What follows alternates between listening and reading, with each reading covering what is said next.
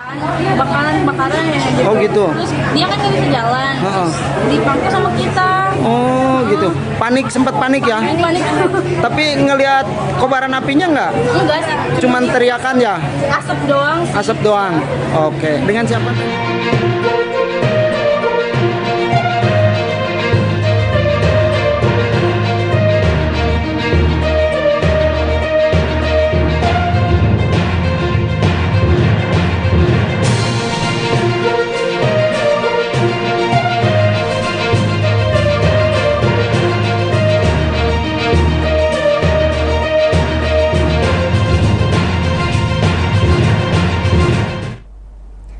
Hello, good afternoon, Tribuners. Welcome back with me, Mutiara, in Indonesian News of Tribun Lampung. We will present you an updating and interesting information from every place in Indonesia. And here the complete news. The first news is Uya Kuya and Komarudin Simanjuntak were reported to the police.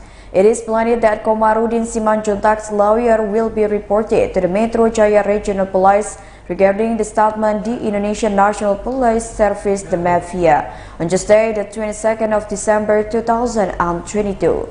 The report will be carried out by the Anti-Hoax People's Movement at around 1 p.m.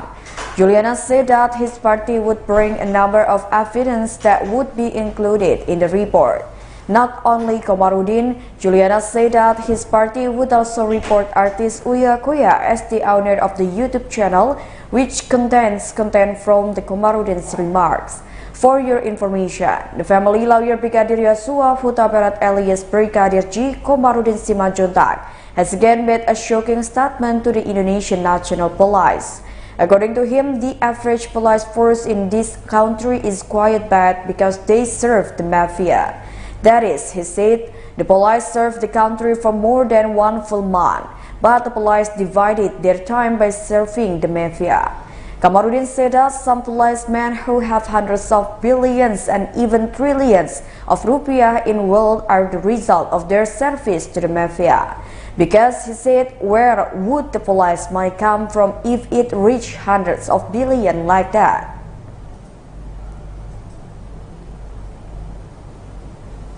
The next news is, the West Java Regional Police were once the target of a bomb terror. West Java Regional Police are said to have been the target of the terror bombing of the Jemaah Ansarut Daulah network. This was revealed after the Special Detachment 88 anti-terror team succeeded in uncovering the network of Agus Sujanto, the perpetrator of Astana Anyar Sector Police suicide bombing and the 2017 Sisendo Pot Bomb, Bandung City. Head of the Special Detachment 88 Anti-Terror Operation Assistance, Police Grand Commissioner Aswin Siregar said that Agus was the same person when the pot bomb terror and suicide at the Astana Anyar Police Sector, Bandung City. From the Cicendo incident, his party has disassessed the documents secured from the G80 network, and it is known that Agus had planned a bomb terror attack on the West Java Regional Police after carrying out the Cicendo pot bomb terror. Aswin said that his party also previously conveyed an appeal regarding security vigilance at the West Java Regional Police shortly after the Cicendo case. Previously, 26 terrorists from the two networks were secured by the Special Detachment of 88 anti-terrorists. They were secured from 5 different provinces, namely North Sumatra, West Sumatra, Riau, West Java, and Central Java.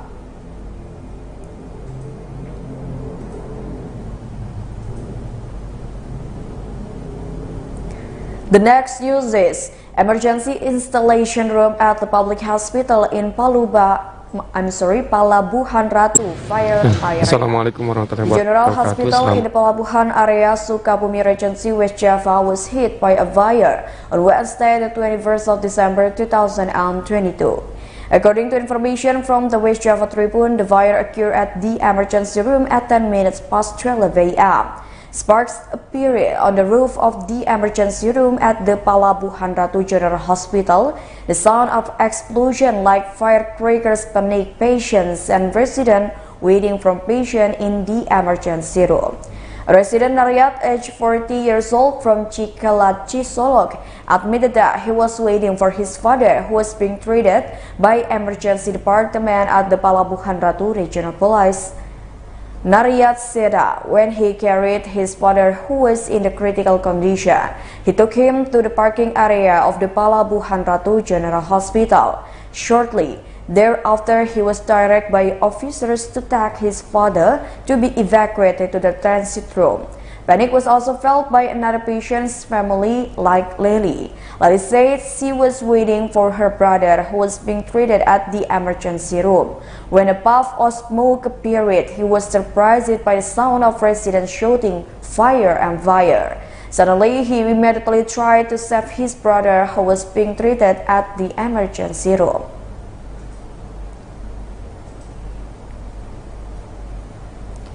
The next news is, a man was arrested after he was caught stealing bags belonging to the worshippers at the mosque. Henda Wahyu, a resident of Jombang Regency, East Java, was detained by security officer after stealing two bags belonging to the congregation at the Great Madaniyah Mosque, Karanganyar on Tuesday, the 20th of December 2022 at around 7 p.m. Based on the information gathered, Hendi took a backpack containing a laptop and a sling bag containing 300,000 rupiah in cash, which were near the pillars of the mosque during the evening prayer. The backpack is known to belong to the Muh Abdul Majid, a resident of Boyolali Regency. Meanwhile, the sling bag belongs to Ahmad Mizan, a resident of Rembang. The head of the Public Information Subsection of the Karanganyar Resort Police Public Relations Subsection, Sakti, said that initially, after Abdul took ablution water, he headed to the second floor to perform the prayers. Abdul's backpack was then placed near the pillars of the mosque. Abdul then intended to report the security officers after finding his bag missing. Arriving at the security post, he continued. It turned out that security officers had arrested the bag thief. It turned out that Hendy's action when he took the bag belonging to the congregation was known to someone. The action was recorded using a cell phone camera.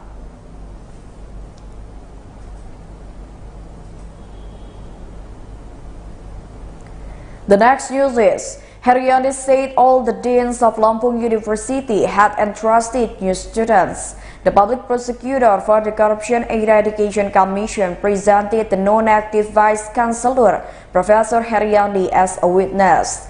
In his statement as a witness, Professor Heriandi said that all the deans at the University of Lampung had entrusted new students to enter the University of Lampung. But Mr. Karomani asked to keep an eye on the passing grade, namely for the Faculty of Medicine, University of Lampung, a score of 550 scores, and the Social Science 490 score. He also mentioned that the former Chancellor of the University of Lampung, Professor Karomani, had invited the deans to a finalization meeting at the Jakarta Hotel some time ago. So, while in Jakarta, it was to determine the names of students entrusted with independent pathways to be graduated, said Heriandi in his testimony.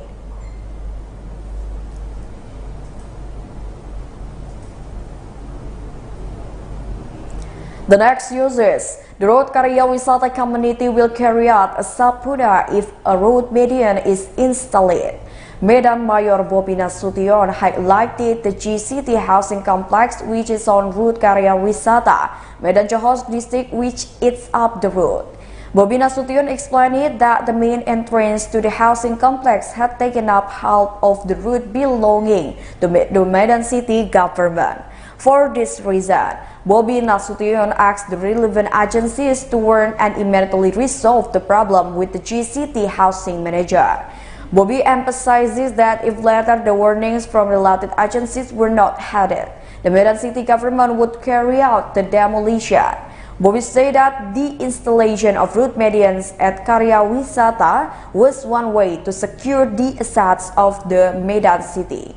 Alluded to the people of Route Karya Wisata would carry out a subpoena, Bobi instead and stated that he would continue to install a route median in the area.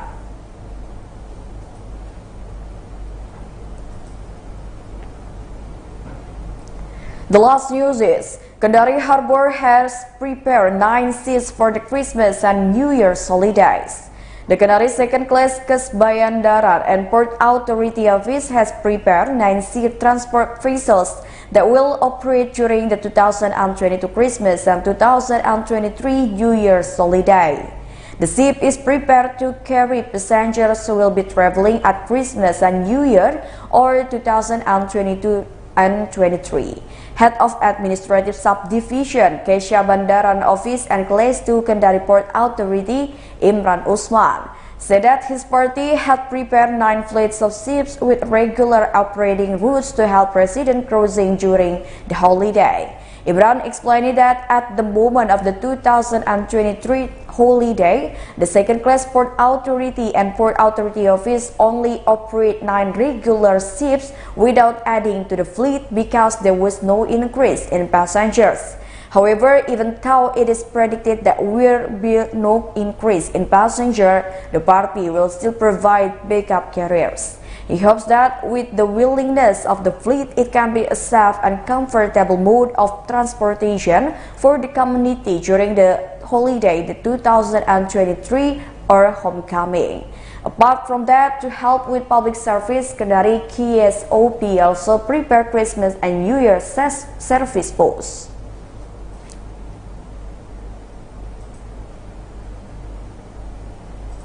Well, I think that's all the news for today with me, Mutiara. Don't forget to follow us in YouTube Tribun Lampung News Video, Facebook Tribun Lampung, Instagram, and TikTok account of Tribun Lampung for further information. Thank you for watching and have a nice day.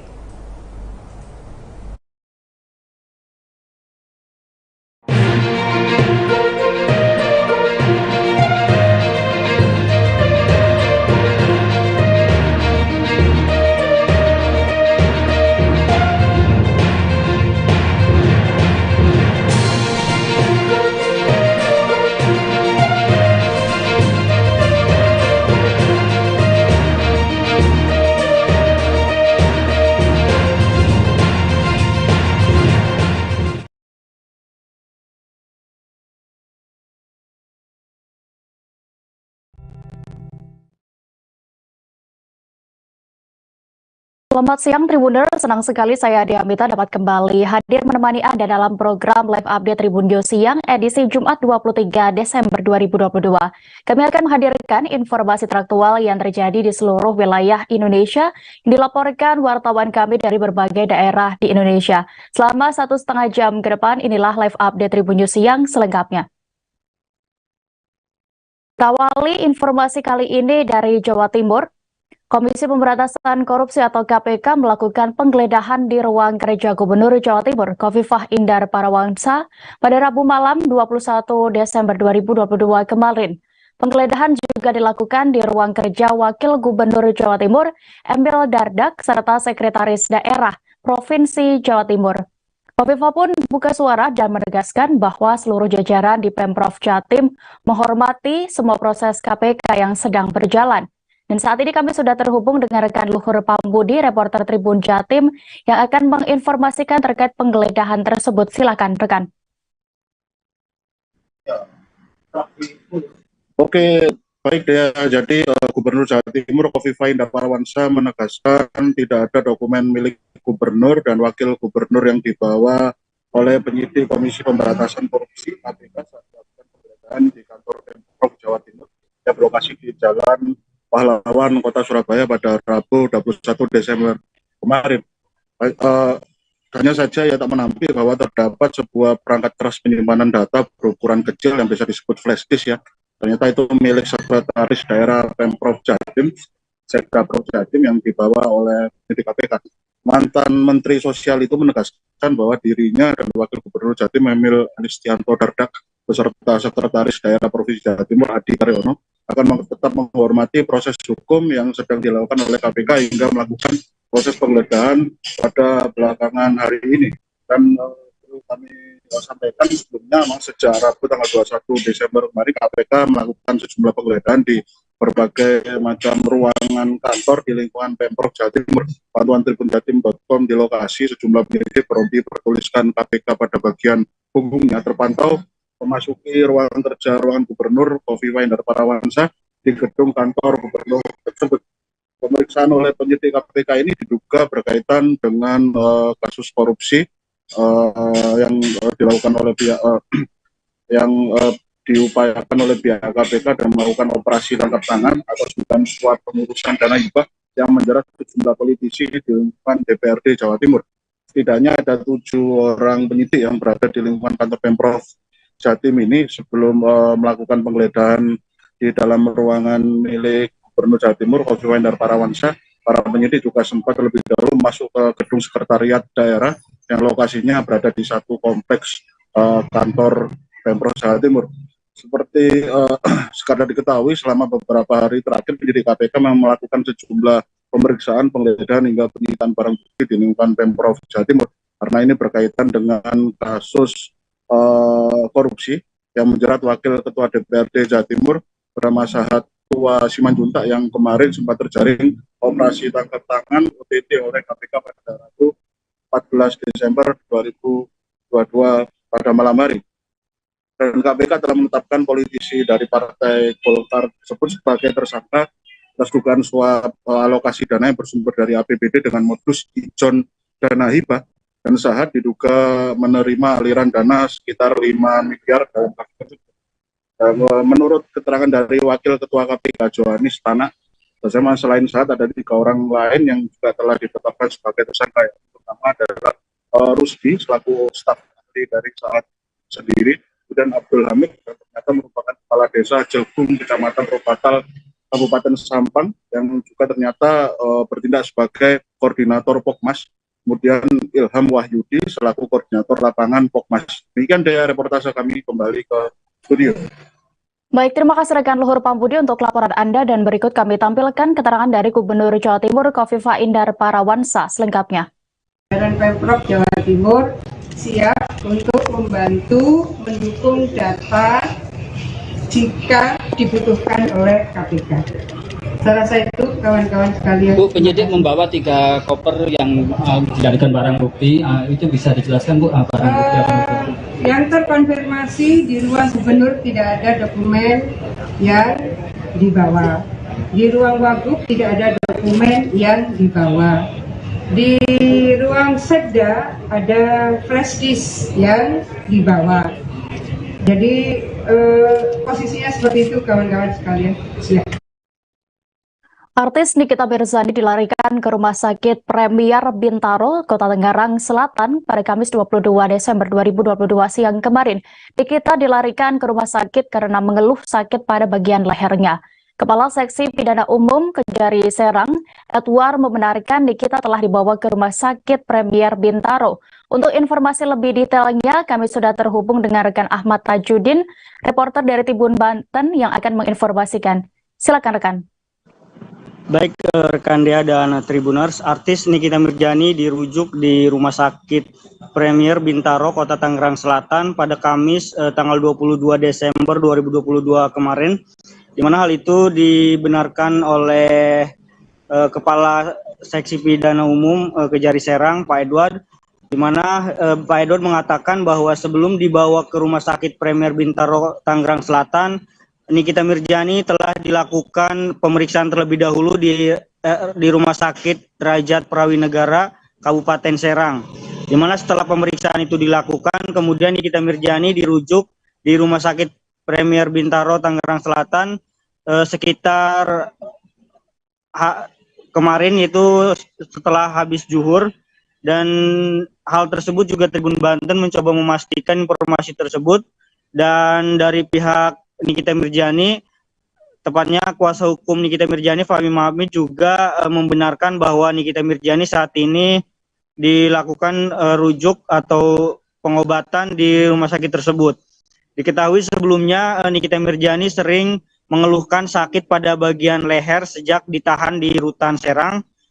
Artis Nikita Mirzani ditahan di Rutan Serang karena tersandung kasus ITE dan pencemaran nama baik atas nama pelapor Mahendra Dito, di mana Nikita Mirzani sebelum mengaku menderita penyakit pengapuran leher, dirinya sering mengeluhkan sulit menoleh ke kiri dan juga kanan, sehingga harus melakukan terapi setiap seminggu sekali, dan kemudian pada tahapan ini Nikita Mirjani sudah melakukan pengobatan di RSDP dan kemudian dirujuk di rumah sakit yang ada di Tangerang Selatan, Dea.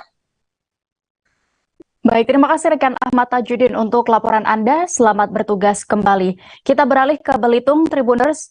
Masyarakat Provinsi Kepulauan Bangka Belitung diimbau untuk waspada karena cuaca ekstrim tengah melanda.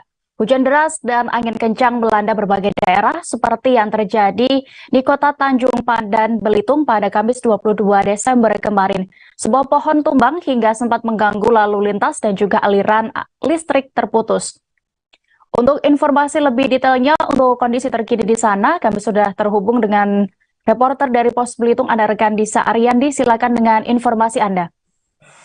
Baik, Dea, betul sekali Tribuners bahwa cuaca buruk di Belitung sudah terjadi sejak 22 Desember 2022 kemarin, di mana cuaca buruk ini disertai dengan angin kencang dan hujan yang cukup lebat serta awan yang gelap sejak kemarin. Akibat dari cuaca buruk tersebut juga berbagai pohon tumbang di Tanjung Pandan, Belitung, terutama yang berada di pinggir jalan raya. Akibat dari pohon tumbang tersebut, arus lalu lintas yang ada sangat terganggu, terutama yang terjadi di Jalan Merdeka, Kota Tanjung Pandan, Belitung, di mana pada sore kemarin sebuah pohon tumbang berukuran cukup besar menghalau jalan raya. Jalan ini merupakan jalan akses utama dari berbagai kelurahan menuju pusat Kota Tanjung Pandan. Sekitar 2 hingga 3 jam pihak petugas BPBD, kemudian pihak kepolisian serta Dinas Lingkungan Hidup berupaya melakukan pemotongan dan pembersihan akibat pohon tumbang tersebut. Arus lalu lintas juga sempat terhambat akibat pohon yang tumbang ini, dan kabel Telkom juga sempat terputus hingga arus listrik juga sempat padam akibat dari pohon tumbang tersebut. Begitu dia kembali ke studio. Baik, terima kasih rekan Disa untuk laporan Anda. Dan Tribuners reporter kami juga sudah menghimpun wawancara bersama Kepala BPBD dan Damkar Belitung, Agus Supriyadi. Berikut liputannya. Jam 16.28 laporan tadi. Cuman sih kok pohon ini Pak? Iya, di Perawas ada juga sih, cuman di PLN kemarin level PLN itu kan dia ada yang nyangkut ke kabel PLN. Pak, selain di sini apa musibah hari ini Pak yang karena cuaca ini? Baru inilah Pak. Yang lain tidak ada Pak? Jadi memang pas kejadian ini BB lagi patroli. Pas kebetulan patroli. Jadi langsung balik lagi, baru evakuasi datang. Oh, yang di Perawas tadi kita langsung PLN, tapi habis ini kita ke sana ngecek memastikan lokasi PLN lah berangkat ya. Karena itu nyangkut ke kabel PLN. Oh, belum ke sampai jalan aspal ya? Iya. Kita beralih ke Jawa Tengah, Tribuners. Banjir melanda Kelurahan Joyosuran, Kecamatan Pasar Kliwon, Solo pada Kamis 22 Desember 2022 kemarin.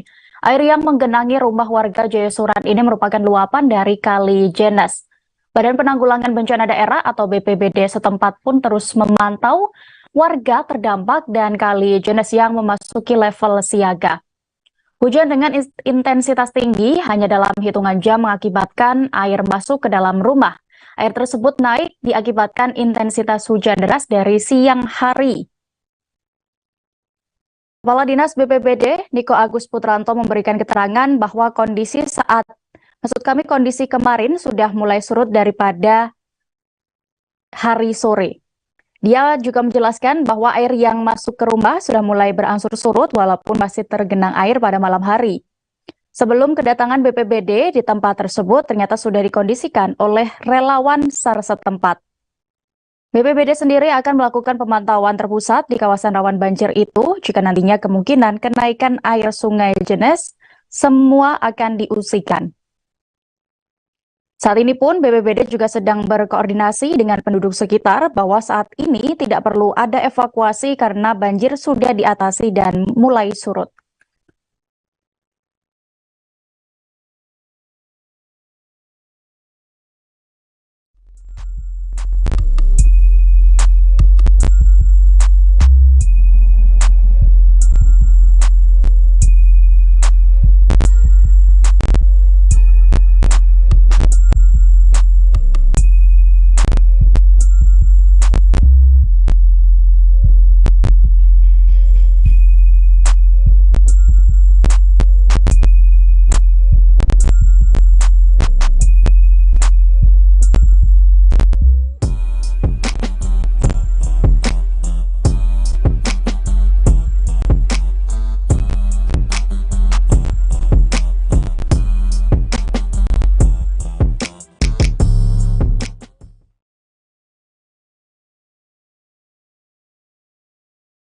Seorang sopir truk terlibat kasus tindak pidana pengangkutan pasir timah sebanyak 131 karung tanpa izin di Bangka Selatan.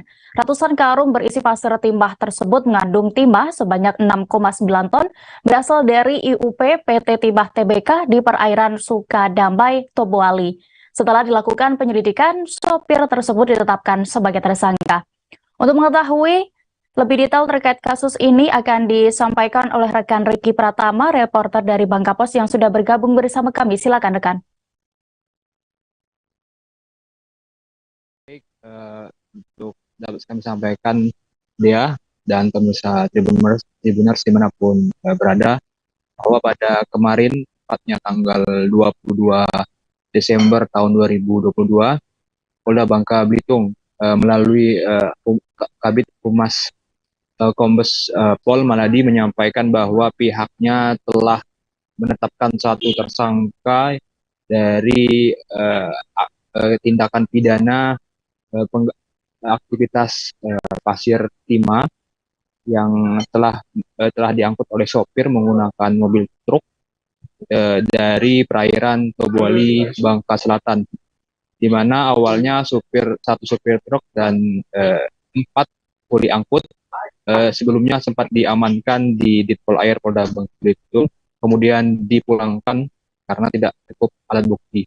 Namun pada Kamis kemarin, Polda Bangka Belitung menyampaikan bahwa satu dari sejumlah sopir truk dan kuli angkut yang mengangkut pasir timah ditetapkan sebagai tersangka karena Ditpol Air atau tim penyidik dari Ditpol Air Polda Bangka Belitung telah menemukan alat bukti untuk menetapkan supir truk menjadi tersangka dalam kasus aktivitas pasir timah yang diduga ilegal yang berasal dari IUP PT Timah di perairan Sukadamai, Tobuali, Bangka Selatan.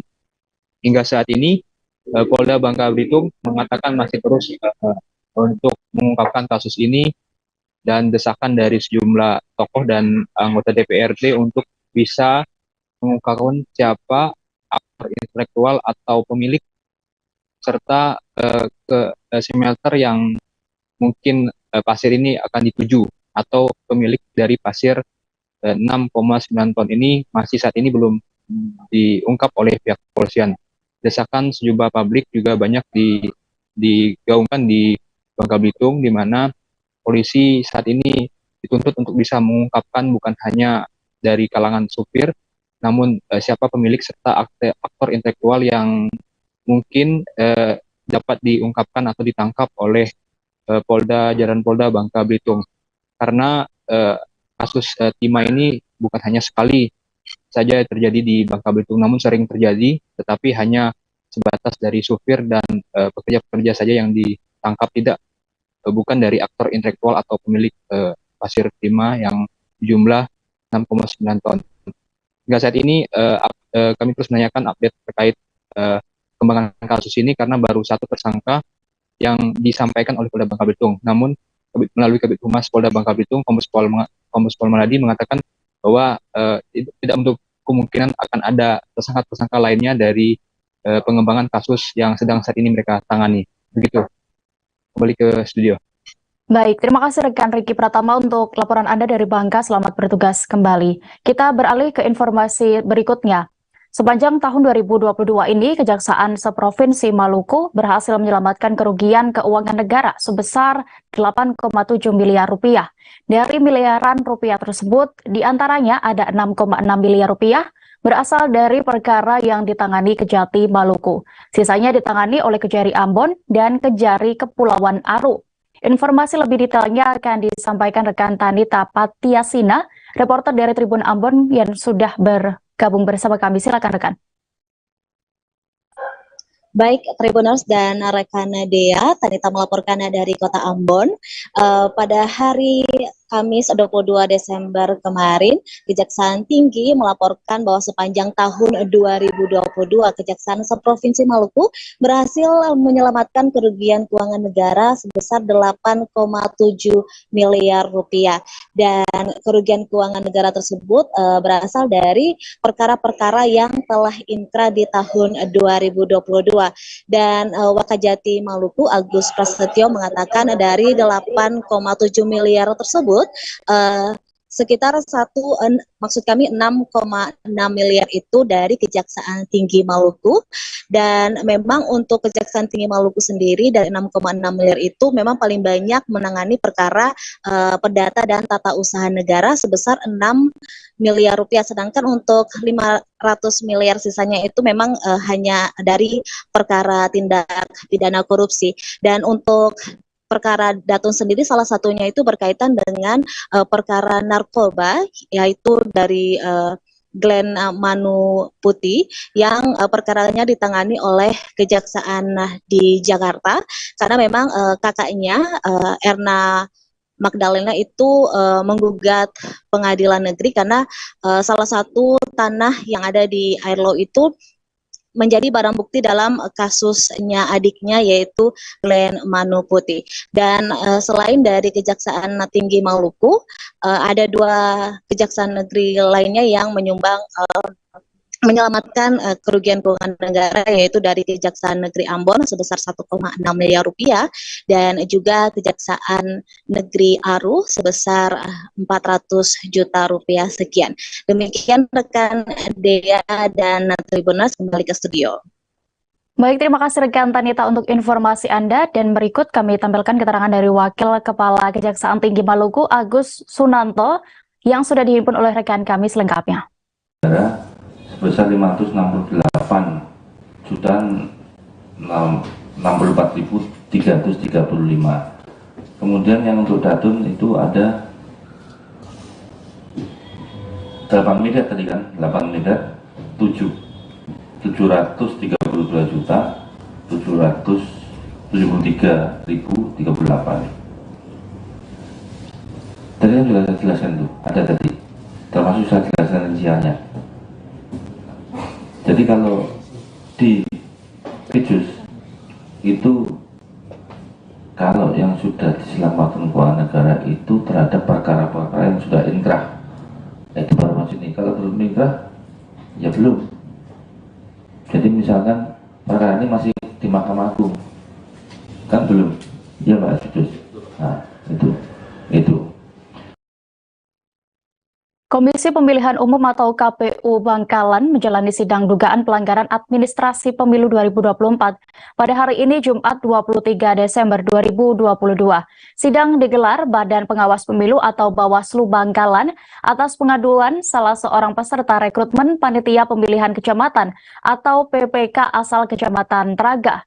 Pihak pelapor mempersoalkan gelaran tes tulis online atau komputer assisted test yang digelar KPU Bangkalan tidak sesuai prosedur. Untuk mengetahui lebih jelasnya, kami sudah terhubung dengan rekan Ahmad Faisal Edo, reporter dari Tribun Madura. Silakan dengan laporan Anda.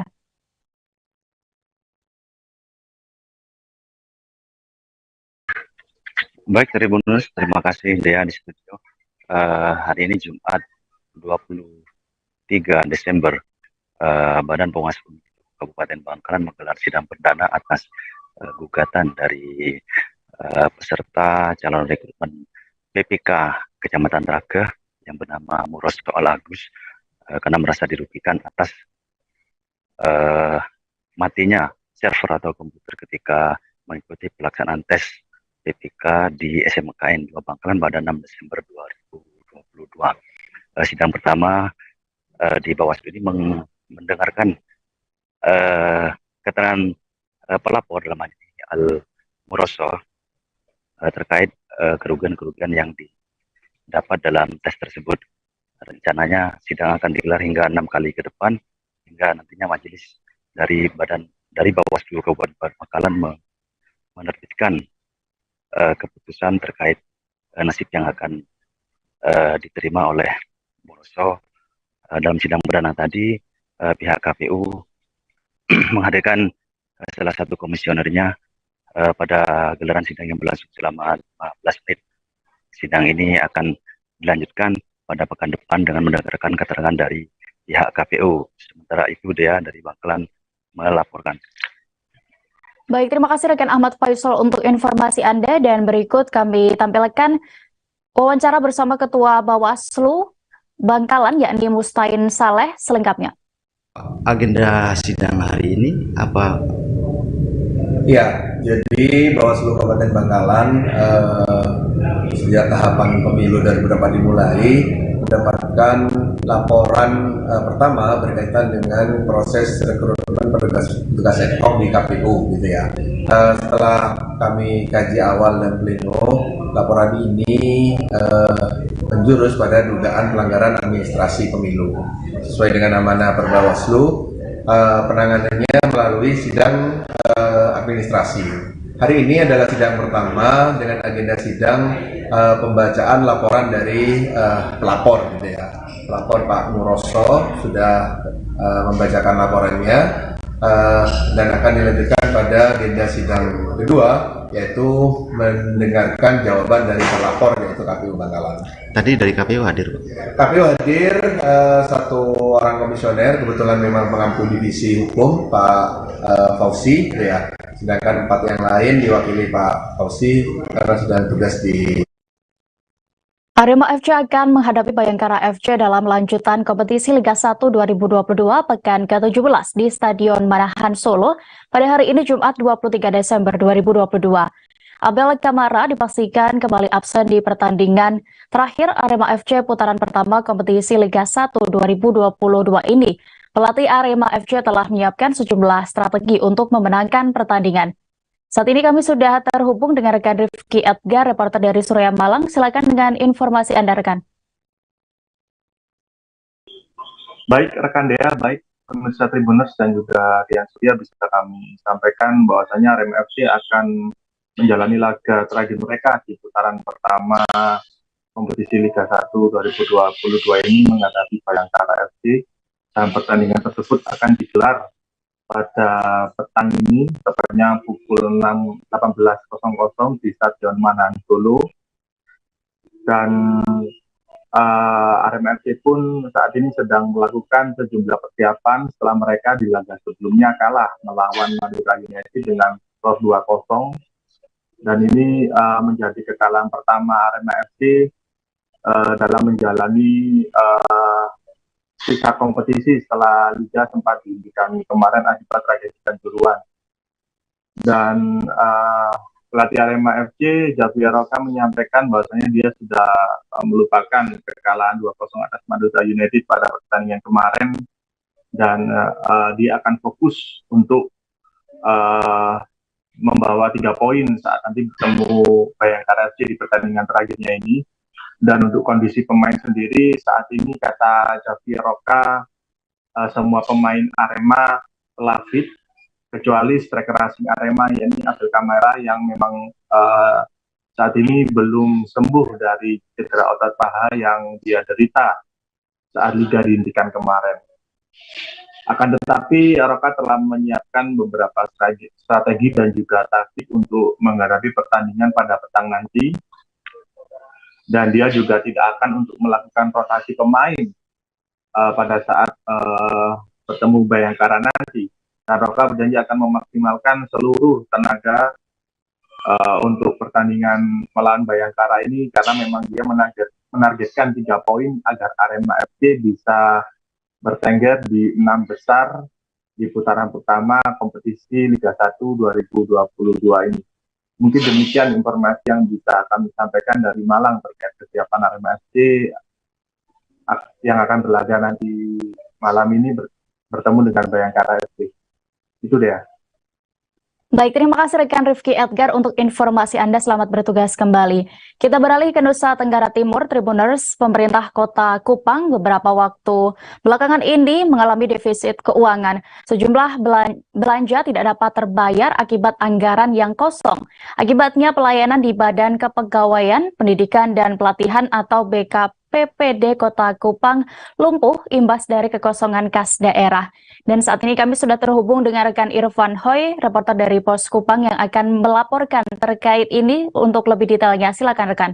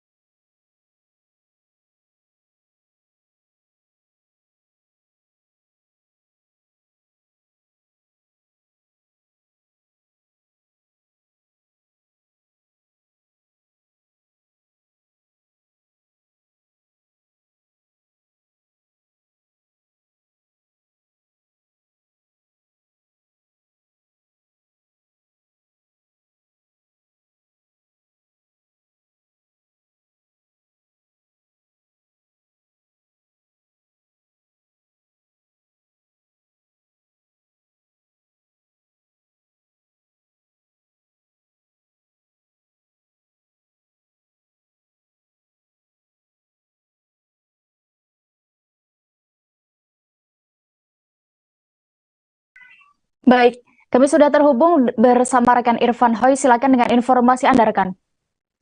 Baik, ya, dan Tribuners dapat saya sampaikan berkaitan dengan kekosongan yang terjadi, kekosongan kas daerah yang terjadi di pemerintah Kota Kupang sejak beberapa waktu terakhir. Imbasnya sampai dengan saat ini kemarin, pada tanggal 22 Desember kemarin, terjadi kelumpuhan pelayanan administrasi khususnya di Badan Kepegawaian Daerah Kota Kupang sendiri.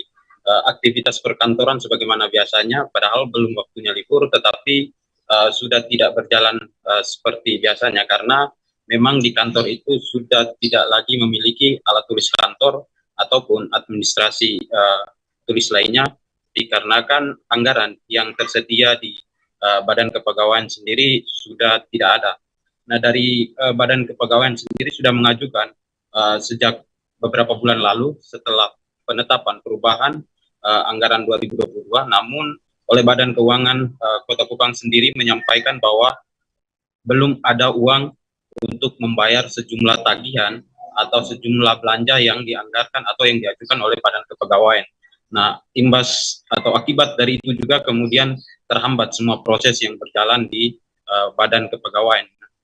Terkait dengan hal itu juga kemarin bukan saja dari Badan Kepegawaian, tetapi beberapa organisasi perangkat daerah lainnya juga mengalami hal yang sama, sehingga DPRD Kota Kupang sendiri telah melakukan rapat dengar pendapat dengan pemerintah Kota Kupang untuk mencari solusi terkait dengan kekosongan anggaran yang ada di pemerintah Kota Kupang, apalagi menjelang Hari Raya Natal dan juga perayaan Tahun Baru di 2022 ini.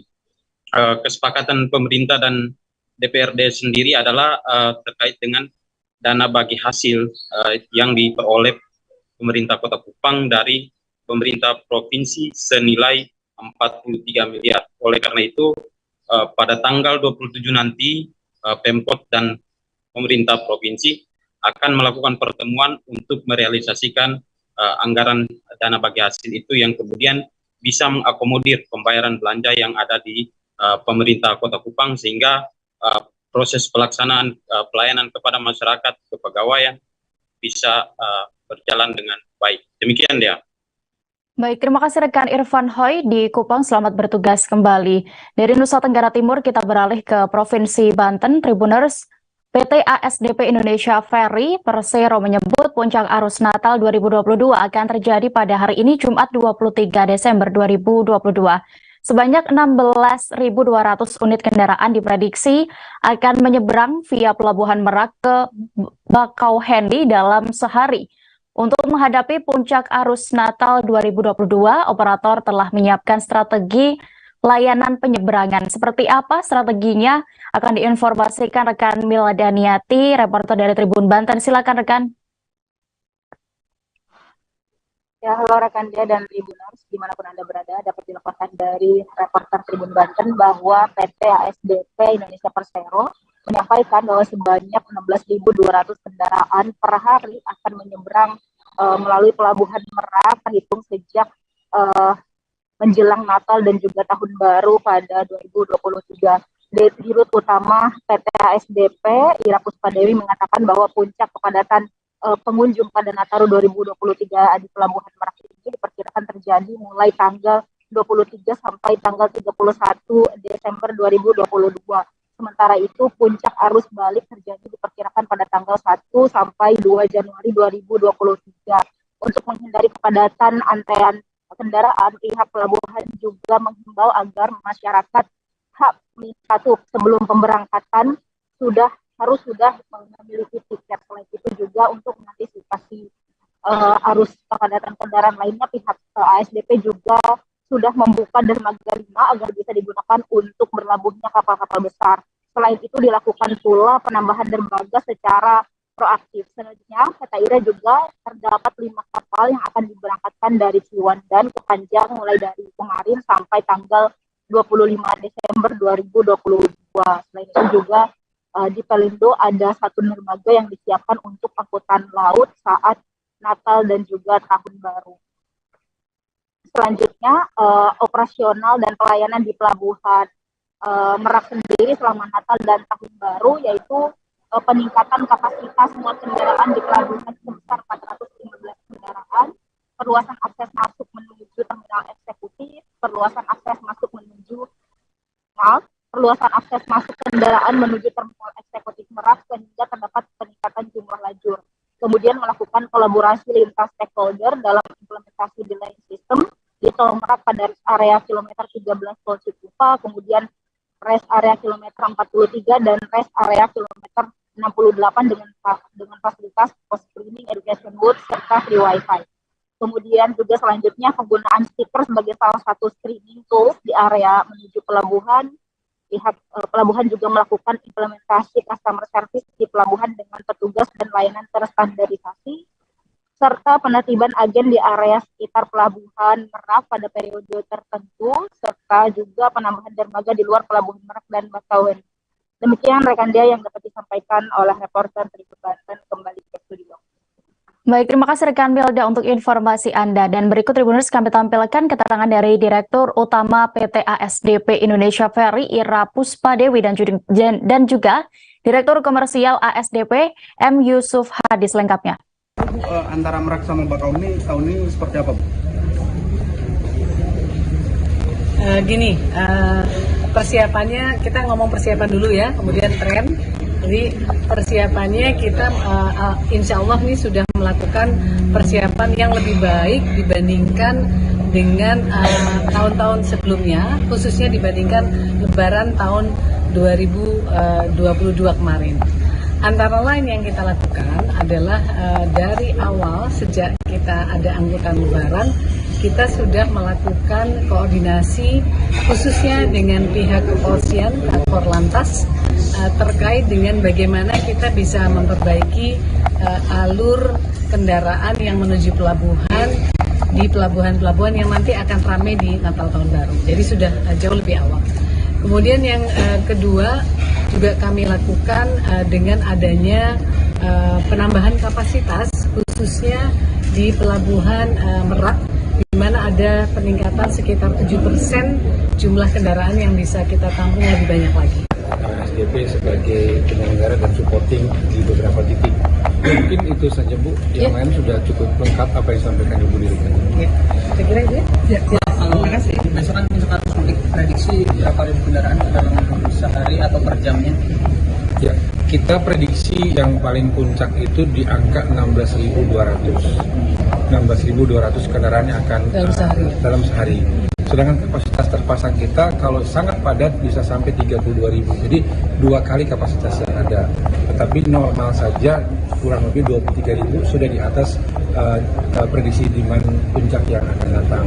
Ya kita harapkan satu saja, mudah-mudahan cuaca bersahabat sehingga skenario operasional yang kita siapkan bisa berjalan dengan lancar. Kalau prediksi antrean 12 jam sampai kalau dalam Nataru ini prediksi maksimal antrean berapa? Iya, kalau kita harapkan dengan demand dan kapasitas tadi berarti outputnya adalah normal.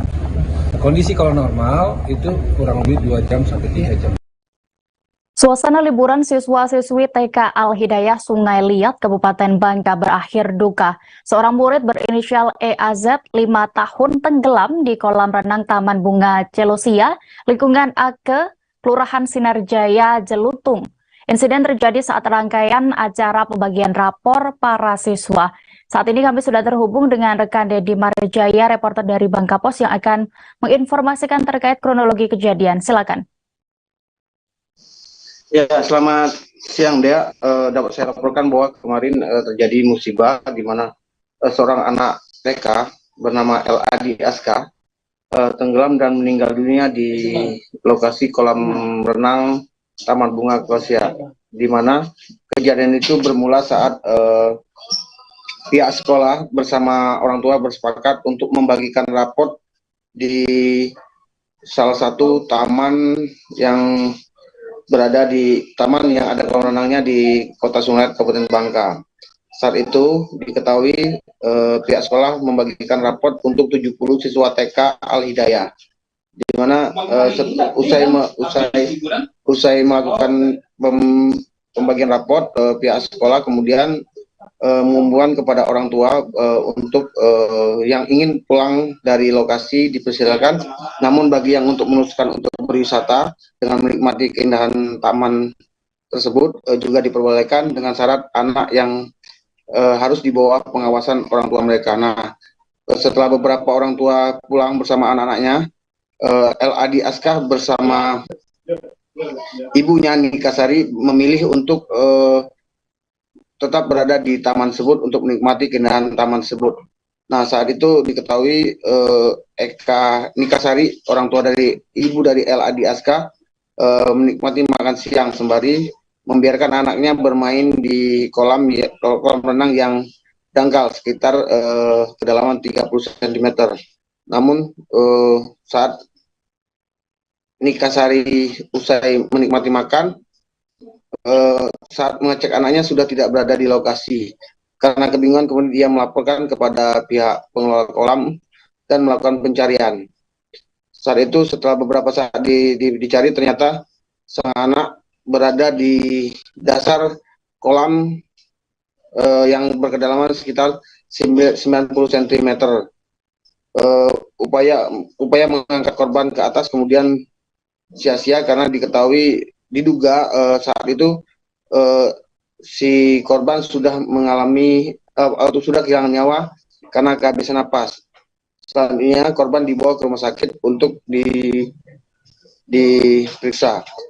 Tim medis rumah sakit juga menyatakan sebelum mereka ditangani, korban juga sudah meninggal dunia karena kehabisan napas. Selanjutnya korban oleh orang tua dibawa ke rumah duka untuk disemayamkan. Kejadian tersebut membuat kaget tetangganya dan kerabatnya. Banyak warga yang berdatangan untuk melayat. Diketahui korban atau L.A.D. Aska berumur 5 tahun adalah anak tunggal pasangan tersebut. Sementara ayahnya sendiri bekerja di luar Bangka Belitung. Demikian dia. Baik, terima kasih rekan Dedi Marjaya untuk laporan Anda. Selamat bertugas kembali. Kita beralih ke informasi selanjutnya. Polres Musirawas atau Polda Sumatera Selatan merilis kasus tewasnya FD 14 tahun bocah kelas 2 SMP warga desa Surodadi Kecamatan Tugu Mulyo Kabupaten Musirawas. Pelakunya adalah Sumaryanto alias Yanto alias Bendol 31 tahun yang merupakan warga Dusun 3 Desa Ngadirejo Kecamatan Tugu Mulyo. Ternyata Yanto juga merupakan residivis kasus penggelapan yang baru saja keluar 3 minggu dari jeruji besi. Terkait apa sebenarnya motifnya, kami sudah terhubung dengan reporter Sriwijaya Pos, ada rekan Eko Mustiawan yang akan menginformasikan. Silakan rekan. Rekannya bahwasanya benar kemarin Senin 19 Desember 2022 tepatnya pada pukul 2.30 dini hari, tim landak Satreskrim Polres Musirawas berhasil mengamankan tersangka Sumaryanto alias Yanto alias Bendul yang merupakan warga desa Ngadirejo, Kecamatan Tugu Mulyo, Kabupaten Musirawas, di mana tersangka ini sebelumnya sempat menjadi buron Satreskrim Polres Musirawas setelah menghabisi nyawa FD, bocah kelas 2 SMP warga Dusun 5 Desa Surodadi, Kecamatan Tugumulyo, Kabupaten Musirawas. Hingga akhirnya Satreskrim Polres Musirawas mengadakan sayembara kepada masyarakat yang memberikan informasi keberadaan tersangka akan diberikan reward berupa uang tunai sebesar 5 juta rupiah. Dan dari sayembara itu tim Satreskrim Polres Musirawas mendapat informasi dari masyarakat tentang keberadaan tersangka yang berada di pondok di tempat bekerjanya di Dusun 6 Desa Prabu Mulih, Kecamatan Muara Lekitan, Kabupaten Musirawas. Hingga akhirnya tim Satreskrim berhasil mengamankan tersangka Sumaryanto alias Yanto alias Dul.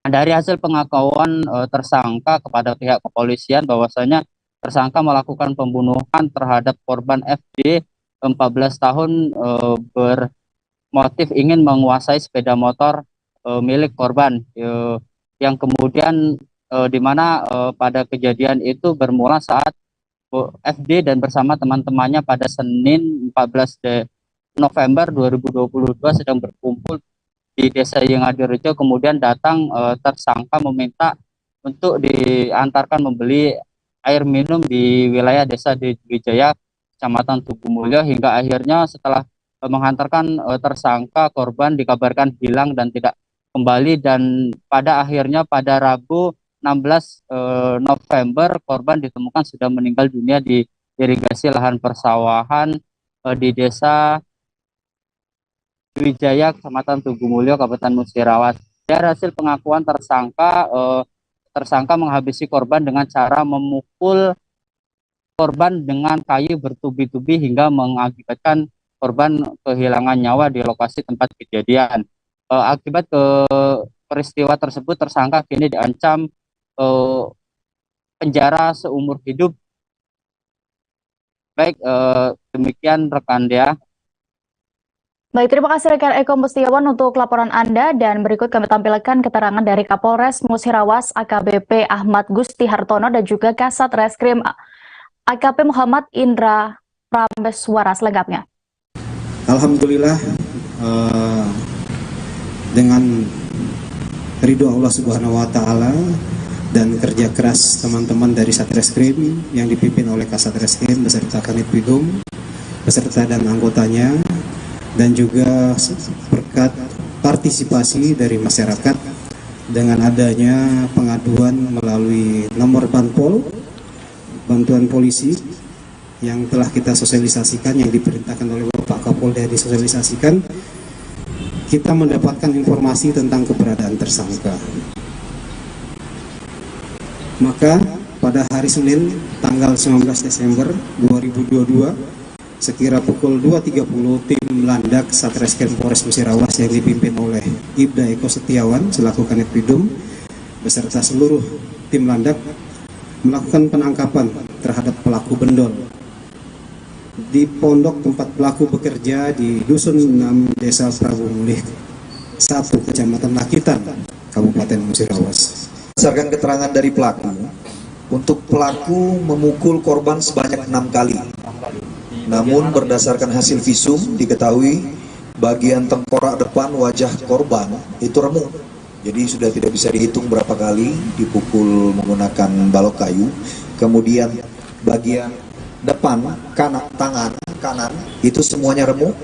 Bagian depan tangan kiri semuanya remuk. Kemudian bagian belakang kiri kepala itu juga terluka. Kemudian bagian belakang punggung pun ada mengalami luka lebam. Jadi berdasarkan hasil visum bisa lebih dari 6 kali. Seperti itu. Karena di Sumatera Yus, di visum yang kami keluarkan di Ketua DPD Partai Golkar Sumatera Utara sekaligus Wakil Gubernur Sumatera Utara, Musa Rajeksyah, menyatakan siap untuk maju pada Pilkada 2024 mendatang. Pria yang akrab disapa Ijek itu menyebut dirinya siap maju di Pilgub jika direstui oleh DPP Partai Golkar dan aspirasi seluruh kader Golkar di wilayah Sumut. Saat ini kami sudah terhubung dengan rekan Rehtin, reporter dari Tribun Medan. Silakan dengan informasi Anda, rekan. Baik, terima kasih rekan Dea. Jadi kemarin pada pembukaan rapat pimpinan daerah DPD Partai Golkar Sumatera Utara, Wakil Gubernur Sumatera Utara sekaligus Ketua DPD Partai Golkar Sumatera Utara Musa Rajeksa menyatakan siap menjadi calon gubernur nantinya di pemilihan gubernur Sumatera Utara pada tahun 2024 mendatang. Dan pernyataan itu disampaikan oleh Musa Rajeksa di hadapan Sekretaris Jenderal DPP Partai Golkar Lodewijk F. Paulus, di mana pada saat itu Lodewijk menyatakan bahwa Musa Rajeksa memiliki peluang untuk menjadi calon gubernur pada pilkada mendatang, di mana masyarakat bisa melihat track record Ijek selama menjadi wakil gubernur Sumatera Utara sejak tahun 2018 lalu. Dan pada saat itu Lodewijk juga mengimbau kepada masyarakat Sumatera Utara untuk bisa melihat secara rasional dan melihat apa-apa saja yang sudah dikerjakan Wakil Gubernur Sumatera Utara untuk daerah yang dipimpinnya selama 4 tahun bersama Gubernur Sumatera Utara Edi Rahmayadi. Dan pada kesempatan itu menanggapi pernyataan dari Sekjen DPP Partai Golkar, Musa Rajeksa mengatakan bahwasanya walaupun dia belum pernah menyatakan secara langsung terkait keinginan dirinya untuk mencalonkan diri menjadi Gubernur Sumatera Utara pada tahun 2024 mendatang, tapi beliau mengatakan dari hasil Rapimda ini yang bakal terus berlangsung sampai Sabtu 24 Desember mendatang, beliau mengatakan jika ada aspirasi dari daerah-daerah di Sumatera Utara, kemudian juga jika direstui oleh DPP Partai Golkar dan direstui oleh Ketua Umum Partai Golkar Airlangga Hartarto, Musa Rajeksa mengaku dirinya siap untuk maju di Pilgubsu 2024 mendatang. Dan kami informasikan juga bahwa pada hari ini juga rapat pimpinan daerah Partai Golkar masih berlangsung dan juga diagendakan Bapak Airlangga Hartarto sebagai Ketua Umum Partai Golkar dan juga sekaligus Menteri Koordinator Perekonomian juga akan hadir di Kota Medan juga untuk melaksanakan Rapimda tersebut dan juga akan melakukan beberapa agenda di Kota Medan terkait peninjauan pasar dan juga stok pangan di Kota Medan dan juga Sumatera Utara menjelang Natal dan Tahun Baru 2023. Begitu rekan Dea. Baik, terima kasih rekan Retin untuk informasi Anda dan berikut Tribuners reporter kami juga sudah menghimpun keterangan dari Ketua DPD Golkar Sumut yang juga Wagub Sumut Musa Rajeksa dan juga Sekjen DPP Partai Golkar Lodewijk F. Paulus. Selengkapnya kami tampilkan. Sampai dengan hari ini memang belum mengutarakan secara langsung bagaimana 2024 apakah pilkada nanti mencalonkan diri sebagai gubernur. Kenapa? Karena saya saat ini masih menjadi wakil gubernur. Tapi nanti hasil Rapimda akan kita dengar dari aspirasi kawan-kawan di daerah kabupaten kota.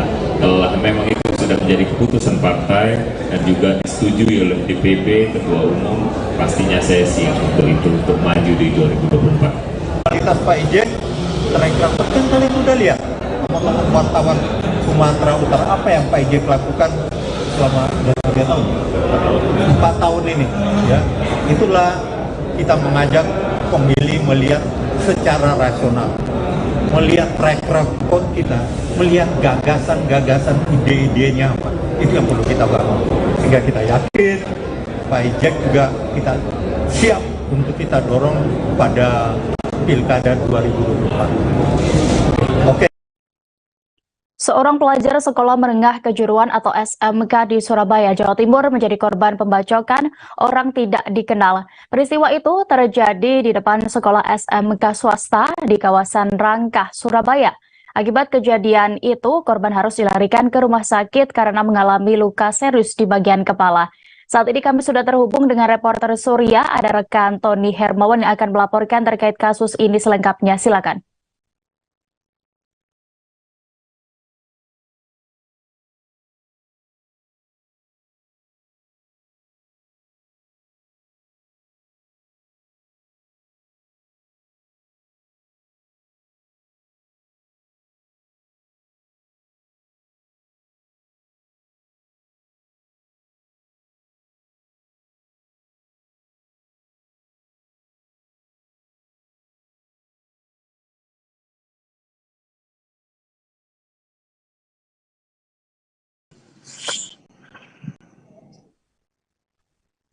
Halo, rekan Tony, silakan dengan informasi Anda. Siap rekan Dea, ya benar memang pada hari Rabu tanggal 20 Desember kemarin telah terjadi penganiayaan di wilayah Surabaya Utara, tepatnya di kawasan Rangka 6. Tepatnya kejadian tersebut berlangsung di depan sekolah SMK swasta di lokasi itu ya. Korbannya adalah siswa SMK yang mana korban mengalami penganiayaan, mengalami luka bacok di kepala sebelah kiri. Informasi yang saya terima, kejadian tersebut bermula ketika korban terlibat cekcok dengan salah satu murid siswa SMK di Rangka 6. Kejadian tersebut memicu emosi warga. Warga akhirnya membacok korban hingga mengalami luka robek di kepala sebelah kiri hingga menerima 6 jahitan. Memang rekan Dea, warga Surabaya saat ini sepertinya cukup alergi ya dengan isu-isu keributan yang mana sebelum peristiwa ini terjadi bulan lalu ada isu tentang gangster yang mana itu cukup meresahkan warga Surabaya.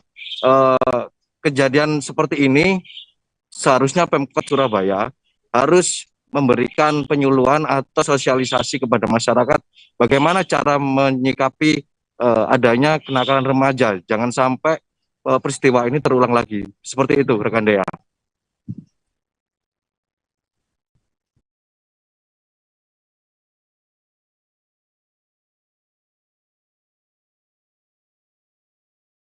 Tony?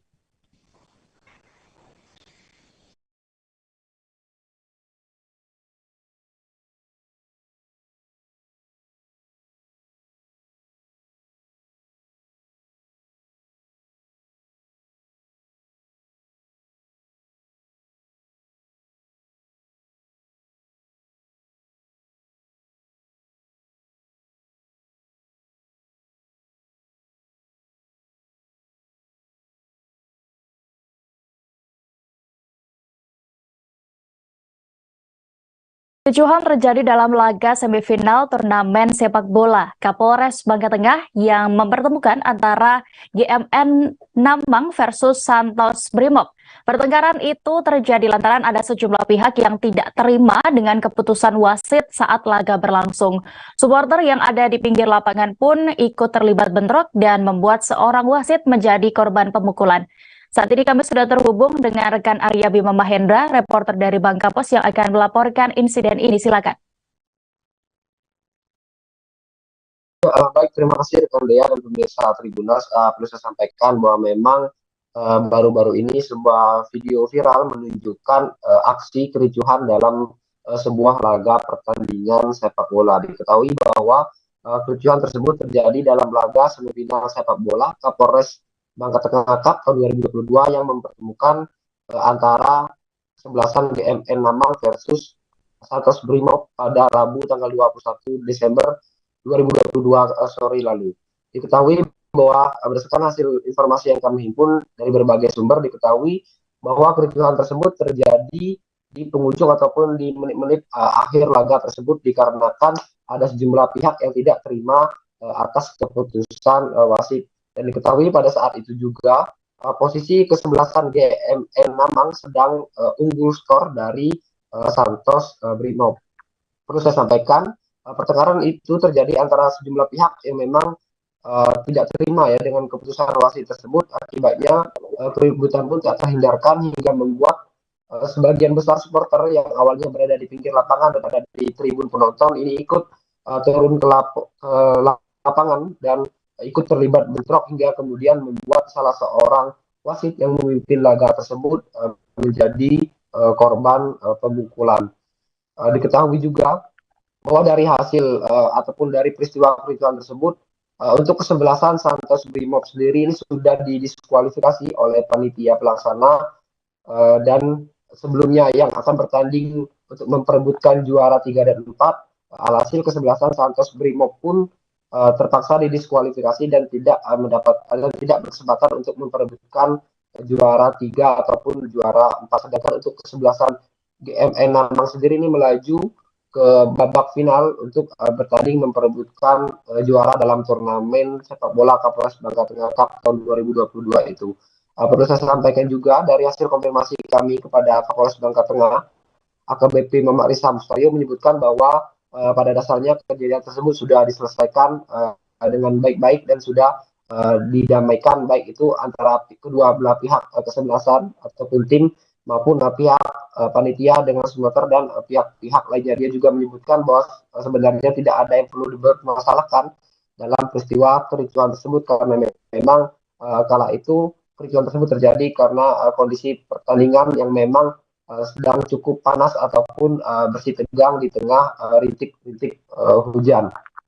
Selain itu disampaikan juga bahwa dari ketua tim ofisial Santos Brimob, Ibda Aryo, menyampaikan bahwa pihaknya juga telah melakukan permohonan maaf kepada pihak wasit yang menjadi korban pemukulan dari peristiwa kericuhan dalam pertandingan tersebut. Dia pun meminta maaf atas kesalahan dan kehilapan yang terjadi, meskipun pihaknya juga tidak merasa melakukan pemukulan terhadap wasit karena memang kala itu kondisi kericuhan yang terjadi cukup membuat tegang kondisi lapangan dan membuat salah seorang wasit menjadi korban pemukulan meskipun belum diketahui siapa yang melakukan pemukulan terhadap wasit tersebut.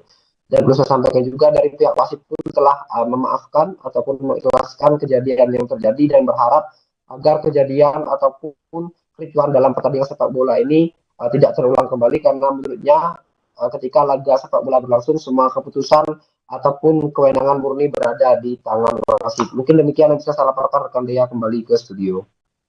Baik, terima kasih rekan Arya Bima untuk informasi Anda. Selamat bertugas kembali. Kita beralih ke Provinsi Aceh. Tribuners, warga Gampong Berawe, Kecamatan Kuta Alam, Banda Aceh, digegerkan dengan penemuan mayat perempuan di sebuah indekos. Mayat perempuan itu diketahui bernama Askia, 24 tahun, yang merupakan warga Tungkop, Banda Aceh Besar.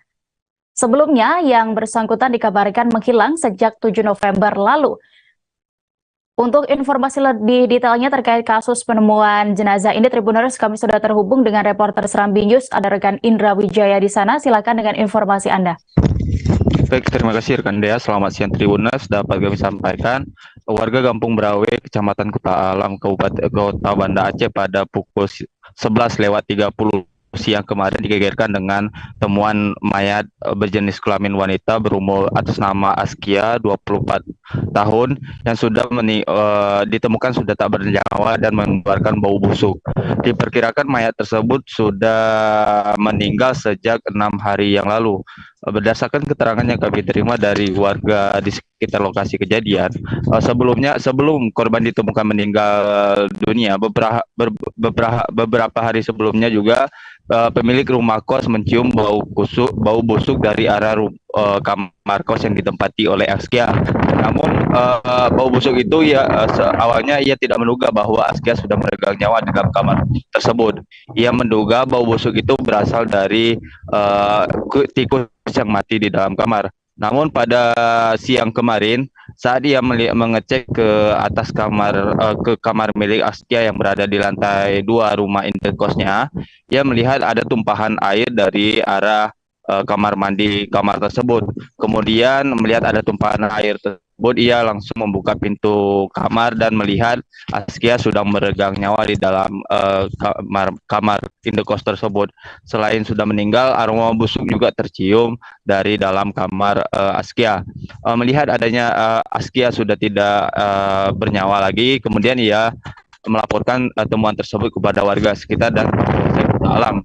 Berdasarkan keterangan yang kami terima dari Kapolsek Kuta Alam, AKP Andre mengatakan bahwa pihaknya sesudah menerima laporan tersebut langsung berterjun ke lokasi untuk melakukan identifikasi di lokasi kejadian. Selain itu juga informasi terbaru yang kami terima dari Kasat Reskrim Polresta Banda Aceh, Kompol Fadila mengatakan setelah melakukan proses identifikasi terhadap mayat korban, pihaknya tidak menemukan adanya tanda-tanda kekerasan di sekujur tubuh korban. Selain itu juga dari pihak keluarga menolak untuk dilakukan autopsi terhadap jenazah korban. Pihak keluarga korban kemudian langsung disemayamkan oleh pihak keluarga pada Kamis sore kemarin. Demikian rekan Dea. Baik, terima kasih rekan Indra Wijaya melaporkan dari Banda Aceh. Selamat bertugas kembali. Kita bergeser ke Kalimantan Timur. Seorang pemburu di Samarinda tewas setelah terkena tembakan senapan angin tipe PCP milik rekannya. Insiden ini terjadi saat korban dan sejumlah rekan lainnya berkumpul di sebuah warung kopi di Jalan Gatot Subroto, Kelurahan Bandara, Kecamatan Sungai Pinang. Korban atas nama Stephen Ponto, 30 tahun, kemudian terlibat percekcokan dengan pelaku berinisial AS. Untuk kronologi lengkapnya akan disampaikan rekan Rita Lavenia, reporter dari Tribun Kaltim yang saat ini sudah bergabung bersama kami. Silakan rekan.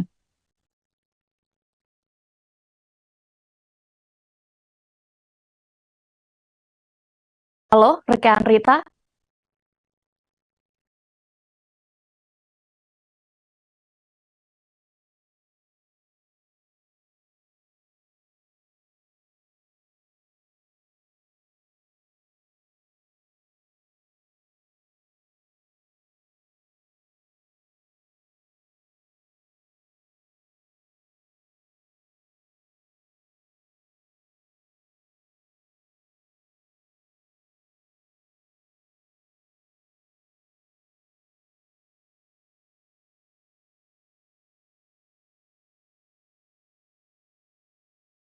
Mohon maaf Tribuners, kami terkendala koneksi dengan rekan Rita. Kita menuju ke informasi selanjutnya terlebih dahulu. Gereja Katedral Jakarta terus menyiapkan serangkaian alur kegiatan peribadatan menjelang perayaan Natal 2022 ini.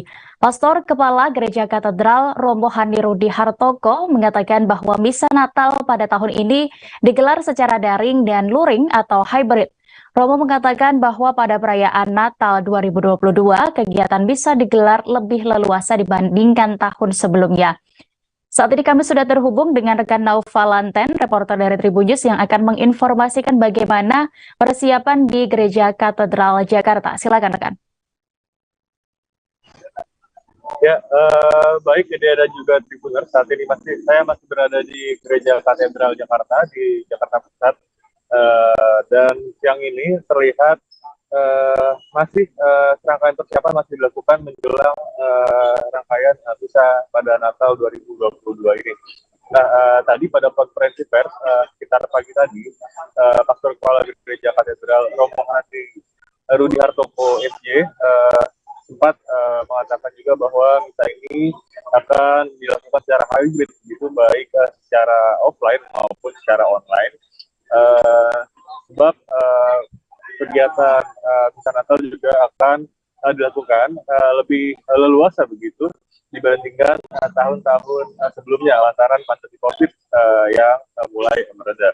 Ia mengatakan pada tahun ini jumlah kapasitas jemaat yang dimungkinkan untuk hadir secara langsung untuk beribadah di Gereja Katedral ini mencapai sekira hingga 2.500 jemaat.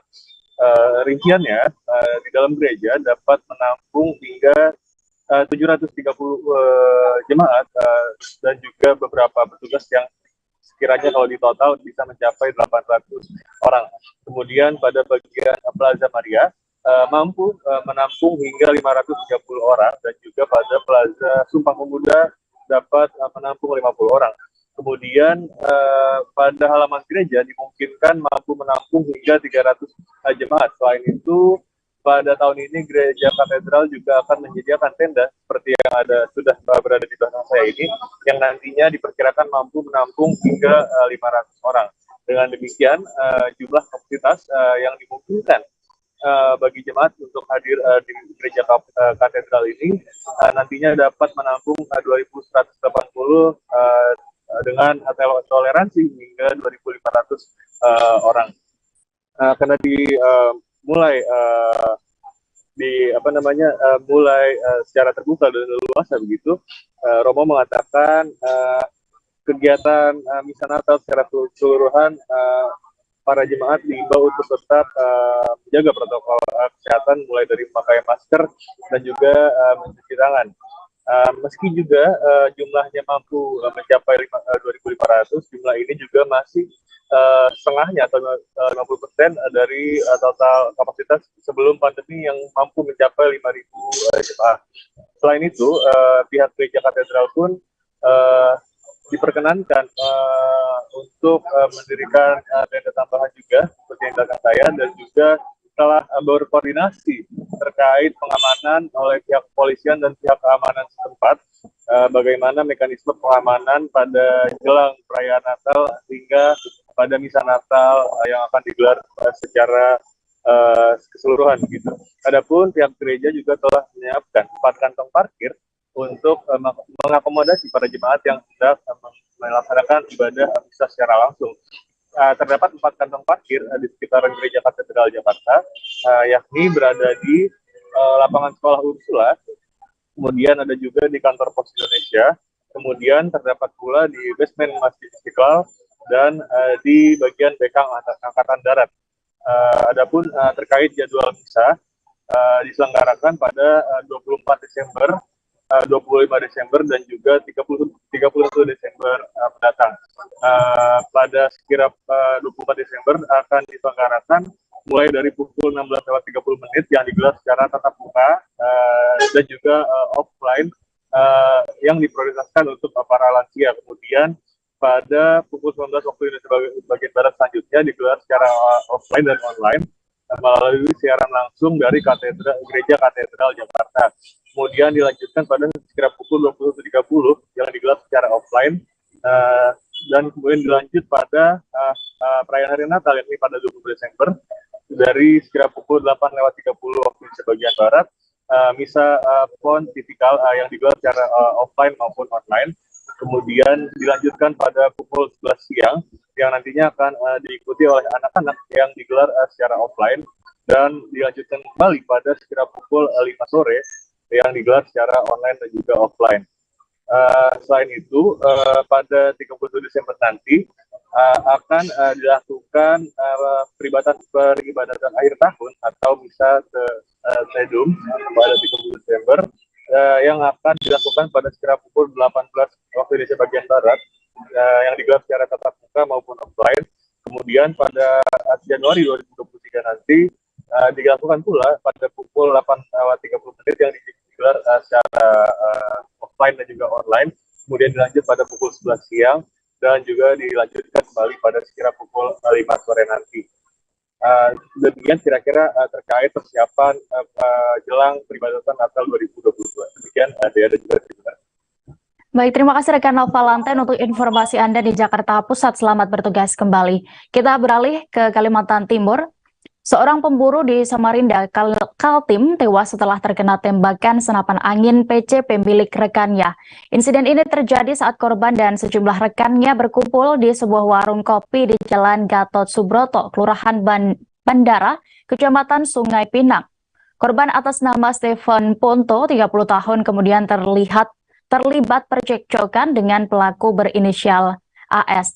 Saat ini kami sudah terhubung dengan rekan Rita Lavenia, reporter dari Tribun Kaltim. Silakan dengan informasi Anda. Ya, selamat sore Dea dan Tribuners. Sekedar informasi, Samarinda sedang cuaca buruk. Jadi tadi terjadi kesalahan teknis. Ya, untuk kembali ke topik ini, untuk diketahui keributan berujung penganiayaan menggunakan senapan angin tersebut terjadi pada pukul 23.30 waktu Indonesia Tengah atau jam setengah 12 malam pada Selasa 22 bulan Desember 2020 lalu. Nah, kepolisian mengungkap awal keributan berujung maut ini dipicu hal kecil, yakni perdebatan soal ketapel. Nah, di mana saat itu pelaku AS dan Stephen atau korban tengah membahas ketapel yang dijadikan busur untuk menembakkan anak panah di salah satu kafe kawasan Gatot Subroto, Kota Samarinda. Namun bukan mendapatkan kritik kebetulan juga saat itu AS membawa ketapel hasil karyanya sendiri dan menunjukkan kepada Stephen yang walaupun lebih muda namun memiliki pengalaman yang lebih di bidang ketapel dan berburu. Namun bukan mendapatkan kritik yang membangun, AS mengklaim Stephen justru menghina hasil karyanya tersebut. Tidak lama berselang, AS memilih pulang untuk mengambil senapan angin yang biasa ia gunakan untuk berburu, lalu kembali ke lokasi perdebatan tadi. Dan entah bagaimana ceritanya, dia tidak terima sehingga berupaya memberikan peringatan tegas kepada Steven dengan melakukan penembakan senapan angin ke udara untuk menggertak Steven. Rupanya Steven pun tak terima dan berupaya menyerang AS dengan senjata tajam jenis badik yang memang selalu ia bawa kemanapun berada. Tidak hanya itu, masih pengakuan AS, Steven juga berupaya menyerang rekan lainnya yang hendak melerai. Merasa terancam, AS lantas menembak lagi karena tak beraturan yang membuat Steven berhenti menyerang dan melarikan diri. AS pun memilih pulang hingga keesokan harinya ia mendapat kabar bahwa Steven tewas dengan luka tembak pada bagian dada sebelah kiri. AS juga mengaku tidak tahu jika tembakannya mengenai tubuh Steven dan akhirnya memilih menyerahkan diri ke kantor polisi pada Rabu 21 Desember siang lalu. Nah, kemudian Kapolres Samarinda, Kombes Pol Arif Fadli, menjelaskan bahwa dari keterangan dokter forensik di RSUD Awe Syarani, korban meninggal dunia akibat terkena peluru tembus paru-paru dan bersarang di tulang iga. Nah, terkait kasus ini, AS dijerat pasal 338 subsidiar 351 ayat 3 KUHP dengan ancaman 15 tahun penjara. Demikian Dea dan Tribuners. Baik, terima kasih rekan Rita untuk laporan Anda. Selamat bertugas kembali. Dari Kalimantan Timur, kita beralih ke Kepulauan Riau. Suasana tidak biasa terjadi di area Pelabuhan Batu Ampar, Batam pada Kamis 22 Desember 2022 kemarin. Ribuan calon penumpang KM Kelut sejak pagi hingga sore mendatangi lokasi Pelabuhan Batu Ampar. Lautan manusia pun tampak jelas menghiasi pintu masuk, ruang tunggu hingga membeludak ke tempat parkiran. Saat ini kami sudah terhubung dengan reporter Tribun Batam, ada rekan Romanus Lodo Laleng yang akan menginformasikan terkait kondisi di sana saat ini. Silakan rekan. Baik, rekan Dea dan juga Tribuners, selamat siang. Dari Kota Batam kami melaporkan bahwasannya tepatnya kemarin ya, di tanggal 22 Desember 2022 di Pelabuhan Batu Ampar Kota Batam telah terjadi lonjakan penumpang ya. Hal ini karena sesuai dengan prediksi dari PT Pelni bahwasannya kemarin merupakan hari puncak arus mudik dari Batam ke Belawan Sumatera Utara. Nah, Tribuners, dari hasil pantauan kami terlihat bahwa sejumlah calon penumpang KM Kelut datang menggunakan kendaraan roda 4 ya, ataupun mobil, dan pada umumnya mereka berjalan secara kelompok begitu. Dan dari kasat mata terlihat barang bawaan yang dibawa oleh calon penumpang ataupun pemudik tersebut cukup banyak begitu, Tribuners. Nah, hal tidak biasa itu terjadi sejak pagi hingga di sore hari. Nah, dari pantauan kami juga terlihat bahwasannya para pemudik ya ataupun calon penumpang KM Kelut memadati depan ruang tunggu hingga membeludak hingga ke area luar ruang tunggu begitu. Nah, Tribuners, dari hasil konfirmasi kami bersama Kepala Operasional Pelni Cabang Batam yakni Tuhyono mengatakan bahwasannya adapun penumpang yang berangkat dari Batam ke Belawan kemarin berjumlah 3.572 penumpang. Nah, jumlah tersebut melebihi kapasitas dari KM Kelut yakni hanya berjumlah 2.607 penumpang saja. Namun pihaknya menambahkan ataupun menjual sejumlah tiket sebanyak 965 tiket non-seat yang mana pihak Pelni Cabang Batam mengikuti arahan dari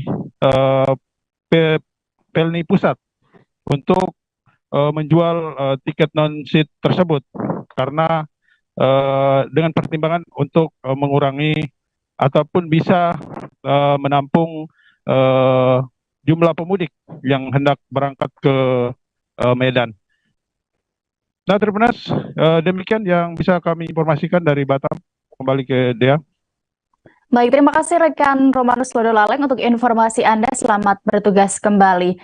Dan Tribuners, informasi tadi sekaligus menutup perjumpaan kita dalam live update Tribun News siang hari ini. Jangan kemana-mana karena sesaat lagi masih akan ada informasi seputar dunia olahraga dipandu rekan kami Yesi Winata. Saya Diamita beserta kru yang bertugas pamit. Terima kasih untuk kebersamaan Anda dan selamat berakhir pekan.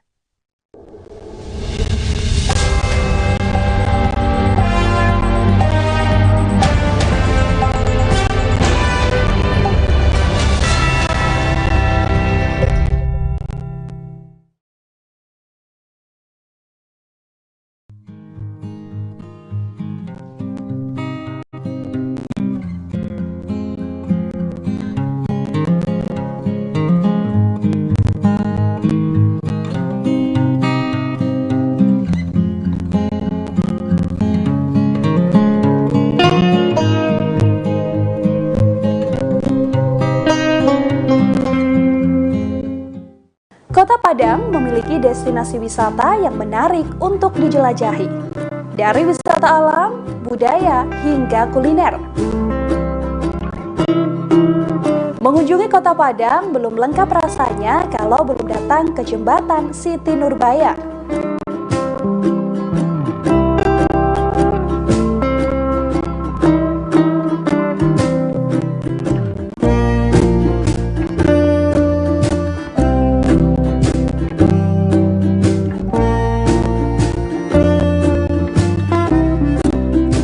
Jembatan Siti Nurbaya terletak di kawasan Padang Selatan, Kota Padang, Sumatera Barat. Menghubungkan antara Gunung Padang dan kawasan Kota Tua. Jembatan Siti Nurbaya, salah satu ikon wisata Kota Padang.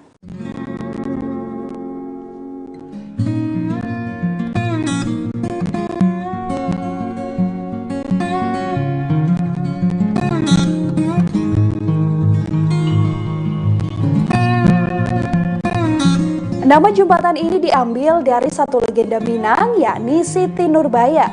Untuk jembatan Siti Nurbaya ramai dikunjungi saat sore hingga malam harinya.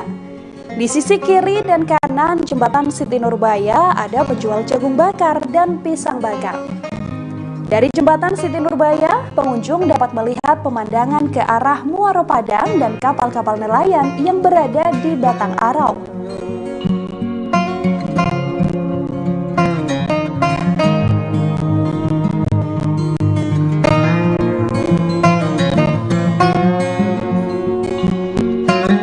Bagi yang ingin mengunjungi jembatan Siti Nurbaya, dapat memesan transportasi online karena untuk transportasi umum seperti angkot tidak tersedia rute ke sini.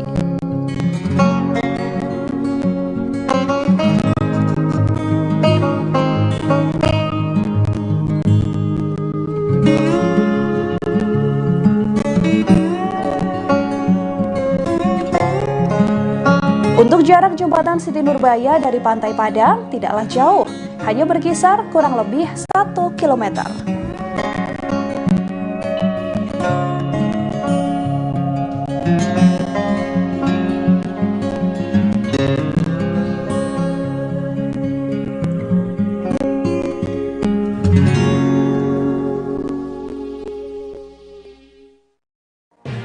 Tribun News Live Update. 21. Selamat siang Tribuners, selamat sore Tribuners, selamat petang Tribuners, Anda sedang menyaksikan live up. Informasi teraktual dan terupdate dari siang hingga petang kami sajikan untuk Anda.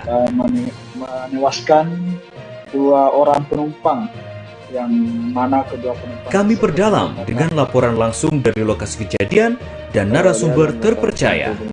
Benar-benar menghukum mereka-mereka yang menghentikan terduga pelaku yang ingin laporan terkait peristiwa pompong hilang kontak menabrak sejumlah pemotor yang melintas tepat. Saksikan live update siang, sore, dan petang hanya di channel YouTube Tribun News.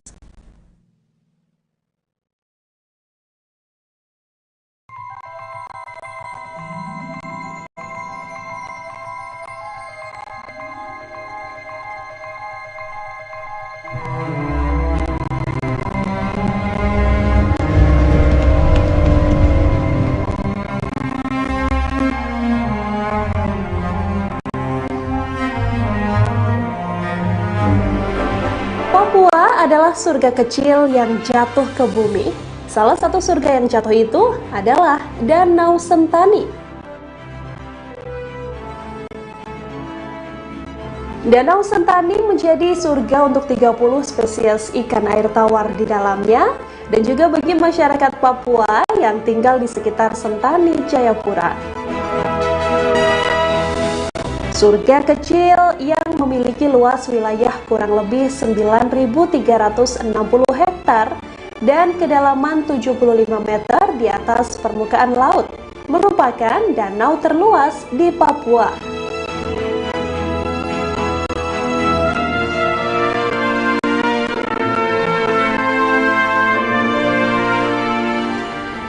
Wilayah danaunya merupakan satu kesatuan dengan cagar alam pegunungan Cyclops.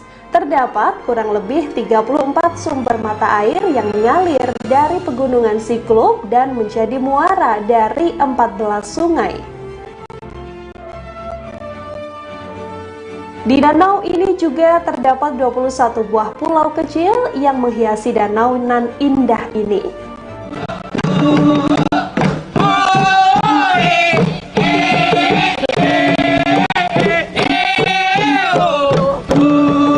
Arti kata Sentani berarti di sini kami tinggal dengan damai.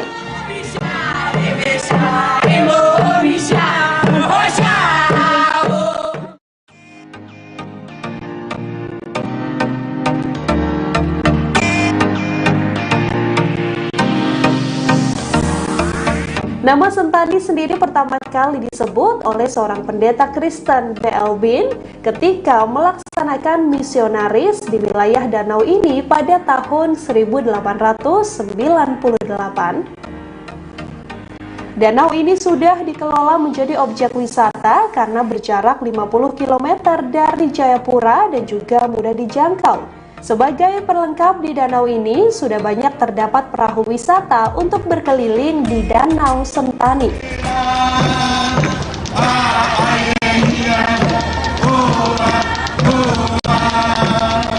Di danau ini juga diadakan Festival Danau Sentani untuk menarik wisatawan. Festival Danau Sentani biasanya diadakan pada pertengahan bulan Juni setiap tahun. FDS sendiri telah ditetapkan sebagai festival tahunan dan masuk dalam kalender pariwisata utama.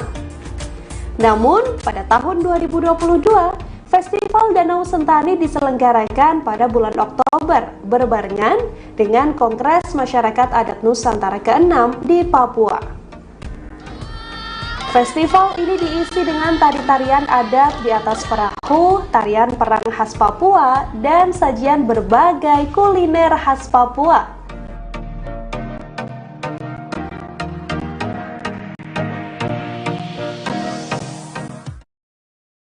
Terima kasih sudah nonton. Jangan lupa like, subscribe, dan share ya.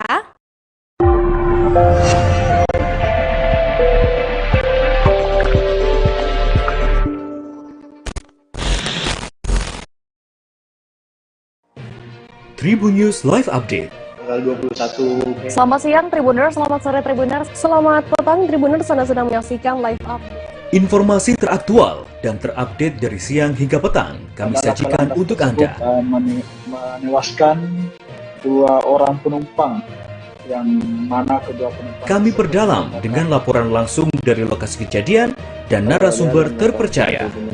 Benar-benar menghukum mereka-mereka yang menghentikan terduga pelaku yang ingin Laporan terkait peristiwa kelompok hilang kontak menabrak sejumlah pemotor yang melintas tepat. Saksikan live update siang, sore, dan petang hanya di channel YouTube Tribun News.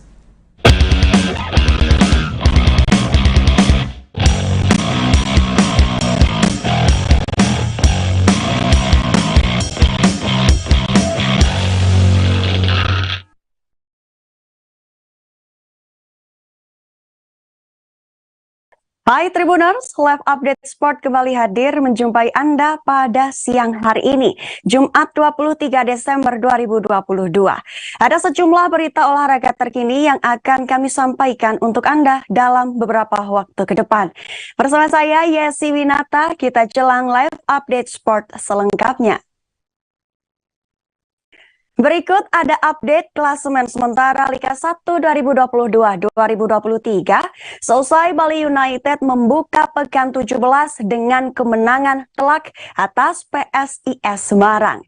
Bali United unggul 3-0 melalui brace Muhammad Rahmat menit 12 dan menit 18 dan gol Jan Bevolo Bargah di babak kedua menit 61.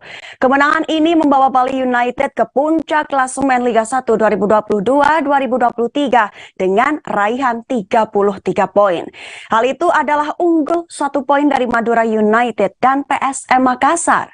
Hasil kemenangan itu sekaligus membuat Bali United kembali ke jalur kemenangan setelah menelan kekalahan pahit atas PSS Sleman.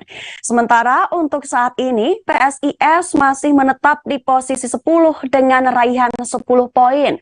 Sebagai informasi, PSIS Semarang memang masih kurang konsisten sejak Liga 1 kembali digelar pasca tragedi Kanjuruhan.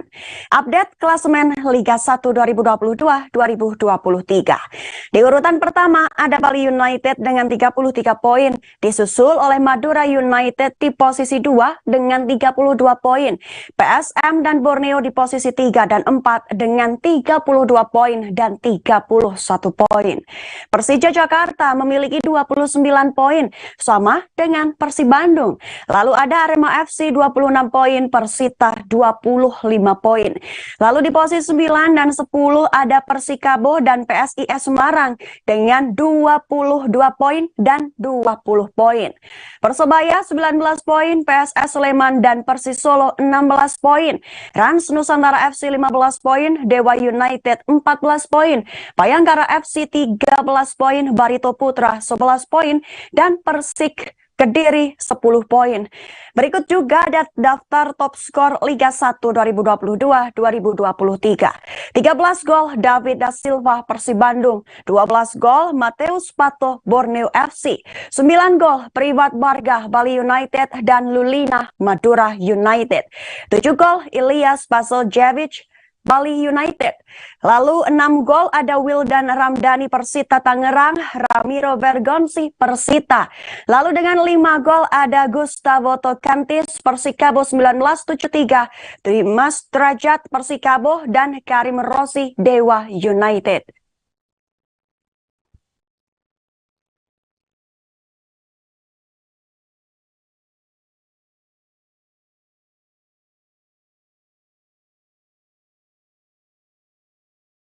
Berikut ada prediksi skor lanjutan Liga 1 2022-2023 antara PSS Sleman versus Persija Jakarta.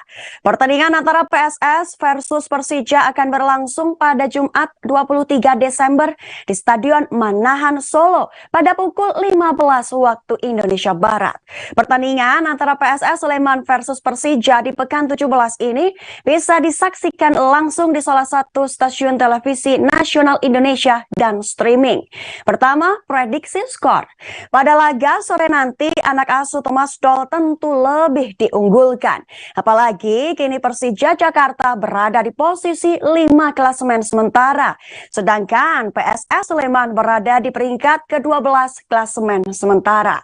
Prediksinya adalah Persija Jakarta akan menang tipis 1-0 atas PSS Sleman. Kedua, performa tim. Duel PSS Sleman versus Persija Jakarta diprediksi akan berlangsung seru. Pasalnya, baik PSS maupun Persija sama-sama membutuhkan poin sempurna untuk mendongkrak posisi di klasemen Liga 1 2022-2023. PSS dan Persija juga baru saja meraih hasil positif pada pertandingan pertandingan sebelumnya. Diketahui PSS baru saja mengalahkan Bali United dengan skor 2-1 dan kini PSS Sleman berada di posisi 12 dengan 16 poin. Selesai menang atas Bali United, tentu klub berjuluk Super Elang Jawa itu akan termotivasi untuk kembali meraih kemenangan. Apalagi PSS Sleman ingin menjauhi zona degradasi. Jika menang, maka PSS akan menggusur posisi Persis Solo. Sebab kedua tim ini memiliki poin yang sama. Peluang naik ke peringkat PSS Sleman sangat terbuka lebar. Sementara di sisi lain, Persija Jakarta berhasil mengalahkan Dewa United dengan skor tipis 3-2 di pekan sebelumnya. Hal itu membuat Persija Jakarta berada di urutan kelima klasemen sementara dengan mengoleksi 29 poin dari 15 laga yang telah dilakoni. Walaupun memiliki poin sama dengan Persib Bandung, namun Macan Kemayoran unggul dalam selisih gol. Jika skuad asuhan Thomas Doll sukses memenangkan laga menghadapi PSS Sleman, maka peluang naik 3 besar cukup berpeluang.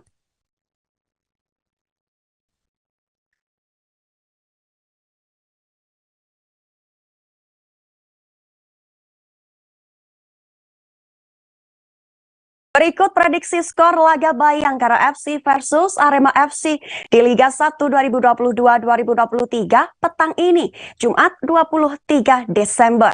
Pertandingan Bayangkara FC versus Arema FC akan digelar di Stadion Manahan dan kick-off pukul 18 waktu Indonesia Barat. Diprediksi laga akan berakhir untuk kemenangan Arema FC karena bursa prediksi skor menjagokan Arema FC menang 2-1 atas Bayangkara FC. Secara head to head, Arema FC memang lebih diunggulkan dibanding Bayangkara FC. Terlebih saat ini Bayangkara FC berada di posisi juru kunci, yaitu di posisi 16 dengan raihan 13 poin. Tentu kemenangan menjadi modal berharga bagi Bayangkara FC untuk menjauhi zona degradasi.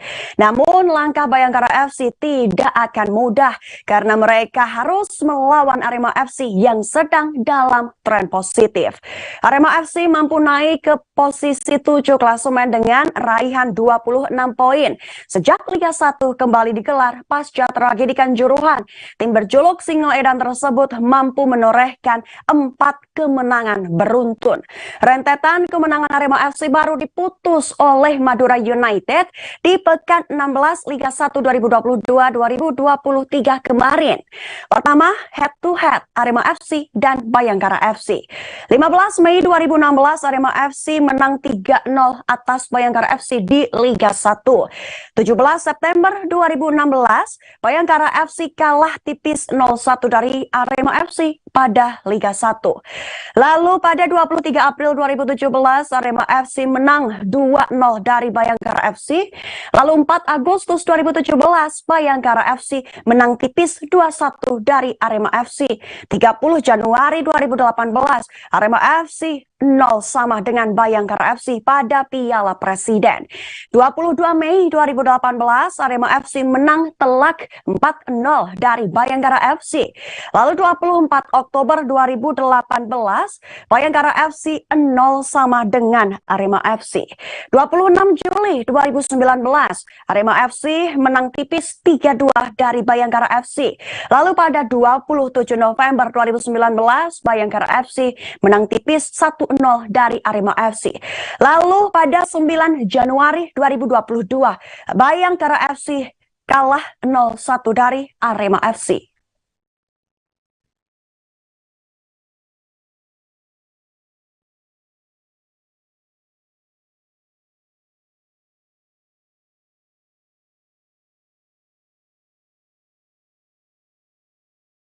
Prediksi skor pertandingan antara Borneo FC versus PSM Makassar merupakan duel antara tim papan atas untuk memperebutkan puncak klasemen di pekan 17 Liga 1 2022-2023. Kedua tim yang kini menempati 4 besar klasemen sementara Liga 1 2022-2023. Pertandingan kedua tim akan terlaksana di Stadion Sultan Agung Bantul 23 Desember pukul 12 20:15 waktu Indonesia Barat. Prediksi skor Borneo FC versus PSM Makassar, skuad Juku Eja sedikit lebih diunggulkan untuk menang dibanding Pesut Etam. Menurut salah satu sumber, PSM akan menang dengan skor 2-1 atas Borneo FC dengan peluang kemenangan sebesar 63%. Namun prediksi menurut Tribun News, Borneo FC versus PSM Makassar akan berakhir dengan hasil imbang 2-2. Pertama, Pesut Etam unggul head to head. Tentu kemenangan ini bukanlah suatu hal yang mudah bisa didapatkan oleh PSM Makassar. Hasil laga nanti bisa jadi akan berbeda dengan prediksi skor, mengingat performa kedua tim dalam beberapa laga sebelumnya, ditambah jika merujuk pada rekor head to head Borneo FC versus PSM Makassar. Dari 5 laga terakhir di Liga 1, kedua tim sama-sama baru 1 kali menelan kekalahan pasca kompetisi Liga kembali dihelat pada awal Desember lalu. Namun Borneo FC meraih 2 kali imbang, sedangkan PSM baru 1 kali imbang. Namun jika menilik rekor head to head antara kedua tim di pertemuan sebelumnya, laga ini bisa jadi akan berkesudahan dengan hasil imbang atau justru berbuah kemenangan untuk Borneo FC.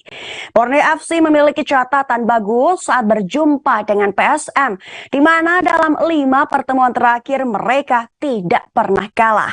Terakhir Borneo FC kalah dari PSM terjadi pada 2018 lalu, yaitu di ajang kompetisi yang sama.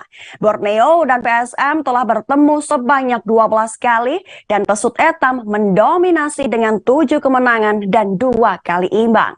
Sementara dalam 3 laga berhasil dimenangkan tim Ramang. Namun yang jelas, kedua tim akan tampil maksimal untuk menutup putaran pertama musim ini dengan hasil apik. Seperti diketahui, setelah pekan 17 ini Liga 1 2022-2023 akan dijeda terlebih dahulu. Jika salah satu tim berhasil meraih kemenangan, maka besar kemungkinan akan memuncaki klasemen sementara. Kedua head to head Borneo FC versus PSM Makassar. 5 laga terakhir Borneo FC, 19 Desember Rans Nusantara 0-0 dengan Borneo FC. 15 Desember Bali United 1-3 dari Borneo FC. 12 Desember Borneo FC 0-0 dari PSS Sleman.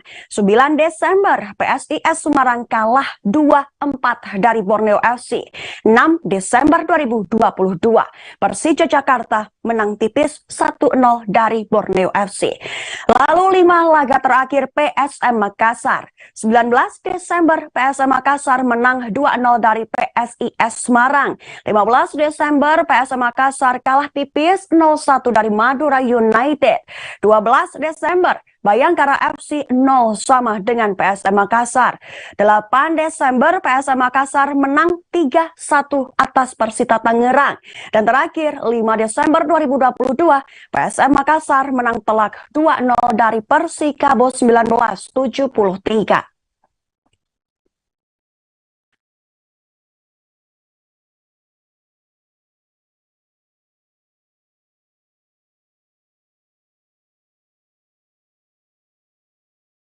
Berikut ada jadwal pertandingan antara Persikabo 1973 versus Persib Bandung pada pekan 17 Liga 1 2022-2023, di mana Robby Darwis absen hingga comebacknya David da Silva bersama Daisuke Sato mewarnai persiapan tim tamu.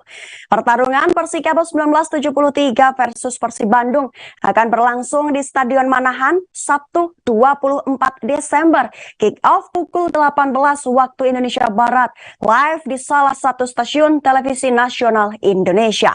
Persib Bandung tidak bisa menurunkan gelandang mudanya Robby Darwis karena menjalani hukuman akumulasi kartu kuning. Gelandang berusia 19 tahun itu telah mengantongi 4 kartu kuning sehingga membuatnya absen. Dalam 4 laga terakhir, Robby selalu menjadi pilihan utama Luis Milla dikala absennya Mark Locke, Rahmat Irianto hingga Ricky Kambuaya karena memperkuat timnas Indonesia. Meskipun Robby absen, skuad berjuluk Maung Bandung Bandung itu dapat menyambut kembalinya sang dua pemain andalan. Mereka adalah David da Silva dan Daisuke Sato yang dalam pertandingan terakhir menjalani hukuman akumulasi kartu kuning. Tidak adanya David lebih terasa ketimbang posisi Sato yang bisa digantikan oleh beberapa opsi. David sendiri merupakan pemain andalan Maung Bandung dalam hal membobol gawang lawan. Bahkan striker asal Brazil itu menjadi pemimpin top skor sementara dengan 13 gol. Keberadaan dua pemain asing yang disebutkan itu sangat vital bagi Luis Milla yang 8 laga berstatus belum terkalahkan. Rinciannya, Persib mampu meraih 7 kemenangan dan sisanya 1 menderita kekalahan. Rentetan hasil positif yang menaungi anak asuh Luis Milla membawanya mendekat ke 4 besar Liga 1 2022-2023. Persib kini menempati urutan ke-6 dengan 29 poin, sedangkan Persikabo 1973 di posisi 9 dengan tertinggal 7 angka.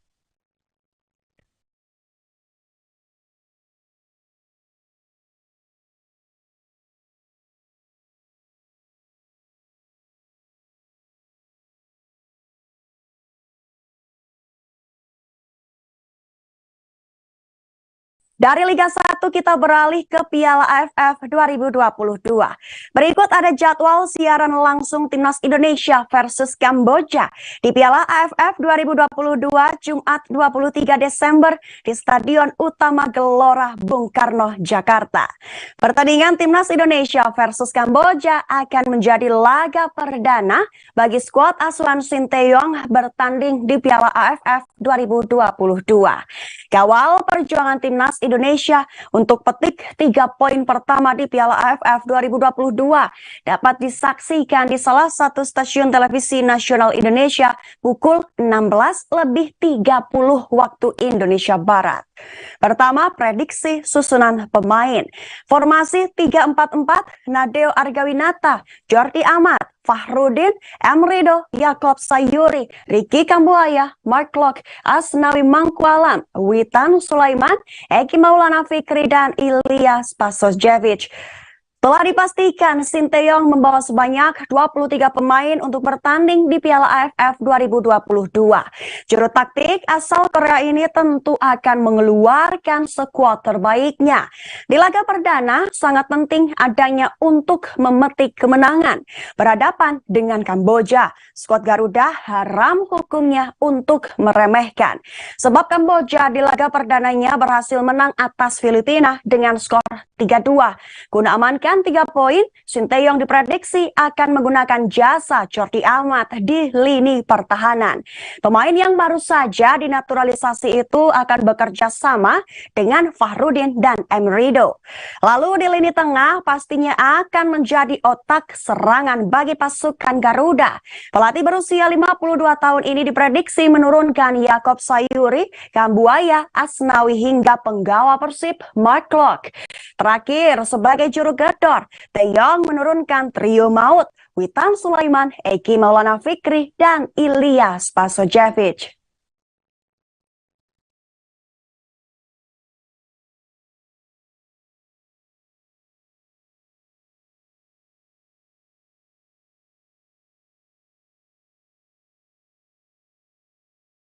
Berikut bursa prediksi skor pertandingan Piala AFF 2022 antara Timnas Indonesia versus Kamboja.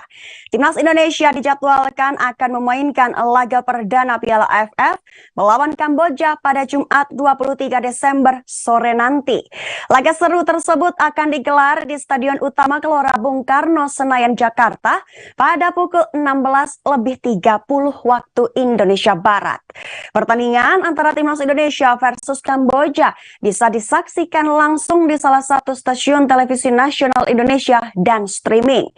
Pada laga nanti sore, tentu Timnas Indonesia lebih diunggulkan untuk menang. Selain faktor sebagai tuan rumah, anak asuhan Sinteyong juga unggul dalam head-to-head. Dari 10 laga sebelumnya, skuad Garuda selalu menang melawan Kamboja.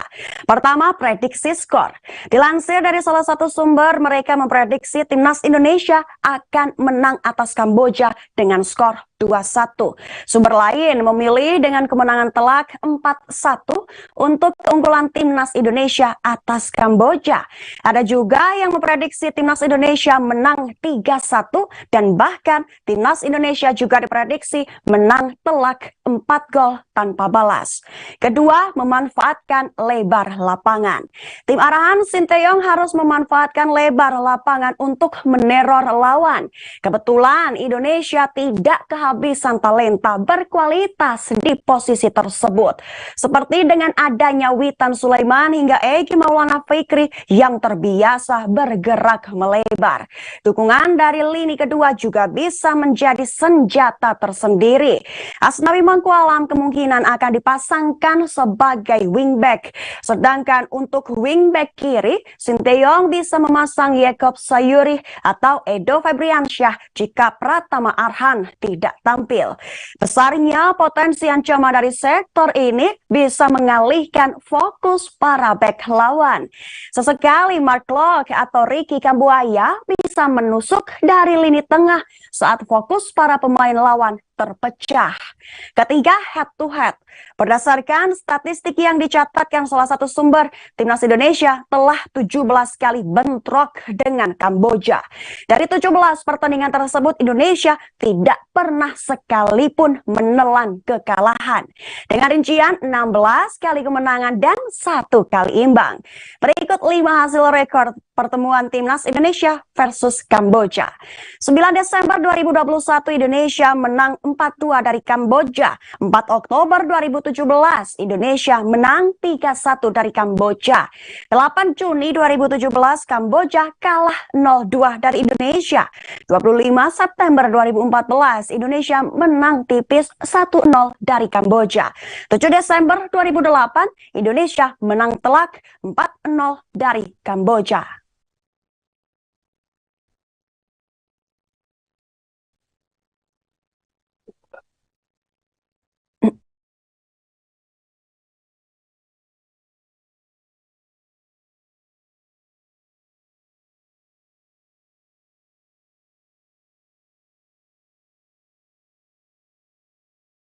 Berikut prediksi skor antara timnas Filipina versus Brunei Darussalam pada laga Piala AFF 2022 Jumat 23 Desember pukul 17 waktu Indonesia Barat. Beberapa prediksi skor memilih Filipina lebih diunggulkan memenangkan laga ketimbang Brunei Darussalam. Laman salah satu sumber menjagokan Filipina menang dengan skor 2-0 atas Brunei Darussalam. Memang Filipina tidak datang di laga nanti dengan hasil mentereng. Sebelumnya mereka kalah dari Kamboja dengan skor 3-2 di laga perdana. Tapi walaupun demikian, mereka memiliki pakem andalan dalam hal menyerang. Kini Filipina lebih condong untuk beradu fisik dengan pemain lawan untuk membangun serangan. Otomatis skema bola-bola panjang juga sering ditampilkan. Dan hal tersebutlah yang perlu diwaspadai oleh Brunei Darussalam. Jika Brunei tidak mengimbangi fisikalitas Filipina, maka mereka akan semakin keteteran. Apalagi Filipina mau tidak mau harus meraih 3 angka di laga nanti. Karena Filipina pasti ingin berkiprah di Piala Dunia 2022 lebih lama lagi. Mereka tidak ingin tersisih secara prematur dari turnamen yang dihelat 2 tahun sekali ini. Di sisi lain, Brunei kemungkinan akan mengandalkan serangan balik sebagai senjata. Mereka tidak akan memaksakan untuk bermain terbuka menghadapi lawan yang memiliki keunggulan dari sisi fisik seperti Filipina. Kesigapan para pemain tengah dan depan untuk segera membangun serangan bisa menjadi pembeda bagi Brunei Darussalam. Brunei pasti juga ingin menunjukkan bahwa mereka bukanlah tim yang selalu menjadi bulan-bulanan di ajang Piala AFF.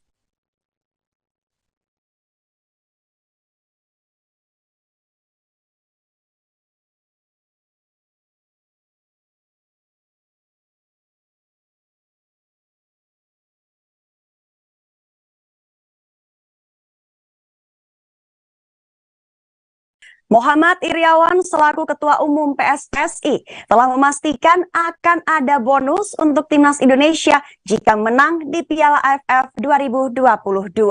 Sebelumnya, Timnas Thailand telah dijanjikan bonus bombastis jika berhasil menjadi juara dalam ajang Piala AFF 2022.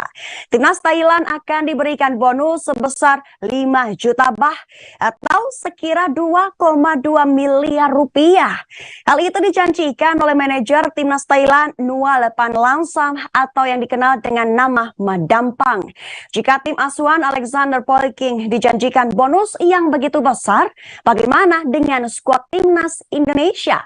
Menanggapi hal itu, Ketua Umum Persatuan Sepak Bola Seluruh Indonesia Muhammad Iriawan pun membuka suara.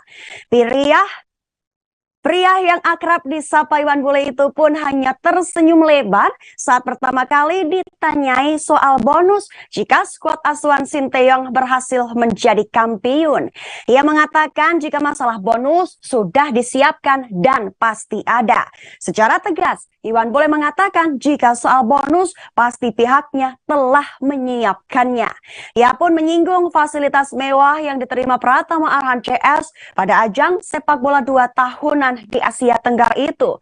Sebagai informasi, Timnas Indonesia akan melakoni laga perdana di Piala AFF 2022 dengan menjamu Kamboja di Stadion Utama Gelora Bung Karno, Senayan, Jakarta pada Jumat 23 Desember pukul 16.30 waktu Indonesia Barat. Timnas Indonesia sendiri menghuni grup A bersama Kamboja, Thailand, Filipina, dan Brunei Darussalam.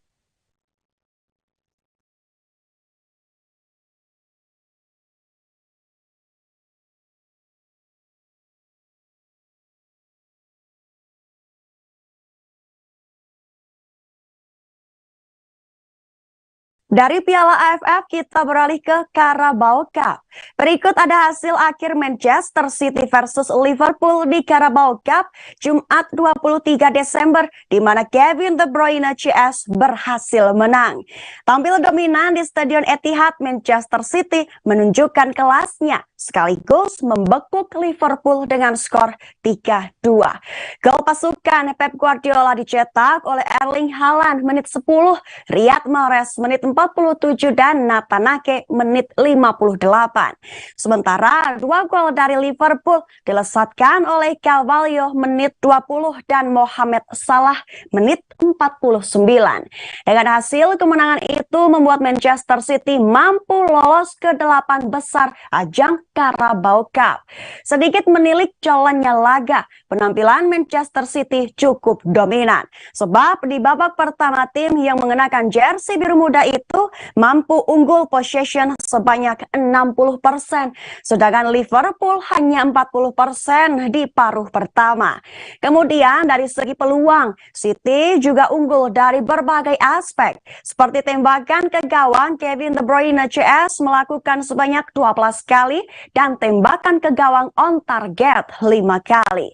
Meski City berhasil mendominan dan unggul lewat Haaland menit 10, Liverpool merespon dengan baik. Anak asuh Jurgen Klopp itu mampu menyamakan kedudukan berkat gol Carvalho menit 20. Sehingga di babak pertama laga berakhir dengan skor imbang 1-1. Lanjut ke babak kedua, City lebih unggul possession. Tim yang bermain di kandang itu juga unggul dari segi tembakan ke gawang dan shot on target. Keunggulan itu berhasil direalisasikan sebagai gol di menit Riyad Mahrez 47 berkat assist dari Rodri. Liverpool belum habis setelah Man City unggul 2-1.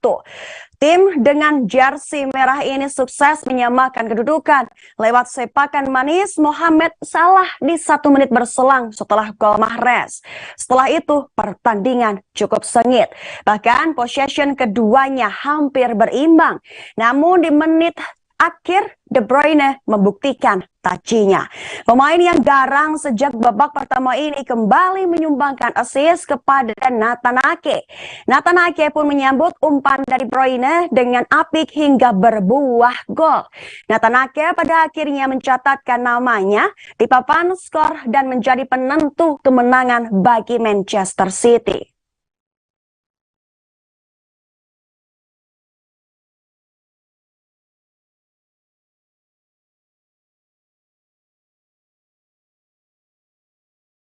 Hasil drawing babak perempat final Carabao Cup di mana Manchester United dan Manchester City aman dari kejutan.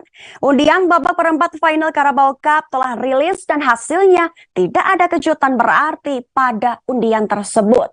Hasil drawing perempat final Carabao Cup belum akan mempertemukan Manchester United versus Manchester City. Sebaliknya, Manchester United dan Manchester City akan berjumpa lawan masing-masing sebagaimana hasil drawing Carabao Cup tersebut. Berikut hasil drawing babak perempat final Carabao Cup.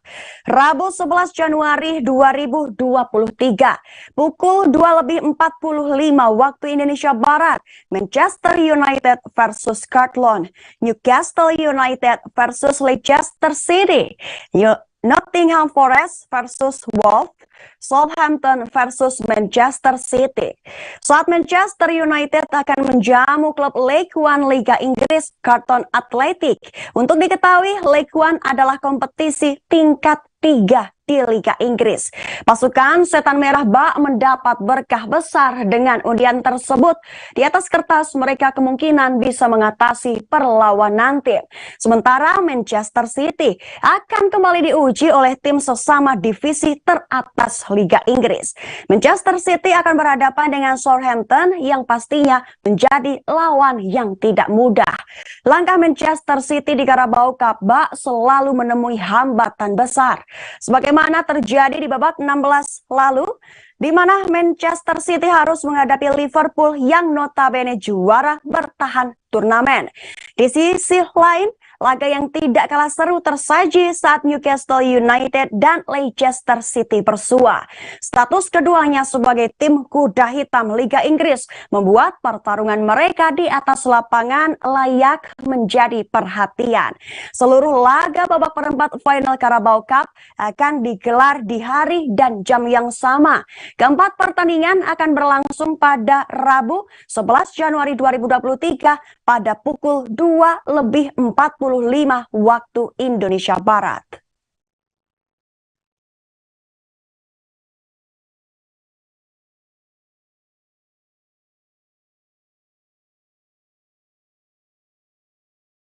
Dari Carabao Cup kita beralih ke Liga Inggris. Jadwal Liga Inggris pekan 17 akan dimulai digelar pada Senin 26 Desember hingga Kamis 29 Desember dini hari waktu Indonesia Barat. Dengan kata lain, penggemar bisa menyaksikan lagi aksi dari klub-klub seperti Manchester United, Chelsea, Arsenal, Liverpool hingga Manchester City. Berikut jadwal Liga Inggris pekan 17. Senin 26 Desember 2022 pukul 19:30 waktu Indonesia Barat, Brentford versus Tottenham Hotspur. Pukul 22 waktu Indonesia Barat, Southampton versus Brighton. Pukul 22 waktu Indonesia Barat, Leicester City versus Newcastle United. Pukul 22 waktu Indonesia Barat, Crystal Palace versus Fulham. Pukul 22 waktu Indonesia Barat, Everton versus Wolves. Selasa 27 Desember 2022 pukul 30 dini hari waktu Indonesia Barat, Aston Villa versus Liverpool. Pukul 3 dini hari waktu Indonesia Barat, Arsenal versus West Ham United. Lalu pada Rabu 28 Desember 2022 pada pukul 30 dini hari waktu Indonesia Barat, Chelsea versus Bournemouth. Pukul 3 dini hari waktu Indonesia Barat, Manchester United versus Nottingham Forest. Kamis 29 Desember 2023 pada pukul 3 dini hari waktu Indonesia Barat, Leeds United versus Manchester City. Mengacu pada jadwal tersebut, Manchester United, Manchester City, Arsenal, dan Chelsea berpeluang besar mengantongi 3 angka. Pasalnya, keempat tim tersebut akan melawan musuh yang secara kualitas dan tren permainan tidak sebaik mereka. Sebaliknya, Liverpool perlu sedikit waspada. Liverpool akan menghadapi tim yang sedang dalam tren menanjak. Pasukan Jurgen Klopp akan menantang Aston Villa yang sedang menikmati masa bulan madu indah bersama Unai Emery. Mohamed Salah CS juga baru menelan kekalahan di ajang Piala Liga Inggris dari Manchester City. Untuk itu Liverpool perlu segera memanaskan mesin agar bisa melaju kencang di Liga Inggris.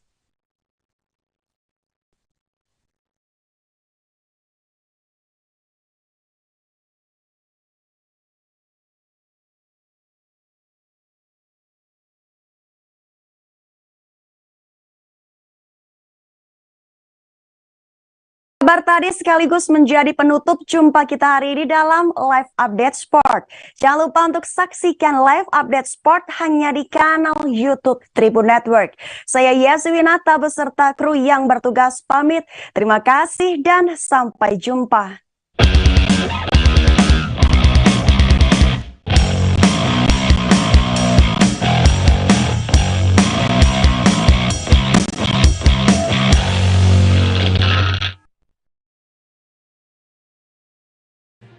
Tribun News Live Update.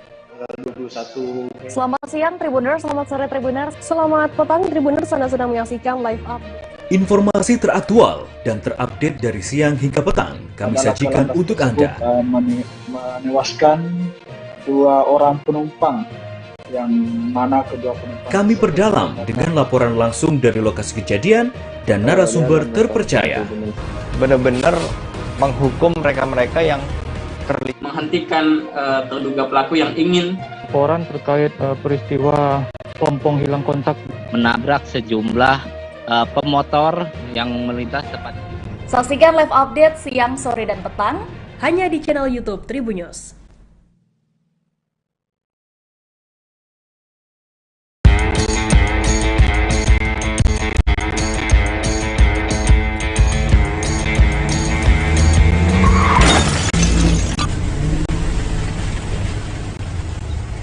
Hai Tribuners, tanjakan Sitinjau Lawik di jalur nasional Padang Solok, Sumatera Barat sudah dikenal banyak orang. Para konten kreator sukses memperkenalkan Sitinjau Lawik sebagai spot lalu lintas paling menarik di Sumatera, bahkan mungkin di Indonesia.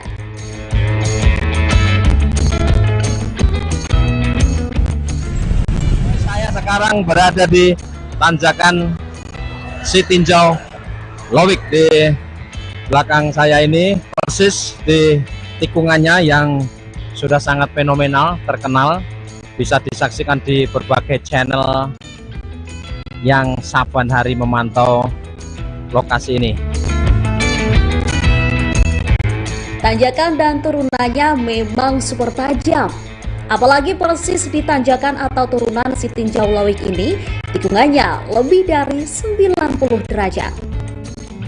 Sitinjau Lawik sangat terkenal karena tikungannya yang sangat ekstrem atau bisa dibilang super ekstrem, karena tidak hanya 90 derajat tetapi lebih dari 100 derajat memutarnya dan curam dari bawah, ya, tanjakannya sangat terjal, ya. Kalau yang tidak berpengalaman maka akan mengalami kesulitan di sini. Sudah banyak kejadian, bisa disaksikan di laporan-laporan para YouTuber Sitinjau Lawik.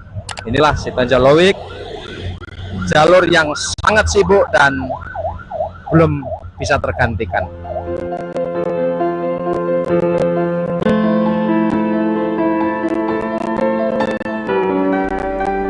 Terletak di Kecamatan Lubuk Kilangan, Kota Padang, spot Sitinjau Lawik ini cukup mudah ditempuh dari pusat kota.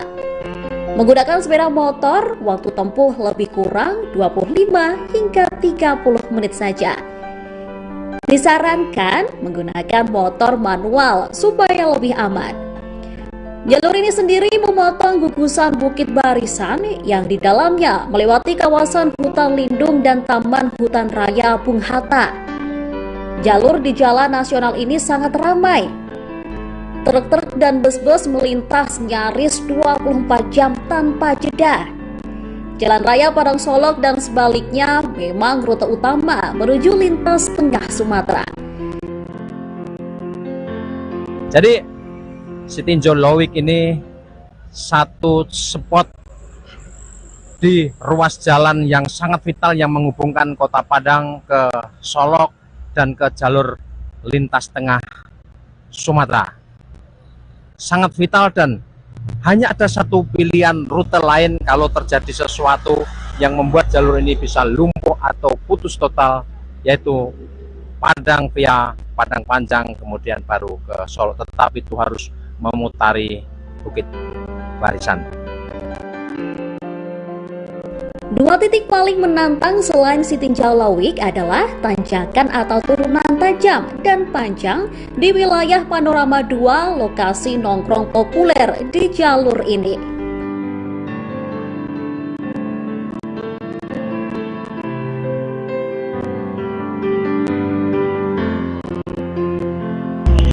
Maka disebut Sitinjau Lowik. Di sini kita jelaskan ya. Sitinjau itu artinya meninjau. Meninjau. Jadi Lowik itu laut, meninjau laut. Nah, jadi di sini kita perlihatkan ya. Maka dibilang Sitinjau Lowik. Mari Pak, kita sini.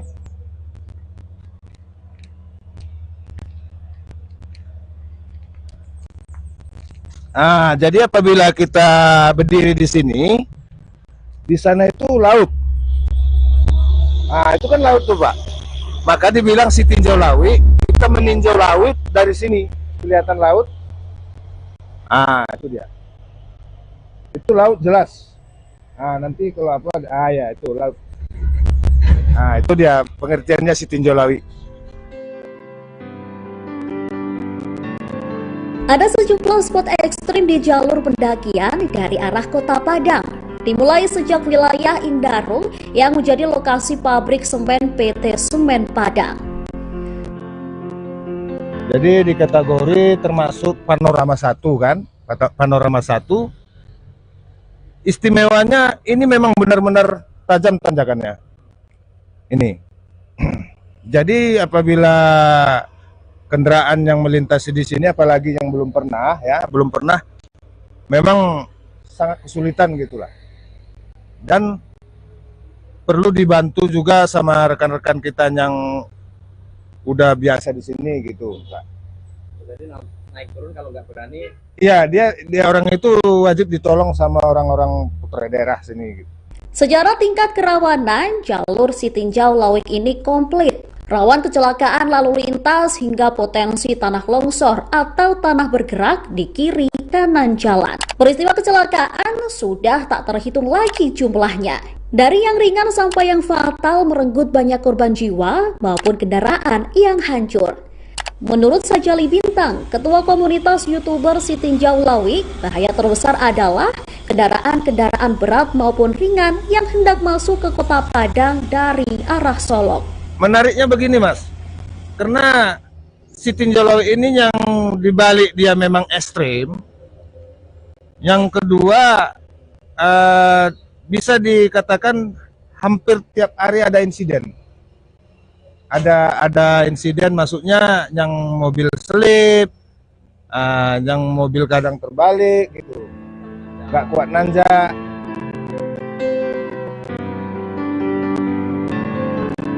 Turunan panjang, berkelok yang nyaris seperti tak ada habis-habisnya kerap membuat kendaraan yang membawa muatan besar kehilangan daya rem alias ngeblong.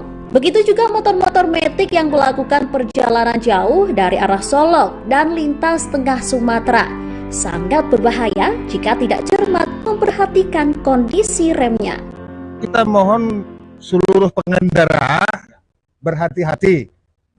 Karena jelas kita ketahui bahwa jalur Sitinjau Lowik itu memang betul-betul rawan. Di balik dia jalannya memang ekstrim dan rawan juga longsor. Ada di atas di longsor, bahkan sekarang sedang perbaikan itu. Sarannya itu ya. Ya, itu sarannya. Kemudian untuk pengguna motor terutama ya. Pengguna motor. Menggunakan metik. Yang pengguna metik apalagi perjalanan jauh itu kalau bisa kita mohon untuk pengguna motor itu harus dicek dulu remnya. Soalnya sudah 2 kali kejadian di sini. Ini remblong, Mas. Sampai ke jurang sana. Ke jurang sana. Itu jurang, rumput itu jurang. Bahkan saya ikut saksinya untuk menolong ibu itu yang gemuk. Karena remblong ya? Remblong 2 unit.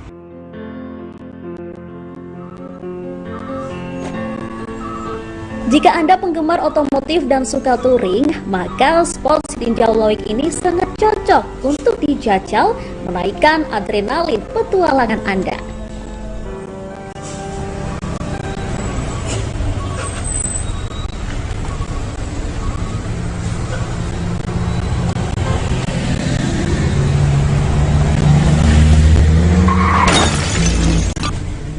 Terima kasih sudah nonton. Jangan lupa like, subscribe, dan share ya.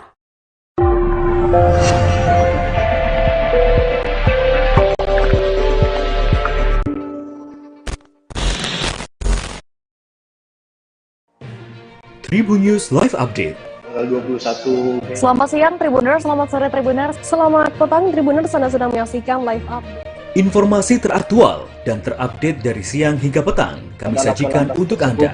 Menewaskan 2 orang penumpang, yang mana kedua penumpang Kami perdalam dengan laporan langsung dari lokasi kejadian dan narasumber terpercaya. Benar-benar menghukum mereka-mereka yang terlibat. Menghentikan terduga pelaku yang ingin Laporan terkait peristiwa pompong hilang kontak menabrak sejumlah pemotor yang melintas tepat.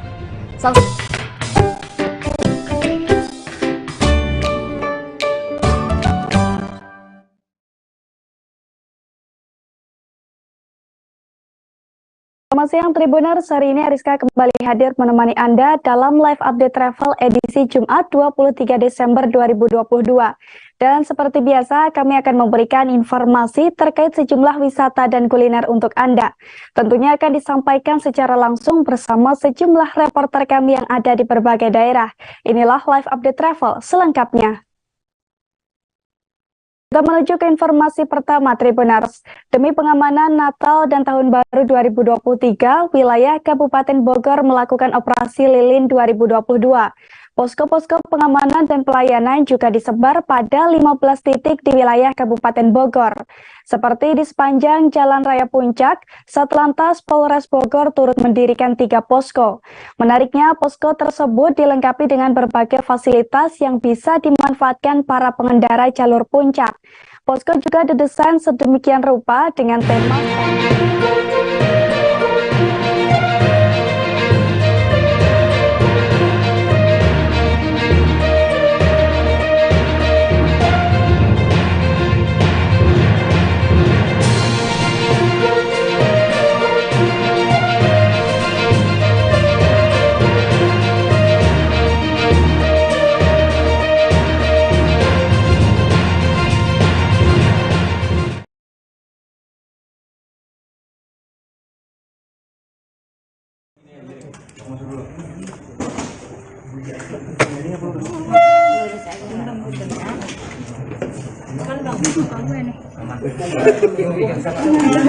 Ganteng banget ya.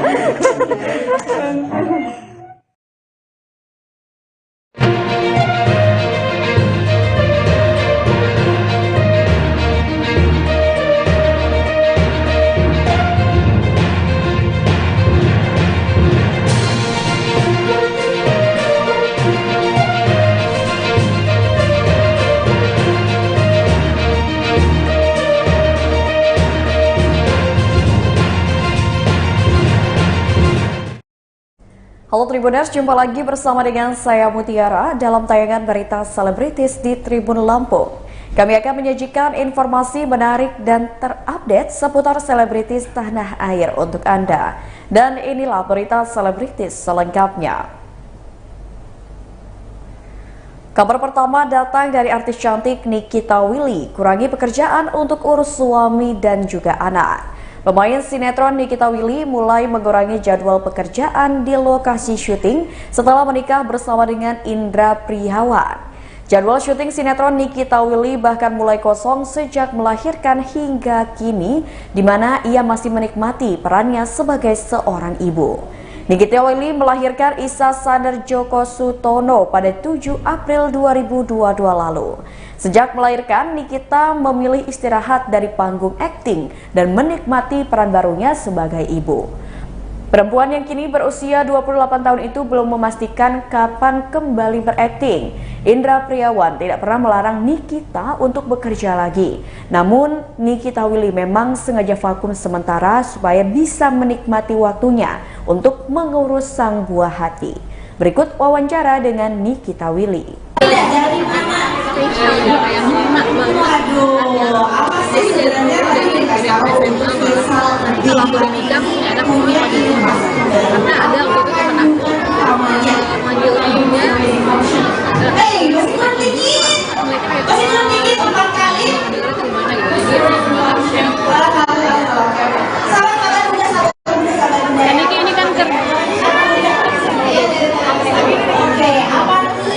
inovasi terbaru dengan utama dari kalau baby waktunya harus lebih terbatas aja sih, harus ngelakuin sesuai dengan jadwal yang disesuaikan dan terlihat kayaknya aku rasa aku enjoy banget sih aku sekarang sebagai seorang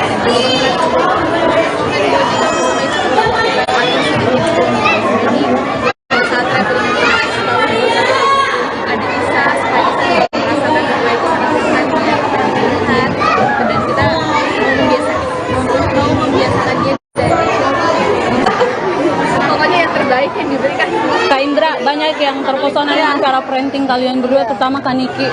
Dengan usia muda, gimana sih Kak belajar dari mana dan explore gimana? Banyak baca buku, banyak baca buku, terus banyak nanya dokter. Karena menurut aku gini loh, kita buat dapetin SIM aja kita harus belajar gitu. Kita buat dapetin bachelor aja kita harus belajar baca buku. Pasti kita mendapatkan anak kita tidak belajar apa-apa. Jadi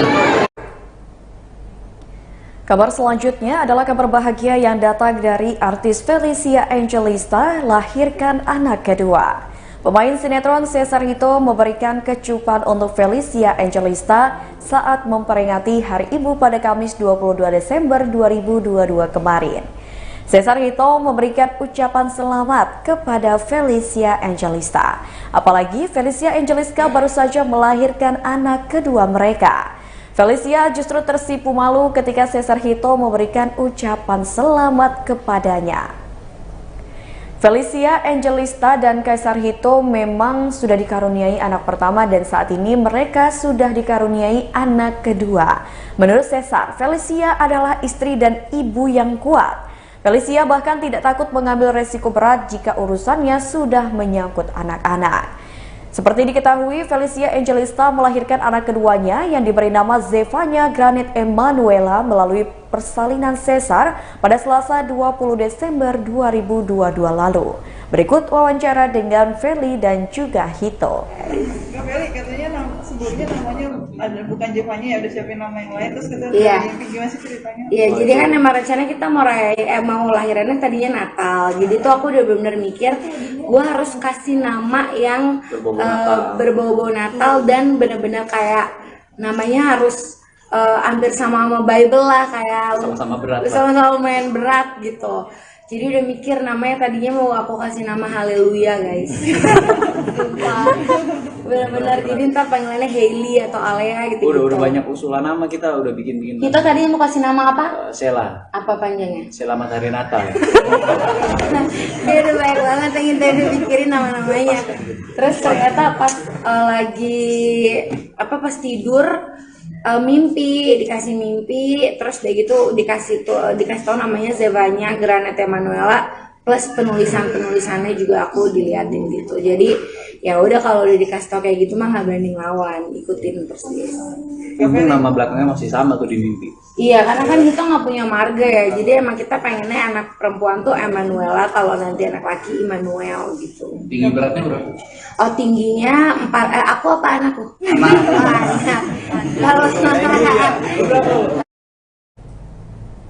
Berita selanjutnya datang dari musisi Badai X Krispati minta Semi Simorangkir untuk tidak menyanyikan lagunya. Musisi Badai X Krispati meminta Semi Simorangkir hingga band Krispati untuk tidak menyanyikan lagu-lagu ciptaannya. Badai X Krispati juga melarang siapapun untuk membawakan lagu-lagunya tanpa izin. Menurut Badai, lagu-lagu ciptaannya yang dipopulerkan saat masih bersama Krispati itu adalah karya cipta yang harus dihargai.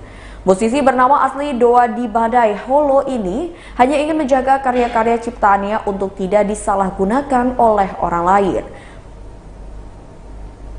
Badai sudah bertemu dengan Krispati dan juga Semi Simorangkir untuk membicarakan keresahan tersebut. Di sisi lain, Badai dan band Krispati menyepakati kontrak selama 1 tahun. Dalam kontrak itu, band Krispati diizinkan menyanyikan 20 lagu ciptaan Badai. Berikut wawancara dengan Badai. Lagu yang saya izinkan, kenapa nggak semua? Karena 20 lagu udah banyak kali bos, banyak banget gitu ya. Dan pembagiannya juga sudah prosentase. Kenapa saya lakukan itu? Karena saya membutuhkan legalitas. Saya nggak mau verbal doang, karena itu nggak bisa ada pertanggungjawaban. Jadi kalau Mas tanya perlindungan hukum, saya sudah selalu mencoba bahkan beraudiensi dengan banyak pemangku kebijakan untuk merevisi beberapa hal bersama dengan teman-teman. Badai kan kemarin bertemu dengan pihak Semi Simorangkir ya. Nah itu ada perjanjian tertulis lagi nggak sih seperti tahun 2021? Oh, kalau kemarin belum ada. Jadi kita kemarin cuma silaturahmi, saya kasih tahu motivasi saya apa, tujuan saya apa, dan juga memberitahukan pertimbangan pembicaraan dia. Ya berlangsung baik-baik aja, nggak ada apapun gitu ya, karena kita saling mengutarakan aja apa yang kita mau. Udah gitu aja. Dari 2014 dia bisa dibilang konstan ya. Sampai sekarang Mas Edi sendiri rasanya udah puas dengan kebijakan seperti itu. Kabar selanjutnya datang dari Richard Lee yang senang eksepsi atas gugatan Rasman dikabulkan. Dr. Richard Lee lega eksepsi atas gugatan Rasman Arief Nasution dikabulkan Pengadilan Negeri Jakarta Pusat. Sebelumnya, Rasman Arief Nasution menggugat Richard Lee 20,7 miliar rupiah atas tuduhan pemutusan kontrak kerja sepihak. Dokter kecantikan menerangkan bahwa majelis hakim menilai gugatan yang dilayangkan oleh Rasman terhadap Richard tidak masuk akal. Selain itu, tidak memenuhi kewajiban untuk mereview dokumen, Rasman juga malah menyebarkan informasi Richard ke publik. Perilaku Rasman itulah sontak bertentangan dengan kode etik seorang advokat. Alhasil, tuntutan Rasman untuk pembatalan pemecatannya oleh Richard tidak bisa dipenuhi. Berikut wawancara dengan Richard Lee. Tergugat itu adalah saya. Ya. Menyatakan gugatan penggugat atau si abang mantan itu tidak dapat diterima. Jadi mengabulkan eksepsinya saya, menggagalkan gugatannya si abang mantan. Dan ini sudah final di PN tanggal 21 Desember. Dan ada yang menarik sih sebenarnya. Ini ada yang menarik. Ini pertimbangan majelis hakim. Ya, ini pertimbangan majelis hakim di sini ya. Saya bacain ya. Jadi di sini mana ya? Bentar.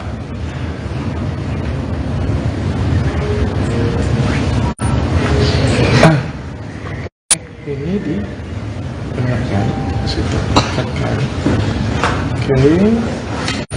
Kalau penggugat menyampaikan informasi atau data-data tergugat atau data-data saya ke publik padahal berdasarkan kode etik advokat maupun berdasarkan ketentuan pasal 3 dan pasal 4 perjanjian itu tidak diperbolehkan.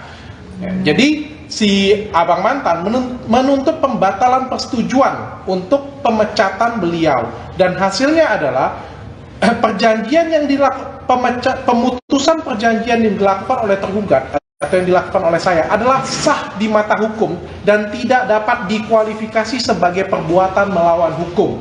Jadi pemecatan dia sebagai pengacara saya itu adalah sah di mata hukum. Berita terakhir datang dari penyanyi cantik Rosa siap rilis album terbaru di tahun 2023. Penyanyi kenamaan Rosa berencana untuk merilis album baru tahun depan atau tepatnya pada Februari 2023 mendatang. Ia sudah memiliki rencana untuk perilisannya akan dilakukan melalui sebuah platform musik digital. Rosa mengatakan ia akan merilis album terbarunya melalui platform Treble Music yang nantinya album terbaru dari Rosa akan menambah katalog musik di salah satu perusahaan makanan. Di platform musik itu sendiri telah memuat lebih dari 70 juta lagu yang bisa dinikmati oleh seluruh pendengar. Berikut wawancara dengan Rosa. Tentunya acaranya Inspire, acaranya kampus kita kayak anak-anak murid yang memang lagi belajar, tapi dengan kreativitas masing-masing gitu. Ada yang jadi anak SD, ada yang jadi guru, ada yang jadi sekolah. Ini juri idol tahun ini seperti apa? Seru, jurinya banyak banget. Jadi juri berasa kontestan ya. Tapi yang pasti semoga bisa dapat bakat-bakat yang lain yang berbeda dari idol sebelumnya gitu. Tapi hari ini ditemenin. Hari ini aku ditemenin Rizky juga di sini. Terus habis ini kita mau jalan ke museum. Kita mau lihat-lihat foto saya ngapain lagi 1 2 3 terakhir teh resolusi 2022. Jujur aku nggak punya. Ini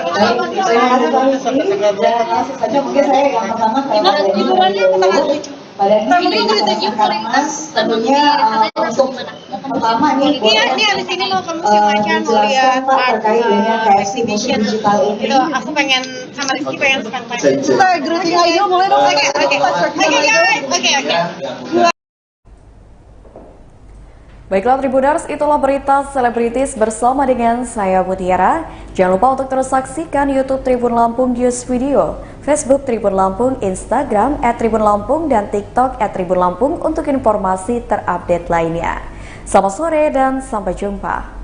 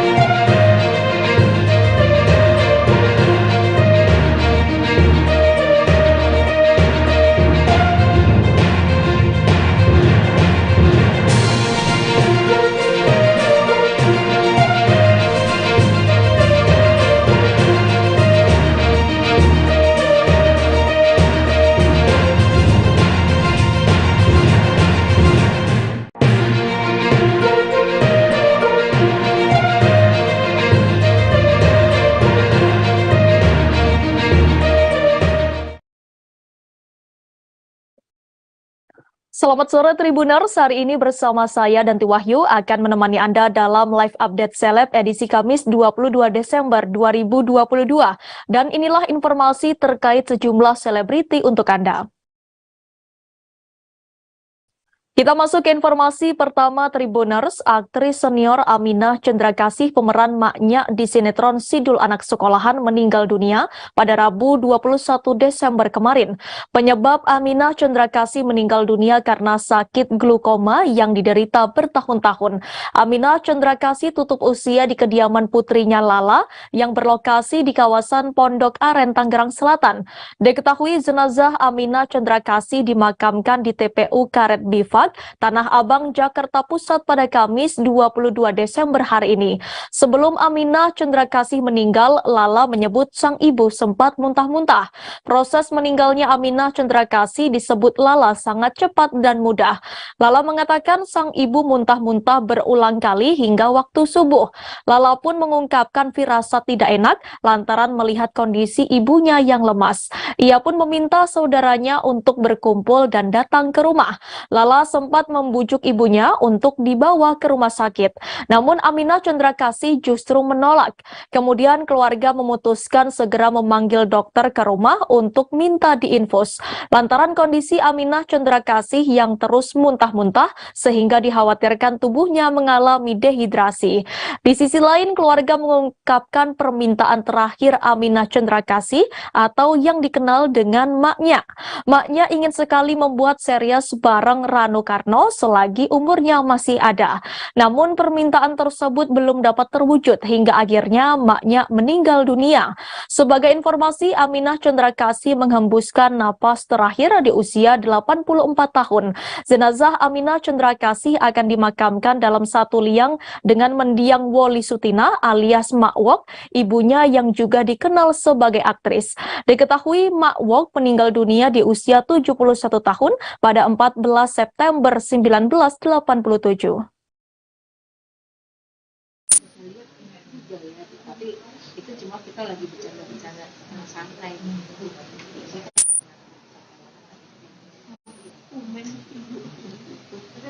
Pengen lihat cucu, kita kan ada cucu saya suka. Kita pengen lihat cucu Perlindungan apa sih yang ibu sendiri alami selama kan udah seneng loh waktu di syuting, padahal saya juga sedih karena kan harus naik ambulan. Pak ibu tuh harus keluar dari kamar tuh pakai tangan, jadi harus dibobol nggak bisa. Jadi benar-benar sampai tidak pernah keluar dari kamar. Kita masih kita masuk kan kita tanyain, walaupun capek seneng lah. Nah ini kan sudah mohon maaf sudah tidak ada kebiasaan apa yang kira-kira nanti bakal dilakukan. Nah, aku bilang gede, aku udah membayangkan, aku tadi seperti dengar gitu, aku udah pas jam sholat itu pagi aku kasih ingat lah, karena setiap hari kan aku harus bersihin dari pos ibu untuk siap untuk sholat lah. Aku ini sholat ibu tuh kalau sholat di pagi aku harus di sebelahnya, jadi kayak orang di madrasah, jadi kenceng. Nanti kalau dia lupa kita harus ngantuk seperti ibu lanjutin lagi. Jadi karena kita insya Allah jam 10 nah, tapi nanti kan tergantung persiapan dari makannya sendiri. Semua kita mau salah suasana yang penting kan jenazah itu harus cepat. Kebiasaan dari sendiri ya, pengennya di makam yang dekat malam, cuma tadinya mau di makam yang di sebelahnya dia berdampingan. Kabar meninggalnya Aminah Cendrakasih pada Rabu 21 Desember malam menyisakan duka pada pemeran Zainab dan Sarah di Sidul Anak Sekolahan. Maudy Kusnadi mengenal baik mendiang Aminah Cendrakasih sejak diajak aktor dan sutradara Rano Karno bermain di sinetron Sidul Anak Sekolahan di awal tahun 1994. Maudy Kusnadi adalah pemeran Zainab, sedangkan Aminah Cendrakasih memainkan peran Nyak Lela alias Maknya di sinetron legendaris tersebut. Ketika kabar meninggal Aminah Cendrakasih itu terdengar, Maudy Kusnadi baru saja mendarat di Amsterdam, Belanda. Maudy Kusnadi sampai meminta maaf lantaran tidak bisa melayat langsung jenazah Aminah Cendrakasih. Hubungan Maudy Kusnadi dengan mendiang Aminah Cendrakasih tidak hanya sebatas peran Zainab dan Maknya di sinetron. Maudy Kusnadi bahkan menganggap mendiang Aminah Cendrakasih sebagai orang tuanya. Bagi Maudy, mendiang Aminah Cendrakasih akan selalu dikenang dan ada di dalam hati. Sementara itu, Cornelia Agatha juga mengunggah foto kenangannya bersama Aminah Cendrakasih di akun media sosialnya Rabu malam. Cornelia yang biasa disapa Lia ini ikut berduka setelah mendengar kabar meninggalnya Aminah Cendrakasih. Cornelia Agatha bahkan menganggap Aminah Cendrakasih sudah seperti ibu kandungnya. Diketahui Cornelia turut hadir di rumah duka untuk memberikan penghormatan terakhirnya kepada Maknya. Ia mengingat semangat juang Maknya selama mengidap sakit yang berkepanjangan, namun masih semangat untuk melakukan syuting. Kemudian Cornelia menyebut proyek terbarunya bersama Maknya akan tayang dalam waktu dekat. Proyek tersebut pun kemauan dari Maknya. Lebih lanjut, Cornelia Agatha mengenang momen terakhir interaksi yang dengan Maknya ketika tengah syuting proyek terbarunya itu. Bahkan ada hal yang ia sesali ketika Maknya maknya menghembuskan napas terakhirnya. Saat proses syuting, Cornelia melihat semangat emaknya selama proses syuting, di mana ia masih bisa menghafal semua dialog meskipun dalam kondisi sakit. Terakhir, Lia berharap amal ibadah mendiang Aminah Cendrakasih diterima di sisi Tuhan. Kebersahajaan dan juga bagaimana maknya itu sangat menghargai kita semua ya, setiap orang yang bertemu dengan maknya, berkomunikasi gitu, maknya sangat menghargai gitu, seperti itu, menghargai orang lain sekali, seperti itu. Dan sebagai seorang aktris, kita semua harus akui bahwa maknya memang seorang aktris yang sangat berdedikasi tinggi, bahkan dalam keadaan sakit pun ya beliau masih terus ingin berkontribusi dalam dunia seni peran, terutama juga menghidupkan Sidul ya, agar terus bisa Sidul terus bernafas gitu ya, kami bisa terus berkarya juga karena spirit beliau gitu ya, karena memang maknya itu sangat berdedikasi yang tinggi. Selain memang kualitas dan segala-galanya, tapi memang dedikasi gitu, memang bekerja dengan hati ya kan, mencintai sekali. Kabar duka datang dari keluarga mendiang Nike Ardila. Ibu Nike Ardila, Nining Ningsihrat, meninggal dunia pada Rabu 21 Desember 2022. Nining meninggal di Kabupaten Ciamis, Jawa Barat. Hal tersebut dibenarkan oleh putra keduanya, yakni Deden. Selama 4 tahun terakhir, Nining Ningsihrat bergerak dengan bantuan kursi roda dan lebih sering terbaring di ranjang. Jenazah almarhumah Nining dimakamkan pada Kamis 22 Desember di Komplek Pemakaman Keluarga di Komplek Pemakaman Umum Cidudu, Imba Nagara. Nining menghembuskan napas terakhirnya 5 hari jelang peringatan ulang tahun Nike Ardila ke-47. Diketahui Raden Rara Nike Ratnadila Kusnadi alias Nike Ardila lahir di Bandung pada 27 Desember 1975. Dikutip dari Kompas.com, Nike Ardila meninggal dunia dalam sebuah kecelakaan tunggal lalu lintas di Jalan Raden Edi Marta Dinata, Bandung. Mobil Honda Civic berwarna biru metalik menabrak pagar beton bak sampah di Jalan Raden Edi Marta Dinata, Bandung. Nike Ardila dikabarkan tewas seketika di lokasi kejadian. Nike Ardila meninggal pada 19 Maret 1995 sekira pukul 6:15 waktu Indonesia Barat. Jenazah Nike Ardila dimakamkan sore itu juga dengan diantar ribuan penggemar dan artis-artis ibu kota. Nike Ardila mulai terjun di dunia tarik suara sejak masih kecil. Keseriusan Nike Ardila tumbuh saat ia memenangkan juara Harapan 1 dalam ajang lagu Pilihanku TVRI. Setelah itu, Nining mendaftarkan sang anak ke Himpunan Artis Penyanyi Indonesia atau HAPMI asuhan Jajat Paramore. Single pertama Nike Ardila yang diproduksi tahun 1986 dengan judul Lupa Diri kemudian dimuat dalam album kompilasi Bandung Rock Power. Pada 1989, album debut Nike Ardila berjudul Seberkas Sinar yang diproduseri oleh Dedi Dores akhirnya dirilis. Album itu sekaligus memperkenalkan Nike dengan nama panggung baru menjadi Nike AR, singkatan dari Astrina dan Ratnadila. Namun tak lama kemudian nama itu diganti menjadi Nike Ardila. Selama berkarir di industri musik, Nike Ardila mendapat julukan sebagai Lady Rocker.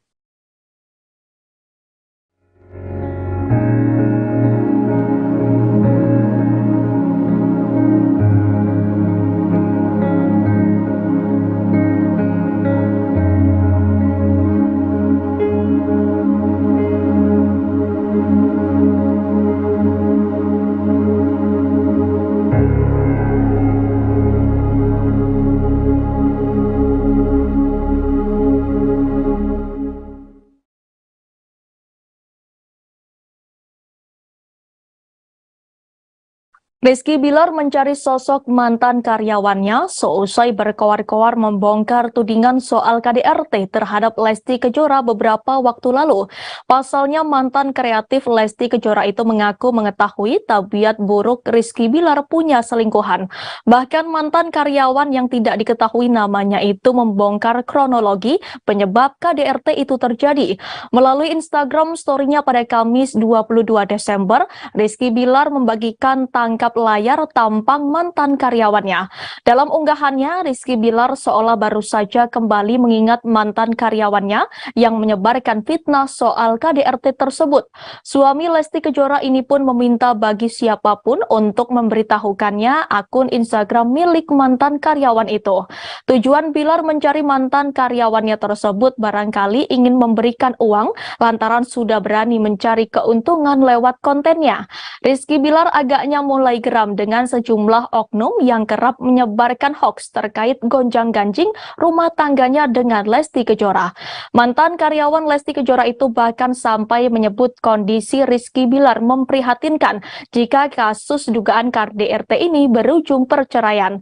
Pernyataan mantan karyawannya itu dibagikan oleh kanal YouTube Gaji YouTuber pada Minggu 2 Oktober lalu. Semula pria berbaju kaos hitam itu mengungkap posisinya dulu sebagai tim kreatif Lesti Kejora. Namun setelah Lesti menikah dengan Bilar, ia memutuskan untuk berhenti bekerja. Kendati begitu, ia masih memiliki teman dekat di sana yang pada akhirnya membeberkan kronologi kejadian itu kepadanya. Ia pun mengungkap sifat temperamental suami Lesti yang membuatnya tidak betah bekerja di sana. Tak heran bila mantan tim kreatif Lesti Kejora itu memutuskan untuk berhenti bekerja dari sana. Sebagaimana diketahui, Lesti Kejora sempat melaporkan Rizky Bilar atas dugaan KDRT. Perceraian pun diprediksi menjadi akhir dari pernikahan keduanya yang baru seumur jagung itu. Bila hal itu terjadi, nasib Rizky Bilar diperkirakan bakal hancur. Namun nyatanya hal segala percekcokan itu mampu diatasi Rizky Bilar dan Lesti Kejora. Bahkan keduanya hingga kini kerap membagikan momen kebersamaan dan semakin lengket.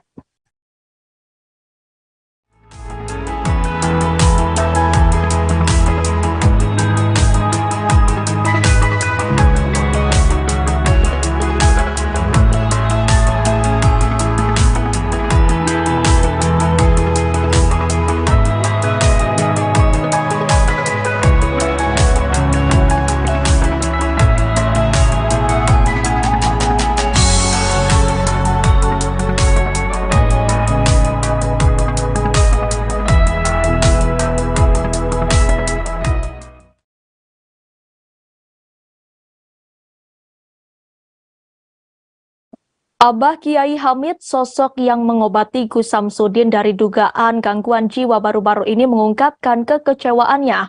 Abah Kiai Hamid kecewa lantaran Pondok Pesantren Condromowo, Ngawi, Jawa Timur dijadikan tempat untuk membuat konten YouTube. Ia lantas memberikan peringatan pada Gus Samsudin agar kembali pada syariat. Dirinya juga menyindir aksi Gus Samsudin yang membuat konten di Pondok Pesantren Condromowo. Bahkan Abah Kiai Hamid enggan menemui Gus Samsudin saat terakhir datang ke pondok. Ia kemudian meminta Gus Samsudin untuk kembali ke jalan yang benar.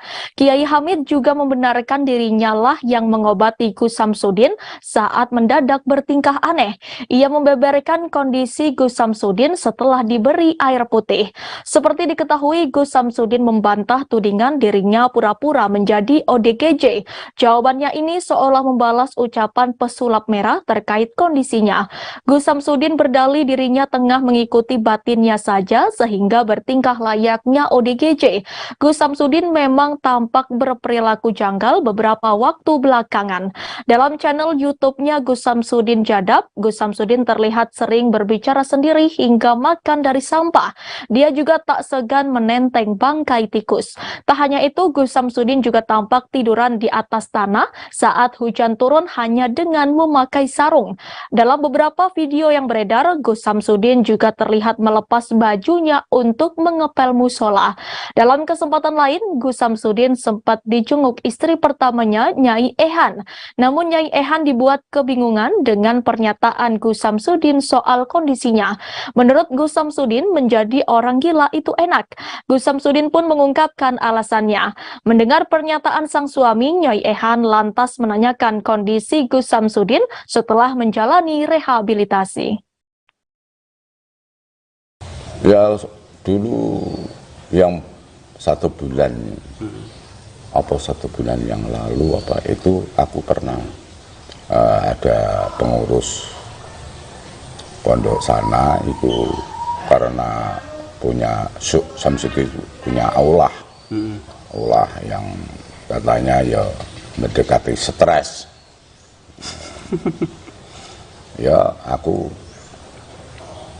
datang sana, alhamdulillah ya waktu itu ya dalam keadaan ya stres apa saat Gus Samsudinnya stres ya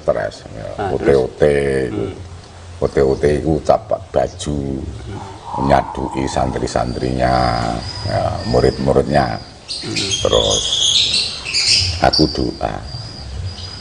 doa waktu doa itu ngamuk-ngamuk setelah aku minumi air putih mulai sadar seminggu yang lalu silaturahmi sama nyainya murid sing bikin viral itu ya, bikin konten itu. Pendiri Padepokan Nurzat Sejati Gus Samsudin terlihat mendatangi Polsek Lodoyo Barat, Kabupaten Blitar, Jawa Timur. Seperti diketahui sebelumnya, Gus Samsudin diduga mengalami gangguan jiwa.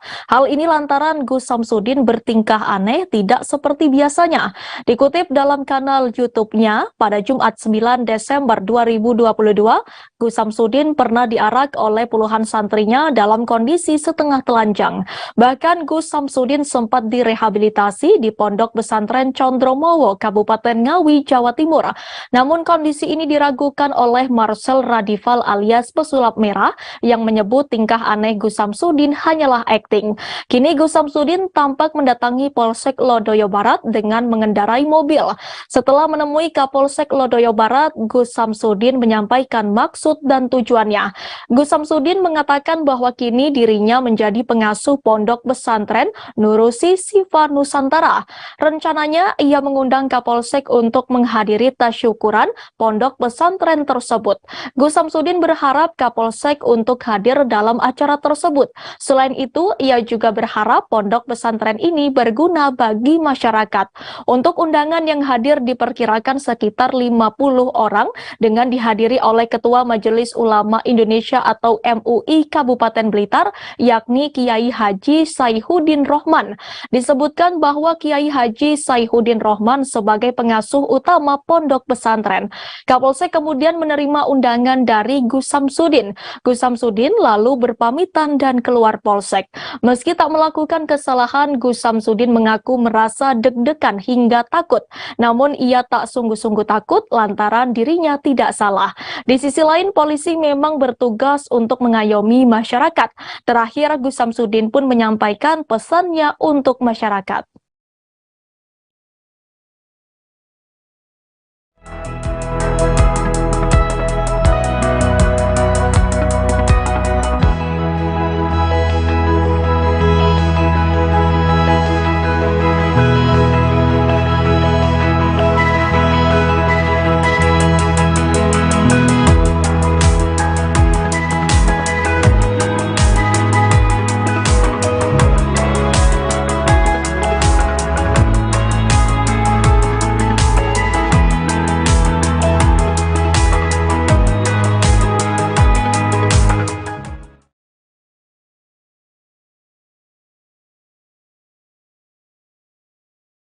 Kita beralih ke informasi lainnya. Tribuners, Alpri Priyono, mantan asisten Panji Petualang tewas digigit ular king cobra. Meninggalnya Alpri Priyono masih menyita perhatian publik. Sejak kabar Alpri tewas beredar ke publik, sosok Panji Petualang pun tak luput mendapat sorotan. Tak sedikit netizen mempertanyakan Panji Petualang sebagai rekan Alpri. Namun pihak Panji Petualang dan timnya dinilai tak peduli karena tak terlihat memberikan ucapan bela sungkawa di media sosial. Sikap Panji Petualang dan timnya itu diprotes oleh banyak penggemar. Lantas seperti apa profil dari Panji Petualang? Diketahui Panji Petualang memiliki nama lengkap Muhammad Panji. Panji Petualang lahir di Jakarta pada 27 Juli 1989. Dirinya adalah pembawa acara, aktor, dan konten kreator. Panji merupakan lulusan dari Fakultas Ekonomi Universitas Pancasila Jakarta. Sejak kecil Panji sudah terbiasa dengan hewan buas, terutama ular. Kemampuan Panji semakin matang dalam menangani ular setelah bertemu guru yakni Heru Gundul dan Indra Kobra yang merupakan pawang ular ternama. Panji kemudian menikah dengan Nenti Stefani pada 2007 silam. Pernikahan keduanya dianugerahi 2 orang anak perempuan. 2 anak Panji bernama Putri Amalia dan Aufa Putra Naja. Berkat kemampuan dalam menangani binatang buas, Panji dikenal masyarakat luas. Dirinya menjadi pembawa acara di beberapa acara petualangan yang disiarkan di televisi. Saat ini Panji Petualang menjadi konten kreator dan memiliki kanal YouTube sendiri. Ia memiliki akun YouTube yang bernama Panji Petualangan TV. Di channel YouTube-nya, Panji banyak mengunggah perjalanan menuju tempat-tempat yang indah. Selain itu, juga terdapat konten tentang aktivitas Panji bersama ular dan hewan liar lainnya. Ia juga kerap membagikan tips bagaimana menangani hewan-hewan liar di kanal YouTube-nya. Kini pengikut di kanal YouTube-nya sudah mencapai 9,8 juta. Video yang beredar di YouTube-nya sudah mencapai 1.000.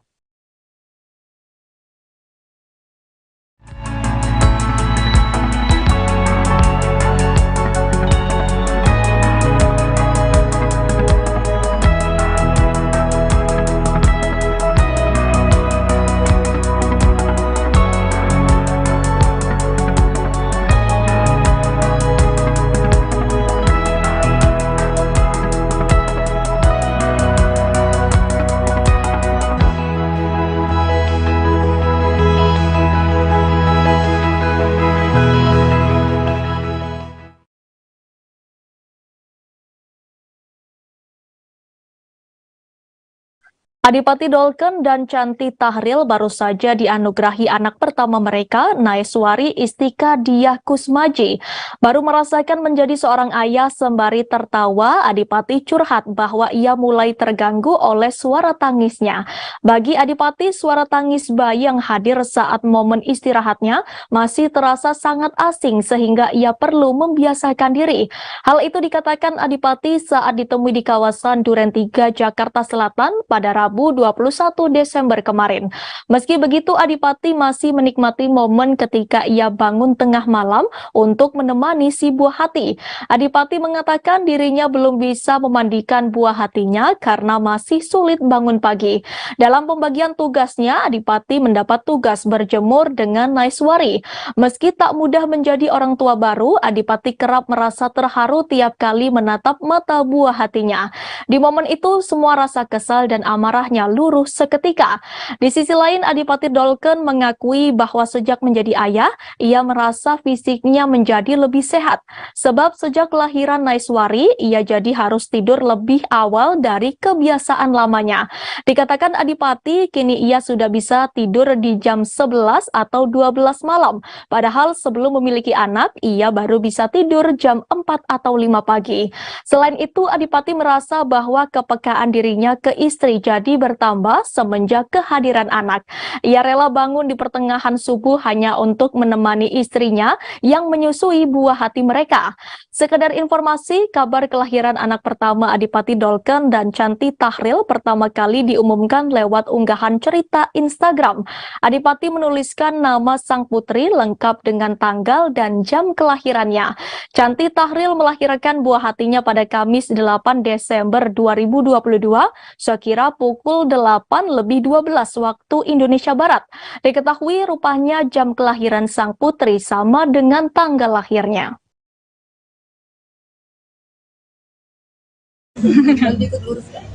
Bantu gue bangun terus 2 jam. Saya nggak setiap kali gue bangun ya, cuman setiap kali dia nangis gue pasti melek gitu. Cuman istri gue yang lebih banyak kerjanya. Biasanya bantunya ngapain mungkin? Biasanya kalau istri gue udah tidur terus dia nangis gitu minta sesuatu ya gue angkat, gue kasih susu. Dia kan istri gue konversasinya kan, ya gue kasih itu. Udah bisa ganti popok belum bang? Udah lah. Mungkin mandi dulu.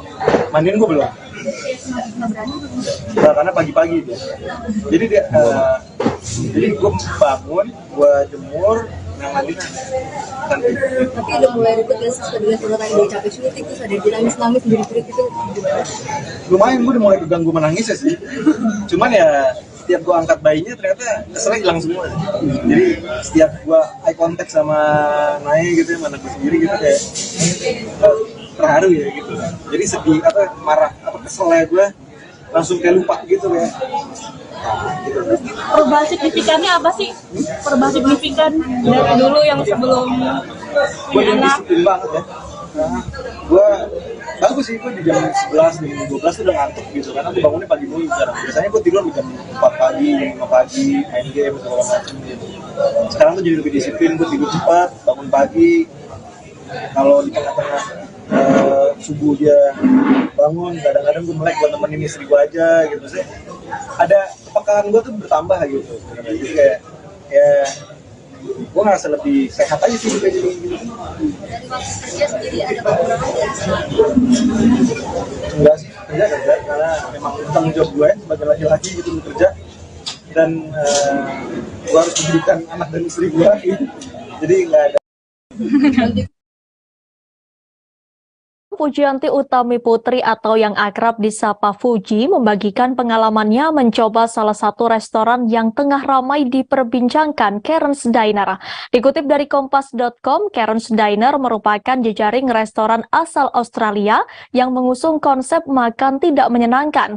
Karen's Diner memerintahkan staf mereka untuk menyinggung pengunjung lewat makanannya. Fuji membagikan pengalamannya saat bersantap di Karen's Diner di kanal YouTube miliknya pada Selasa 20 Desember. Berbeda dengan restoran pada umumnya, saat datang ke Karen's Diner, Fuji mendapat sambutan staf yang tidak ramah. Staf tersebut sempat meneriaki Fuji dan kedua temannya. Fuji dan kedua temannya langsung mengikuti staf tersebut untuk mendapatkan tempat duduk. Staf tersebut meminta Fuji untuk mematikan kamera miliknya yang tengah merekam suasana restoran. Tak berselang lama datang seorang waiters atau pelayan yang membawakan buku menu makanan untuk Fuji dan rombongan. Masih sama seperti staf-staf sebelumnya, waiters tersebut terlihat ketus saat melayani Fuji. Bahkan waiters tersebut melempar buku menu makanan pada Fuji. Baru saja pelayan tersebut selesai meletakkan barcode, Fuji bertanya soal minuman yang tidak ada pada buku menu. Ucapan Fuji tersebut langsung mendapat respon ketus dari sang pelayan. Dalam tayangan tersebut, kekasih dari Thorik Halilintar itu mencoba menjadi waiters. Terlihat seorang staf memberikan Fuji apron atau celemek sama seperti yang staf lain kenakan. Fuji tampak mendatangi meja salah seorang pelanggan untuk memberikan menu makanan. Fuji tampak menjiwai perannya sebagai waiters Karen's Diner. Fuji bahkan melempar menu makanan kepada pelanggannya. Fuji sempat mengira awalnya marah-marah itu enak, namun setelah ia merasakan menjadi pelayan Karen's Diner, Fuji mengaku marah-marah justru membuatnya capek.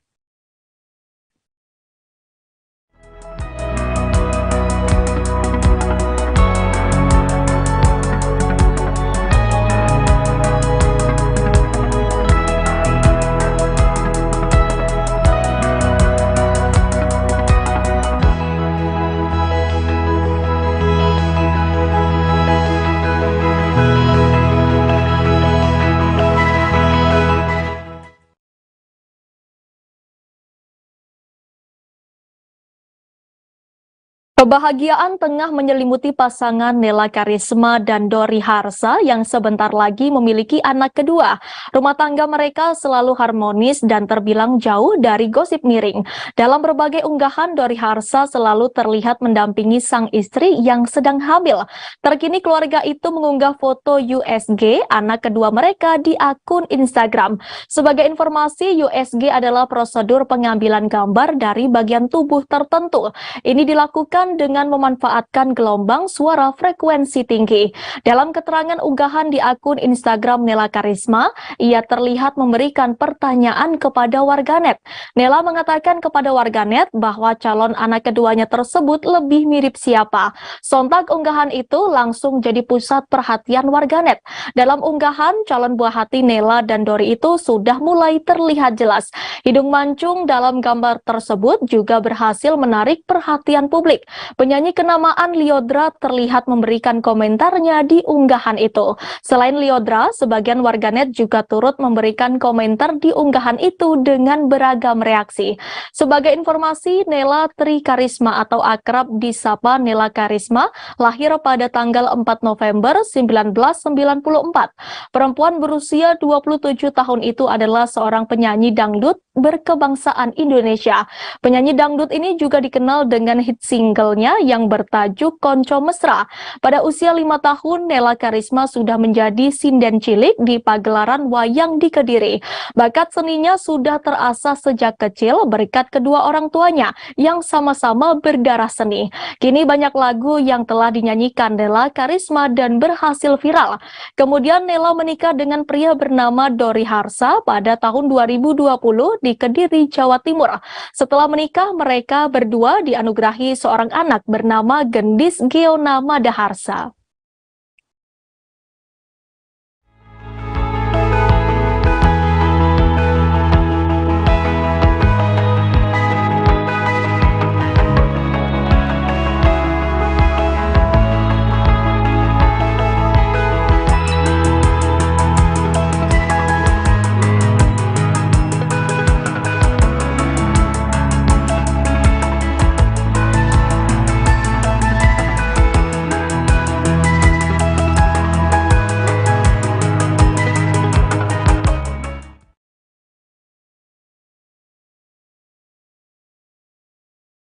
Isu tentang Arya Saloka yang dianggap tidak harmonis dengan keluarganya masih terus bergulir.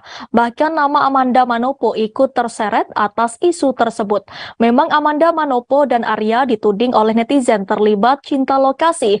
Meskipun keduanya menampik isu tersebut, namun Amanda terus disangkut pautkan dengan Arya. Terbaru dalam unggahan di Instagram miliknya, Amanda bak sudah tidak tahan lagi dengan tudingan tersebut. Melalui Instagram story-nya, Amanda Manopo mengunggah kata-kata berbahasa Inggris. Ia menuliskan tentang mental fisik dan spiritual.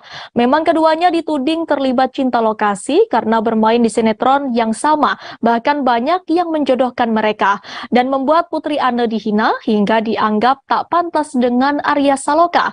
Karena isu ini, Putri Anne pun sampai meminta Arya Saloka mundur dari ikatan cinta. Terlihat curahan hati Putri Anne bak meminta Arya Saloka mundur dari sinetron Ikatan Cinta tinggalkan Amanda Manopo. Sebelumnya, nama Arya Saloka juga menjadi perhatian publik. Hal tersebut didasari dengan adanya tudingan dari netizen yang menyebut bahwa Arya mempunyai hubungan spesial dengan Amanda Manopo. Tudingan tersebut pun juga didasari dengan aktivitas Arya dalam media sosial. Dirinya dianggap jarang memperlihatkan keluarganya dalam media sosial tersebut. Namun hal tersebut sempat dibantah oleh Arya. Dirinya mengaku Instagramnya juga dipegang dengan manajemen. Dalam sebuah tayangan, tiba-tiba Arya Saloka menyinggung tentang godaan dalam rumah tangga. Ia mengatakan bagi laki-laki, godaan tersebut adalah hal yang wajar. Selain harta, tahta, dan wanita, Arya juga menyinggung soal amarah atau emosi yang pasti muncul dari diri seseorang. Hal tersebut diakui Arya menjadi salah satu ujian dalam rumah tangga seseorang, tak terkecuali dirinya. Sadar jika godaan tersebut pasti ada, Arya Saloka mengaku hanya bisa berserah kepada Tuhan. Bintang sinetron Ikatan Cinta itu berharap agar dirinya dapat melewati ujian itu semua.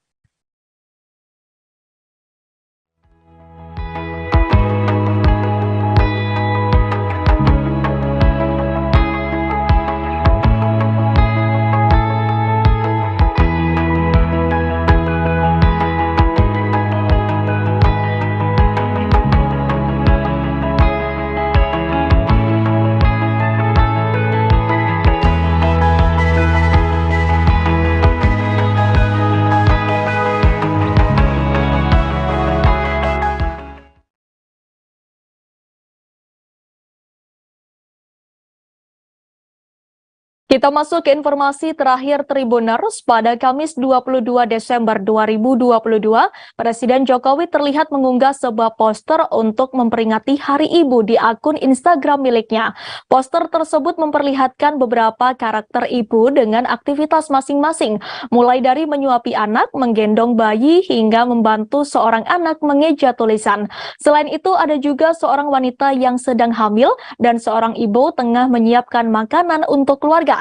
Namun ada dua karakter lain yang mencuri perhatian netizen, yakni sosok Presiden Jokowi dan cucunya Al Nahyan. Dalam poster tersebut, Jokowi diilustrasikan memakai kemeja putih dan dasi merah sedang berdiri membawa buket bunga dan barang belanjaan. Di depan Jokowi terlihat Al Nahyan memakai singlet putih, tengah memperhatikan seorang bocah di depannya yang sedang bermain bola. Postingan tersebut rupanya dilihat dan dikomentari oleh Kahiyang Ayu.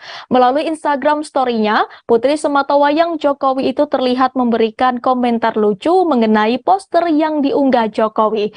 Dalam postingannya itu, Kahiyang Ayu mengaku curiga jika Al Nahyan memiliki relasi dengan orang dalam sehingga bisa muncul di poster tersebut.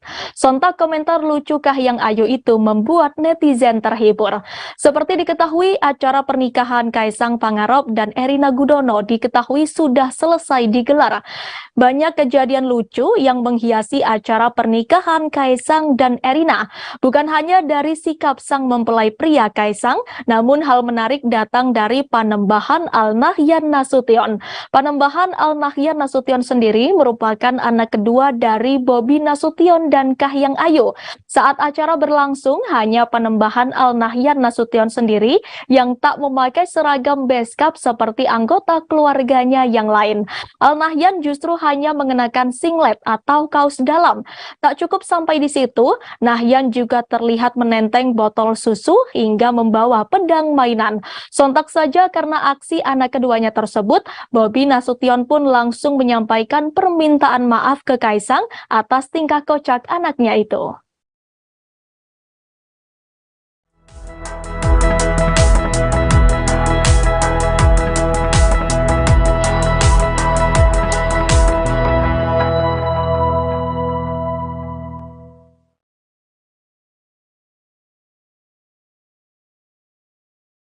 Informasi tadi sekaligus menutup perjumpaan kita sore ini Tribuners. Jangan lupa saksikan live update seleb setiap hari di seluruh kanal YouTube Tribun Network. Saya Danti Wahyu dan segenap kru yang bertugas pamit undur diri. Terima kasih dan sampai jumpa.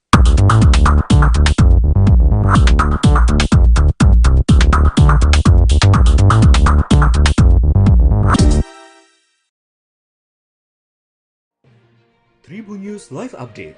Tanggal 21. Selamat siang Tribuners, selamat sore Tribuners, selamat petang Tribuners, Anda sedang menyaksikan live update. Informasi teraktual dan terupdate dari siang hingga petang kami sajikan untuk Anda. Menewaskan dua orang penumpang, yang mana kedua penumpang. Kami perdalam dengan laporan langsung dari lokasi kejadian dan narasumber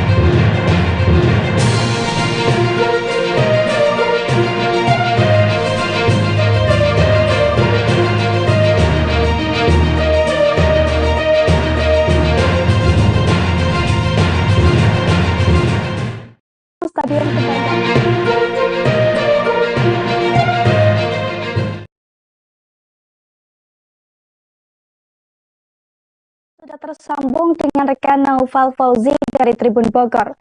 Silakan rekan Naufal. Baik, Ariska dan juga rekan-rekan Tribuners, dapat kami informasikan bahwa pihak Satlantas Polres Bogor telah mendirikan sebanyak sekitar 15 posko pengamanan dan juga pelayanan untuk menghadapi momen Natal dan Tahun Baru 2023. Dan di sepanjang Jalan Raya Puncak Bogor sendiri ini ada sebanyak 3 posko, dan pantauan kami, posko yang didirikan oleh pihak Satlantas Polres Bogor untuk para pengendara jalur puncak ini memiliki berbagai fasilitas yang bisa digunakan. Di antaranya merupakan tempat istirahat yang juga dilengkapi alat kursi pijat, dan juga tempat untuk mengecas ponsel dengan wifi gratis, dan di sana juga ada pelayanan kesehatan untuk pengendara yang mengalami gangguan kesehatan. Dan selain itu di salah satu posko di wilayah Gadog ini juga pengendara yang menggunakan posko ini juga bisa melihat kondisi lalu lintas secara langsung melalui monitor yang dipasang di pos polisi yang merupakan dari CCTV yang terpasang di wilayah Kabupaten Bogor. Dan pihak kepolisian Satlantas Polres Bogor ini juga menyediakan call center atau nomor darurat yang bisa dihubungi oleh para pengendara jalur puncak yang mengalami gangguan di momen Natal dan Tahun Baru atau Nataru ini. Dan fasilitas dari nomor darurat ini bisa berupa bantuan untuk pengiriman BBM, bisa juga untuk bengkel, dan bisa juga untuk bantuan derek secara gratis dari pihak Satlantas Polres Bogor. Dan selain posko yang didirikan oleh pihak kepolisian, pihak pemerintah Kabupaten Bogor juga memasang posko serupa namun dengan fasilitas untuk darurat bencana melalui pihak BPBD Kabupaten Bogor. Demikian. Baik, terima kasih atas laporan Anda rekan Naufal Fauzi dari Tribun Bogor. Dan Tribuners, ada pula wawancara dengan Kasat Lantas Polres Bogor AKP Diki Anggi Pranata. Berikut liputannya untuk Anda. Di posko ini juga kita menyiapkan beberapa layanan selain tempat istirahat, kemudian juga ada wifi gratis, ada musola, kemudian juga ada ruang pantau terkait jalur di kawasan puncak, sentra vaksin, juga ada tenaga kesehatan yang standby, ruang laktasi, dan beberapa fasilitas lainnya. Disediakan bagi wisatawan atau?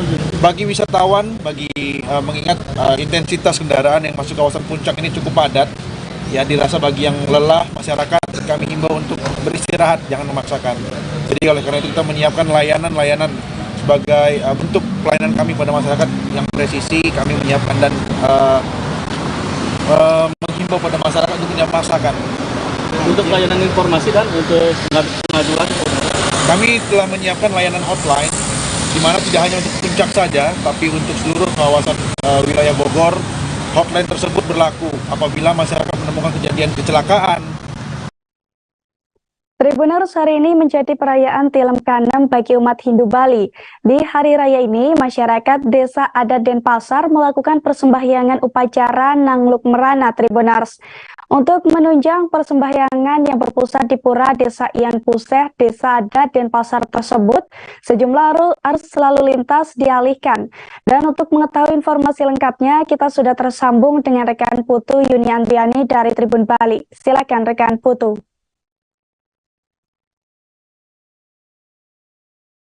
Terima kasih Ariska. Jadi betul sekali pada hari ini dalam kalender Bali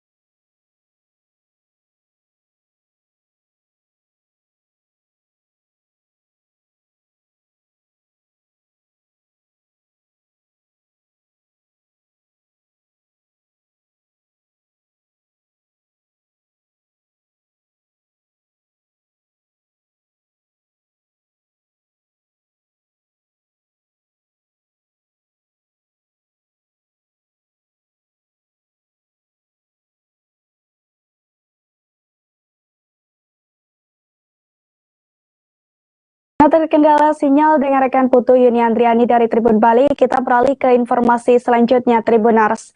Pada Selasa 20 Desember 2022 lalu, lokomotif uap Mak Itam resmi beroperasi kembali. Peresmian itu ditandai dengan pelepasan perdana Mak Itam oleh Menteri BUMN Erick Thohir di Stasiun Sawah Lunto. Lokasi lokomotif uap Mak Itam sendiri dijadikan sebagai kereta api wisata yang menjadi daya tarik wisatawan untuk datang ke Sawah Lunto.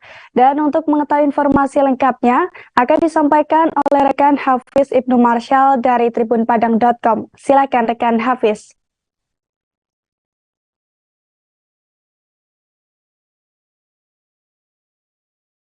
Terima kasih rekan Rizka, dapat kami memastikan dari Sawah Lunto bahwasanya pada tanggal 20 Desember lalu itu Menteri BUMN Erick Thohir meluncing secara resmi pengoperasian kembali lokomotif uap Mak Itam yang dijadikan kereta api wisata di Kota Sawah Lunto untuk menunjang pariwisata di Kota Sawah Lunto itu sendiri, di mana lokomotif Mak Itam ini memiliki satu gerbong yang berisikan 30 orang kapasitasnya, seperti itu. Yang mana pada untuk pengoperasiannya itu dibuka rute dari stasiun Sawah Lunto menuju stasiun Muaro Kalaban dengan jarak itu kurang lebih 4,7 km. Nantinya juga kereta api Sawah Lunto ini lokomotif Mak Itam sendiri akan beroperasi selama dalam 2 hari dalam 1 minggu, yang membawa para pengunjung atau wisatawan untuk menelusuri berbagai macam keindahan alam yang tersedia di jalur rute tersebut. Wali Kota Sawah Lunto sendiri dari Asta itu menyebutkan bahwasannya ini merupakan jalur kereta api yang tidak dimiliki oleh di daerah lain, karena jalur kereta api ini menyajikan berbagai macam keindahan alam seperti air terjun, pemandangan danau, dan terowongan yang itunya berjarak 864 km. Selain itu, kereta api Mak Itam ini sendiri sebelumnya itu dioperasikan sebagai pengangkut batu bara waktu masih beroperasinya pengambilan unit tambang batu bara di Kota Sawah Lunto. Setelah itu lokomotif ini mati dan tidak dioperasikan kembali karena tidak digunakan untuk mengangkut batu bara kembali. Tapi untuk pada tahun ini dan untuk seterusnya, lokomotif Mak Itam akan dioperasikan untuk menjadi kereta api wisata untuk mengangkut para wisatawan melihat dan menyaksikan keindahan alam dari Kota Sawah Lunto. Dan itu untuk kedepannya, Wali Kota Desa mengatakan bahwa akan ditambah 2 gerbong lagi dengan kapasitas 30 dan 30 itu total 60 kapasitasnya, jadi untuk tahun kedepannya. Seperti itu rekan Ariska. Baik rekan Hafiz Ibnu Marshall dari tribunpadang.com, terima kasih atas informasi Anda dan selamat bertugas kembali. Tribuners, hari ini menjadi perayaan Tilem Kanem bagi umat Hindu Bali. Di hari raya ini, masyarakat Desa Adat Denpasar melakukan persembahyangan upacara Nangluk Merana Tribuners. Untuk menunjang persembahyangan yang berpusat di Pura Desa Ian Puseh, Desa Adat Denpasar tersebut, sejumlah arus lalu lintas dialihkan. Dan untuk mengetahui informasi lengkapnya, kita sudah tersambung dengan rekan Putu Yuni Andriani dari Tribun Bali. Silahkan rekan Putu. Terima kasih Ariska. Jadi betul sekali, pada hari ini merupakan peringatan Tilem Sasi Kanem yang berjatuh pada Sasi Kanem dalam kalender Bali. Dan pada hari ini umat Hindu Bali merayakan Hari Nangluk Merana, yaitu yang jatuh pada hari ini hari Jumat 23 Desember 2022. Nah, berdasarkan pantauan kami di lokasi sendiri memang terjadi pengalihan arus lalu lintas. Jadi pura yang berada di Jalan Gajah Mada ini disterilkan dan beberapa arus lalu lintas dari arah Jalan Dr. Sutomo dan Imam Bonjol dialihkan menuju Jalan Wahidin ke arah barat. Dan Memang untuk sementara ini pihak keamanan setempat juga melakukan clearing area di seputaran Jalan Gajah Mada tempat upacara berlangsung. Anak Agung Ngurah Sudiasa selaku penyarikan Desa Adat Denpasar mengatakan upacara ini telah dimulai sejak pukul 7 pagi dan lelaki yang diakrab as John ini juga menjelaskan bahwa memang setiap film ke-6 Desa Adat Denpasar selalu rutin untuk melaksanakan upacara Nangluk Merana. Tujuannya sendiri adalah untuk mengusir bentuk merana dari muka bumi ini dan manusia selalu diberikan kesehatan dan keselamatan. Jadi pada saat upacara ini Ratu Gede Pengentar Jagat dan Ratu Ayu Sapu Jagat akan tedun atau turun ke muka bumi untuk memberikan restunya dan melakukan pengicenan atau perestuan agar umat di Bali bisa diberikan keselamatan. Dan suksmannya ini adalah sekaligus juga untuk melestarikan budaya Bali dan mengusir merana khususnya pada jagat Bali dan pada umumnya di Nusantara Indonesia. Merana yang dimaksud sendiri adalah berbagai hama seperti ulat, belalang, tikus yang mengganggu kehidupan masyarakat di Bali. Dan apabila hama-hama ini dibiarkan tentu saja akan mengganggu sistem pertanian yang juga menjadi salah satu sumber kehidupan utama manusia. Lebih luasnya lagi, Adik John menjelaskan bahwa hama yang dimaksud ini juga termasuk virus COVID-19 yang saat ini telah hampir 3 tahun melanda Indonesia dan juga dunia.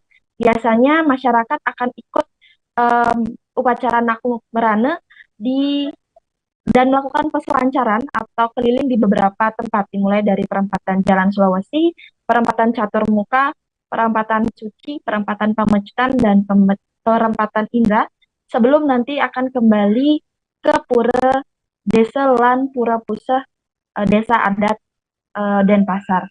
Namun pada saat ini karena bertepatan juga dengan acara Denpasar Festival ke-15, maka rangkaian tersebut ditiadakan. Jadi perselancaran sendiri hanya dilakukan di perempatan Jalan Sulawesi.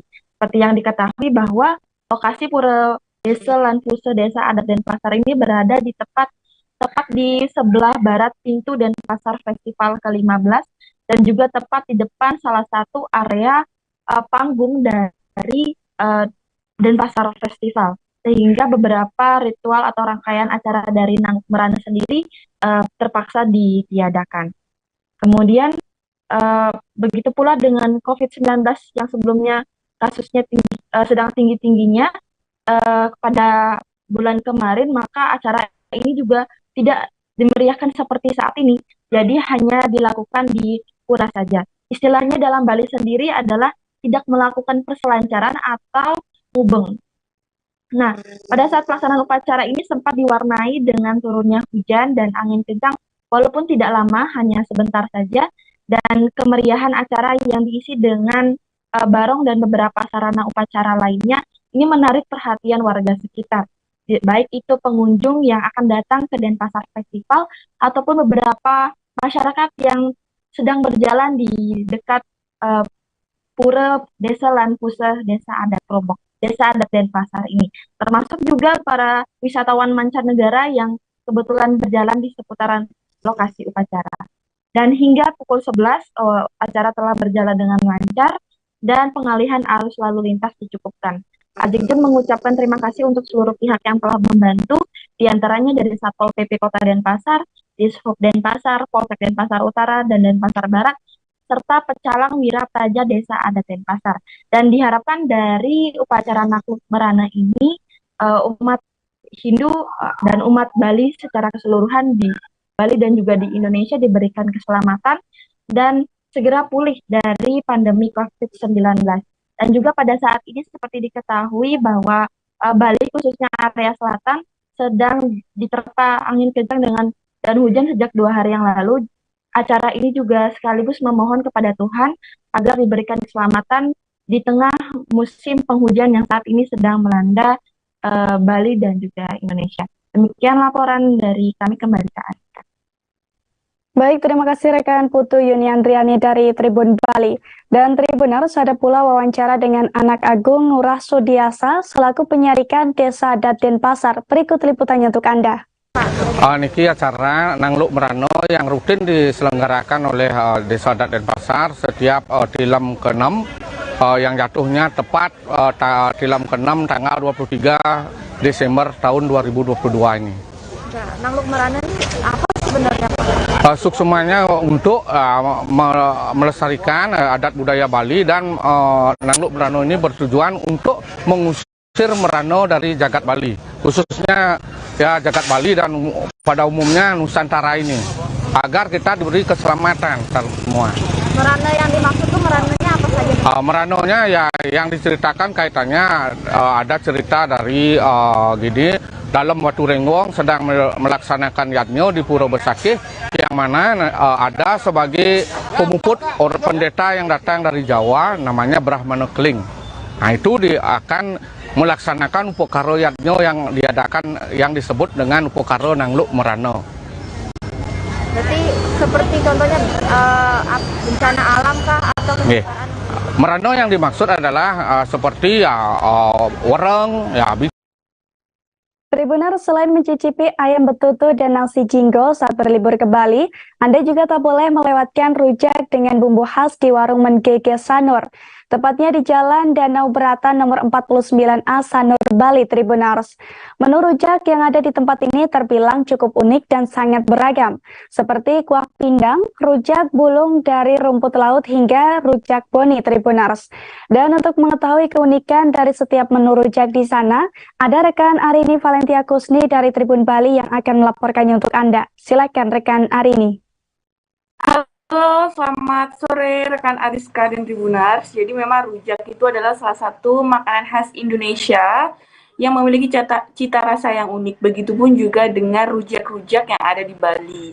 Nah, kali ini Tribunars punya rekomendasi yaitu rujak Menggege. Warung Menggege ini berlokasi di Jalan Danau Beratan nomor 49 Sanur, Bali, dan setiap hari buka dari jam setengah 10 WITA hingga jam 8 malam.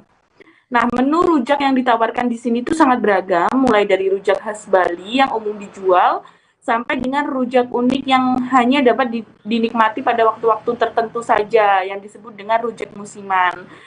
Nah, kali ini rujak musiman yang ada di warung Menggege, yaitu salah satunya adalah rujak jeruk Bali dan juga rujak juwet, yang termasuk ke dalam rujak musiman di warung Menggege yang nggak setiap hari selalu ready ya, jadi tergantung stoknya ada apa enggak gitu. Nah, rujak ini terdiri dari potongan buah segar yang dicampur dengan bumbu rujak seperti cabai, garam, terasi, kemudian dihaluskan dan dituang kuah sedikit. Nah, rasa rujak ini tuh menurut kami sangat pas ya, karena ada cita rasa pedasnya, gurihnya, masem, dan lain-lain. Nah, terus kemudian ada juga nih rujak yang nggak kalah menariknya, yaitu rujak kuah pindang. Yang kemudian rujak kuah pindang ini ketika kita memakannya itu akan dicampur dengan menggunakan kaldu ikan tongkol dan rasanya tidak amis sama sekali. Atau Tribuners yang mau mencoba rujak anti mainstream lainnya, ada rujak bulung namanya, yaitu terbuat dari rumput laut. Selain menggunakan rumput laut, menu ini juga berisi parutan kelapa dan kuah kaldu ikan tongkol yang dicampur dengan bumbu rujak. Nah, meskipun identik dengan rujak, di warung Menggege ternyata nggak hanya menu rujak aja, rekan Ariska Tribuners bisa menikmati beberapa menu lainnya. Dan start harganya juga sangat affordable, sangat terjangkau, mulai dari 3.000 hingga 20.000. Sedangkan untuk harga minumannya dari harga 5.000 sampai 25.000. Menu minumannya yang paling best seller itu ada alpukat salju, kemudian ada es durian salju, es daluman, yaitu es khas Bali, dan juga beberapa es lainnya seperti es ketan hijau, kemudian es pisang hijau, dan juga es kelapa. Nah, uniknya di warung Menggege ini penyajiannya semua menggunakan piring berwarna hitam seperti di video tersebut. Seperti itu rekan Ariska yang bisa kami laporkan untuk rekomendasi kuliner ketika di Bali. Baik rekan Arini Valentia Kusni dari Tribun Bali, terima kasih atas informasi dan juga rekomendasi Anda. Kita beralih ke informasi selanjutnya, Tribuners. Dalam rangka menyambut hari ulang tahun ke-63 Kabupaten Pasir, Dinas Pendidikan dan Kebudayaan Kabupaten Pasir menggelar parade budaya. Kegiatan itu dimulai dari depan kantor Bupati Pasir dan finish di depan Arena MTH pada Kamis 22 Desember 2022 kemarin. Dalam pelaksanaannya, parade budaya tersebut diikuti oleh berbagai etnis suku. Dan bagaimana kemeriahannya akan disampaikan oleh rekan Saifullah dari Tribun Kaltim. Silahkan rekan Saiful.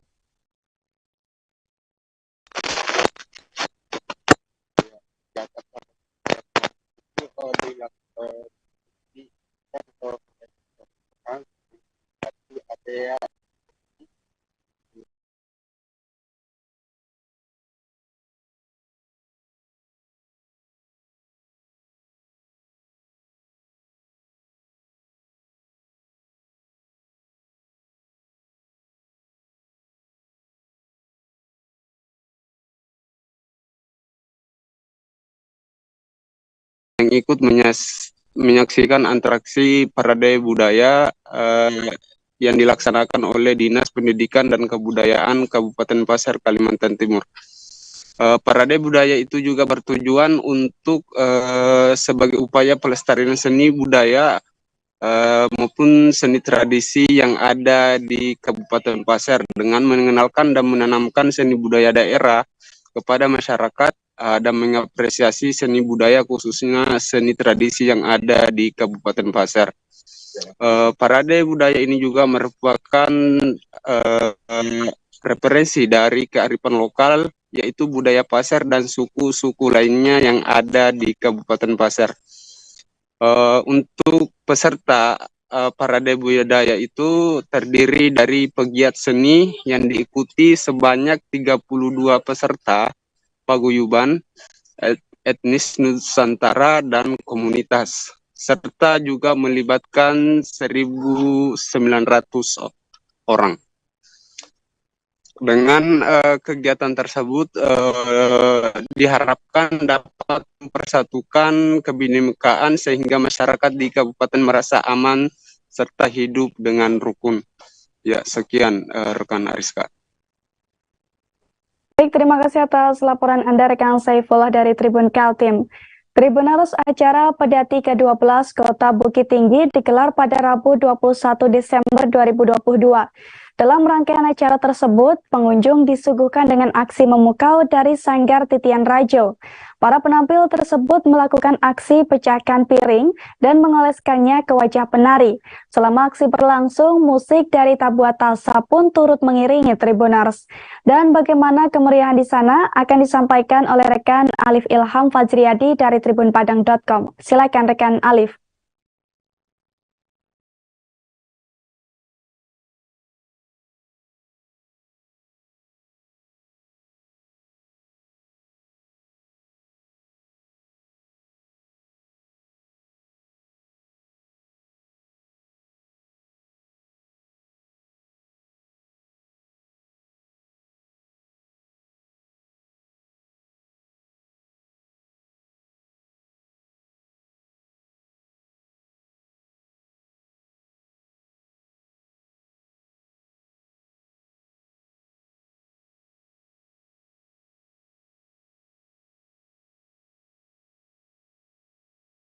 Nah, terkendala sinyal, kita akan beralih ke informasi selanjutnya, Tribuners.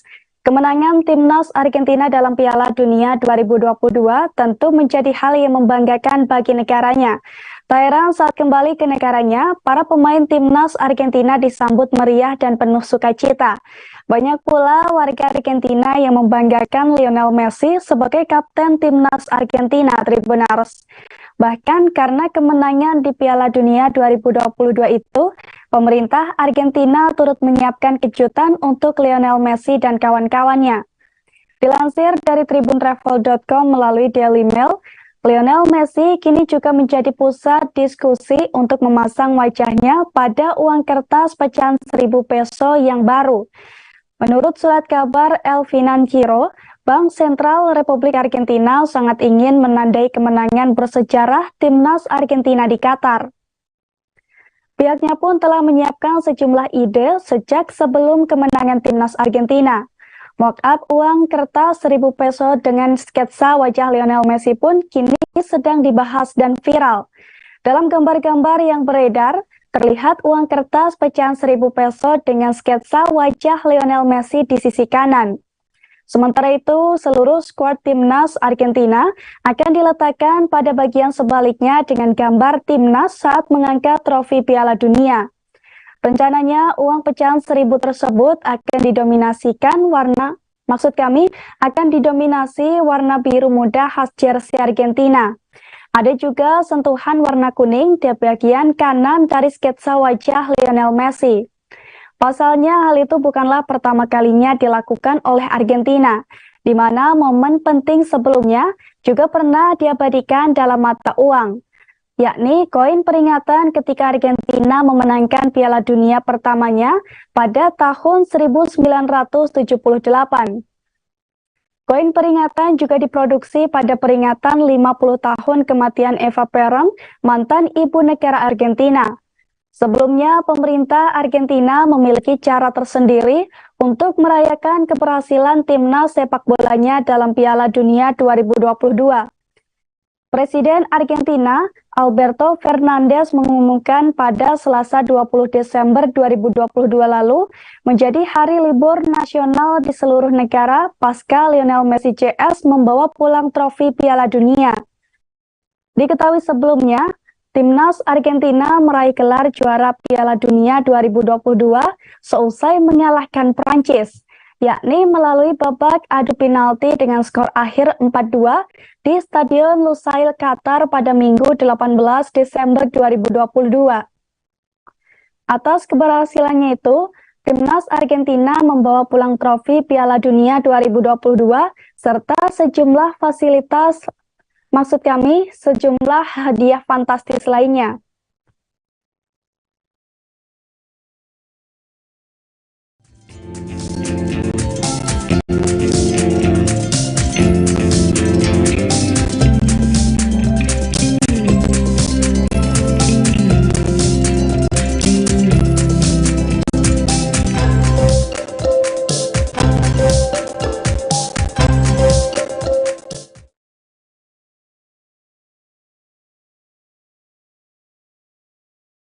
Tribuners, acara Pedati ke-12 Kota Bukit Tinggi digelar pada Rabu 21 Desember 2022. Dalam rangkaian acara tersebut, pengunjung disuguhkan dengan aksi memukau dari Sanggar Titian Rajo Tribuners. Para penampil tersebut melakukan aksi pecahkan piring dan mengoleskannya ke wajah penari. Selain aksi berlangsung, musik dan tabuhan tasa pun turut mengiringi. Dan bagaimana kemeriahan di sana akan disampaikan oleh rekan Alif Ilham Fajriyadi dari tribunpadang.com. Silakan rekan Alif.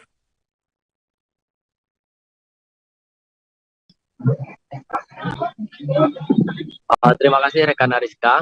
Dapat saya laporkan dari Kota Bukit Tinggi, Sumatera Barat, bahwasanya pada beberapa hari lalu, tepatnya itu telah menjadi momen peringatan Hari Jadi Kota Bukit Tinggi dan Pesta Budaya Seni yang ke-12. Nah, kegiatan ini dilangsungkan sejak pertengahan lalu hingga akhir tahun mendatang sampai dengan tanggal 31. Nah, dalam hal ini kegiatan Pedati ini mengundang berbagai perangkat kesenian, pesta seni yang khusus untuk masyarakat dan sanggar-sanggar yang ada di Kota Bukit Tinggi.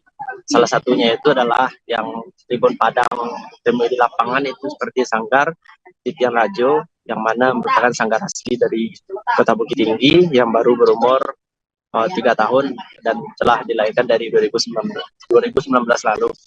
Dan juga dari hasil liputan tim Tribun Padang di lapangan, didapati informasi bahwasanya ada atraksi-atraksi seperti jak kaca dan juga mengoleskan kaca ke wajah penari, dan itu disebut dengan tari piring, yang mana menurut keterangan dari pemilik sanggar itu tidak menggunakan doa-doa ataupun istilahnya ritual-ritual tertentu, ritual khusus, hanya menggunakan metode-metode latihan saja. Dan juga salah satu trik yang bisa digunakan untuk tari piring ini menurut informasi yang didapatkan Tribun Padang, salah satunya itu dengan tidak membiarkan kaki penari basah.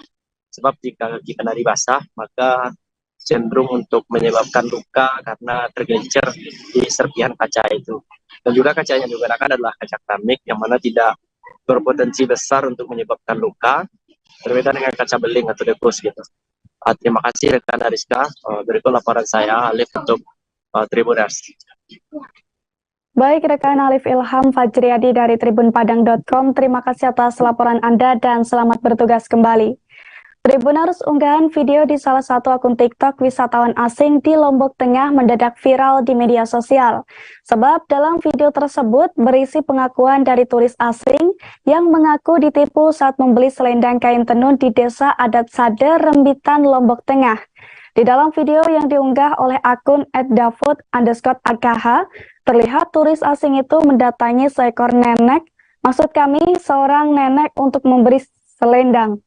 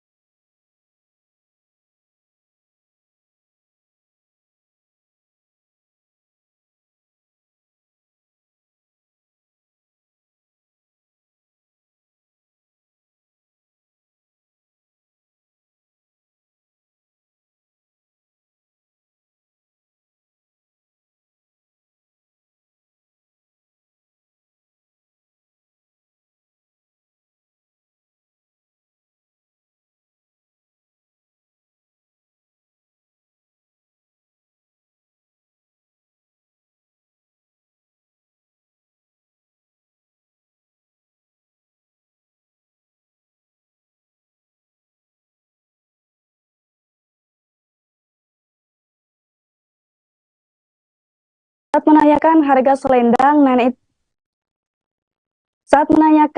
selendang, nenek itu pun menjawab 60.000. Mendengar harga tersebut, turis asing tersebut menilai harga yang ditawarkan terlalu tinggi. Turis asing itu pun bahkan mengatakan bahwa sang nenek mencoba menipunya.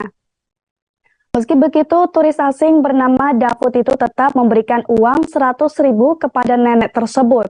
Setelah viral, terpantau bahwa video itu kini telah dihapus oleh akun TikTok @davud_akh. Namun video itu masih terlihat di akun Instagram Menteri Pariwisata dan Ekonomi.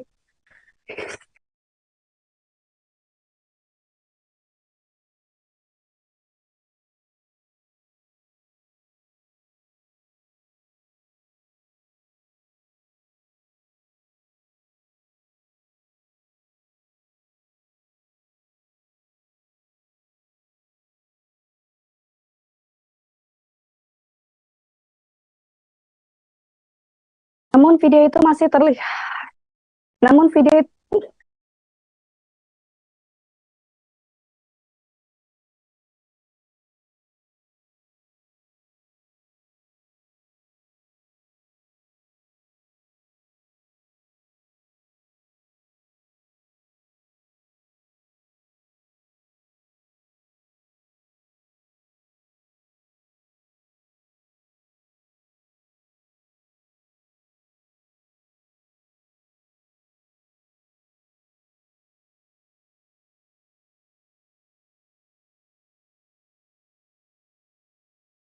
video itu masih terlihat di akun Instagram Menteri Pariwisata dan Ekonomi Kreatif Sandiaga Salahuddin Uno. Lewat akun @sandiuno, Sandi mengunggah pernyataan pada Minggu 18 Desember 2022. Pasalnya, Sandiaga Uno sangat menyayangkan tindakan dari turis asing tersebut. Padahal menurutnya, hal itu terjadi akibat kesalahan persepsi dan komunikasi saja. Sehingga menurut Sandiaga Uno, kurang elok apabila turis tersebut menggiring opini publik untuk membenci masyarakat dan desa Sade. Sandiaga Uno pun yakin bahwa perkembangan desa wisata sendiri bisa meningkatkan penghasilan masyarakat, baik bagi lapangan pekerjaan maupun pelaku UMKM, sehingga bisa juga menjadikan perekonomian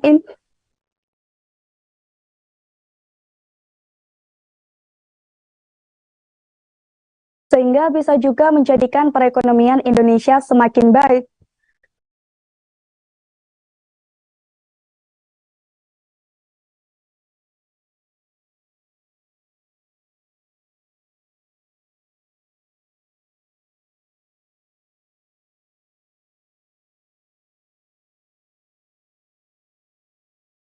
Terkait hal ini, Kepala Dinas Pariwisata Nusa Tenggara Barat atau NTB Yusron Hadi mengungkapkan perlu peningkatan sumber daya manusia atau SDM untuk menghadapi wisatawan lokal dan asing.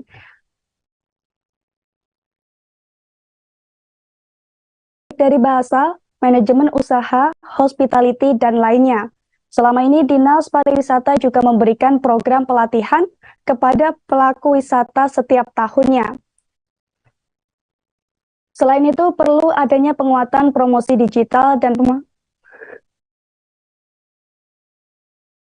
kami, selain itu perlu adanya penguatan promosi digital dan pemasaran.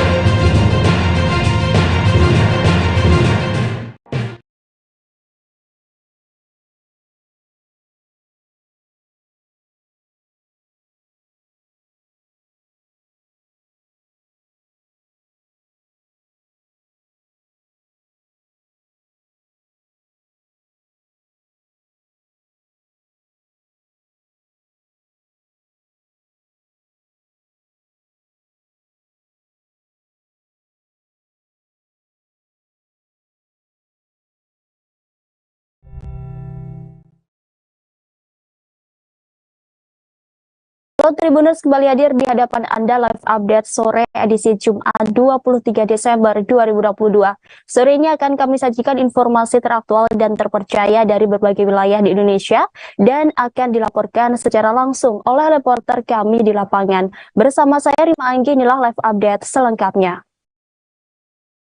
Kita menuju informasi pertama. Tribuners, Bupati Halmahera Selatan Usman Sidik enggan membayar sisa utang Pemkab Halmahera Selatan ke PT Sarana Multi Infrastruktur. Adapun hutang tersebut senilai 58 miliar rupiah. Usman menilai hutang tersebut tidak wajar dan pinjaman tersebut merupakan dari bupati yang menjabat sebelumnya. Informasi selengkapnya akan disampaikan rekan Nur Hidayat dari Tribun Ternate. Silakan rekan. Ya, rekan Rima di studio dan pemirsa Tribuners, terkait dengan pinjaman dari PT SMI oleh Pemda Halmahera Selatan ini diketahui telah berlangsung pada tahun 2017 lalu. Itu di masa kepemimpinan Bupati Halmahera Selatan saat itu, yaitu Bahrain Kasuba. Dan di masa penghujung jabatannya pada tahun 2020 lalu ada penandatanganan pinjaman utang dari PT SMI senilai 100 miliar lebih. Nah, sisa utang itu kemudian tersisa kurang lebih 58 miliar. Dan saat ini utang dari Pemkab Halmahera Selatan itu masih menunggak di PT SMI itu sendiri. Oleh karena itu, Bupati Halmahera Selatan Usman Sidik yang saat ini meminta sebagai Bupati Halmahera Selatan yang dilantik pada tahun 2020 lalu merupakan pemerintahan Kabupaten Halmahera Selatan yang saat ini akan melanjutkan atau membayar sisa utang dari pemerintahan sebelumnya itu senilai 58 miliar rupiah. Bupati Halmahera Selatan Usman Sidik sendiri menegaskan bahwa dirinya tidak akan atau pihaknya tidak akan membayar sisa utang senilai 58 miliar tersebut. Sebab itu merupakan sisa utang dari pemerintahan sebelumnya. Menurutnya pinjaman uang atau uang dari PT SMI ini dari daerah itu tidak disamakan seperti di negara, di mana kalau untuk negara bisa saja pemerintahan sebelumnya melanjutkan atau melunasi utang tersebut karena dia bersifat jangka panjang. Sementara di daerah sendiri tidak sehamanya seperti itu. Rima dan Tribuners, terkait dengan utang PT di Pemda Halmahera Selatan di PT SMI ini berlangsung sejak disampaikan tadi itu kurang lebih dari tahun 2017 hingga saat ini. Pinjaman itu tentu digunakan dalam beberapa pembangunan infrastruktur di Halmahera Selatan. Salah satunya adalah pembangunan pasar Tuwokona yang terletak di Kecamatan Bacan Selatan. Nah, oleh karena itu kemungkinan saat ini PT SMI sudah melayangkan penagihan ke Pemkab Halmahera Selatan, sehingga itu pemerintahan Kabupaten Halmahera Selatan di bawah kepemimpinan Usman Sidik sendiri menolak akan melunasi sisa utang dari PT SMI senilai 58 miliar itu. Karena sekali lagi disampaikan bahwa utang tersebut merupakan sisa utang dari Bupati Halmahera Selatan sebelumnya, itu ya Bahrain Kasuba, yang di masa penghujung jabatannya meninggalkan sisa-sisa utang yang sebelumnya dipinjam oleh Pemda Halmahera Selatan. Demikian Rima dan Tribunas dapat kami laporkan dari Halmahera Selatan, kami kembalikan ke studio. Baik, terima kasih laporannya rekan Nur Hidayat. Selamat bertugas kembali. Tim Advokasi untuk Kemanusiaan bersama dengan keluarga korban tragedi obat beracun atau gagal ginjal anak melakukan audiensi dengan Ombudsman RI. Pertemuan digelar di kantor Ombudsman Jalan Rasuna Said, Jakarta Selatan pada Jumat 23 Desember hari ini. Tim tanduk dalam pertemuan ini dipimpin oleh Al-Araf yang juga menjabat sebagai Ketua Badan Pengurus Sentra Inisiatif. Kehadiran tim tanduk dan keluarga korban diterima oleh Ketua Ombudsman RI Muhammad Najih dan pimpinan Ombudsman yakni Robert Naendi Jaweng. Informasi selengkapnya akan disampaikan rekan Fahdi Fahlevi dari Tribun News. Silakan rekan. Ya, Rima, tadi tim advokasi kemanusiaan bersama keluarga korban gagal ginjal akut melakukan audiensi ke Ombudsman RI untuk melaporkan dugaan maladministrasi yang dilakukan oleh pemerintah, dalam hal ini Kemenkes, dalam penanganan kasus gagal ginjal akut di tanah air. Tadi tim advokasi kemanusiaan dipimpin oleh Al-Araf dan beberapa advokat lainnya, yakni Julius Ibrani. Terdapat pula tadi dua orang tua korban gagal ginjal akut dalam pertemuan ini. Para keluarga korban ditemui oleh Ketua Ombudsman Muhammad Najih serta pimpinan Ombudsman lainnya, yakni Robert Naendi Jaweng. Dalam pertemuan tadi, keluarga korban menyampaikan harapannya kepada Ombudsman agar dapat membantu mereka menemukan keadilan untuk menuntut pemerintah menetapkan kasus gagal ginjal akut di Indonesia sebagai kejadian luar biasa. Tadi mereka berharap pemerintah dapat memberikan kemudahan-kemudahan dalam penanganan proses perawatan korban. Tadi juga terdapat keluarga korban yang anaknya mengalami meninggal dunia setelah mengalami gagal ginjal akut. Dirinya menyampaikan bahwa terdapat sejumlah kejanggalan yang dalam proses penanganan yang diindikasikan sebagai bentuk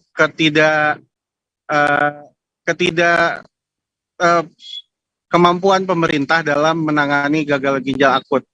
Demikian, Rima. Baik, terima kasih laporannya rekan Fahdi Fahlevi. Selamat bertugas kembali. Beberapa waktu lalu Keraton Solo dikabarkan sempat dibobol maling dan dilaporkan ke polisian.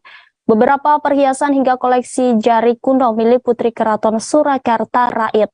Terbaru kasus dugaan pencurian di lingkungan Keraton Kasunanan Surakarta kini masih dalam proses penyelidikan. Informasi selengkapnya akan disampaikan rekan Adi Surya Samodra dari Tribun Solo. Silakan rekan.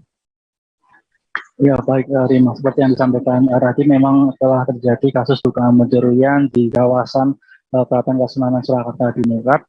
Dan memang ada sejumlah barang yang dilaporkan itu diduga dicuri oleh terduga pelaku. Dan dari barang-barang yang dicuri oleh terduga pelaku sendiri itu kemudian diketahui atau menurut keterangan dari pemilik sendiri, yakni Gusti Devi Leliana, mengatakan bahwa ada jari-jari kuno maupun perhiasan-perhiasan miliknya yang kemudian diambil oleh terduga pelaku. Adapun pada hari ini juga telah dilakukan olah TKP di lokasi kejadian dan polisi masih menganalisis data-data yang telah dikumpulkan dari lapangan. Mungkin bisa sampaikan kembali ke rekan Rima. Baik, terima kasih atas laporannya rekan Adi Surya. Selamat bertugas kembali. Seorang pekerja bangunan tewas tersengat listrik saat merenovasi ruko yang berada di Desa Susukan, Kecamatan Bojonggede, Kabupaten Bogor pada Kamis 22 Desember 2022. Diduga korban yang memegang bajaringan menyentuh kabel listrik dengan tegangan tinggi. Korban tewas usai terjatuh dari 2 lantai dan mengalami luka bakar. Informasi selengkapnya akan disampaikan rekan Amar dari Tribun Bogor. Silakan laporannya. Baik, terima kasih rekan Rima dan Tribuners dimanapun Anda berada. Jadi pada hari Kamis kemarin, tanggal 22 Desember 2022, seorang pekerja bangunan meninggal dunia akibat tersengat aliran listrik saat merenovasi ruko yang berada di Desa Susukan, Kecamatan Bojonggede, Kabupaten Bogor. Menurut kesaksian anak korban, saat sebelum kejadian, korban sempat meminta sebatang bajaringan untuk melakukan pekerjaannya. Kemudian setelah diberikan sebatang bataringan yang diinginkan oleh korban, anak korban pun bergegas untuk melanjutkan pekerjaan lainnya. Namun sesaat berjalan belum sampai beberapa menit, anak korban mendengar suara ledakan. Nah, setelah itu anak korban melihat kepada ayahnya yang berada di lantai 2 bagian depan bangunan, ternyata sudah terjatuh dari lantai 2 ke lantai. Nah, akibatnya korban pun meninggal dunia. Kemudian pihak kepolisian langsung melakukan olah TKP dan juga jasad korban langsung dimandikan di tak jauh dari lokasi karena korban sendiri merupakan warga Cirebon yang hanya bekerja di ruko tersebut.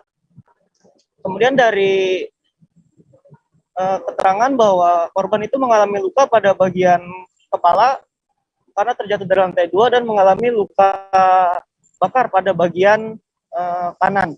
Nah, diduga penyebab dari korban tersengat aliran listrik karena besi bajaringan tersebut menyentuh atau bersentuhan langsung dengan kabel listrik yang memiliki tegangan tinggi. Begitu rekan Rima yang dapat kami laporkan dari Kabupaten Bogor. Baik, terima kasih laporannya rekan Amar. Selamat bertugas kembali. Berikut kami tampilkan wawancara dari anak korban berinisial IH. Tadinya lagi ngerjain di sono di atas Lester. Saya lagi di situ di atas. Terus dia minta aduk sama holo besi. Saya melemer, ambil holo juga, saya kasih holonya. Saya jalan ambil aduk pas di pertengahan, dia jatuh meledak. Ada suara ledakan? Iya, suara ledakan. Terus korban langsung jatuh ke bawah? Iya, langsung jatuh ke bawah. Aksi pencurian sepeda motor terjadi pada seorang wanita di Pulau Lombok, Nusa Tenggara Barat. Awalnya sang korban mengenali pelaku yang juga sebagai selingkuhannya melalui jejaring media sosial Facebook. Hingga akhirnya berkencan dengan selingkuhannya dan menjadi korban pencurian sepeda motor.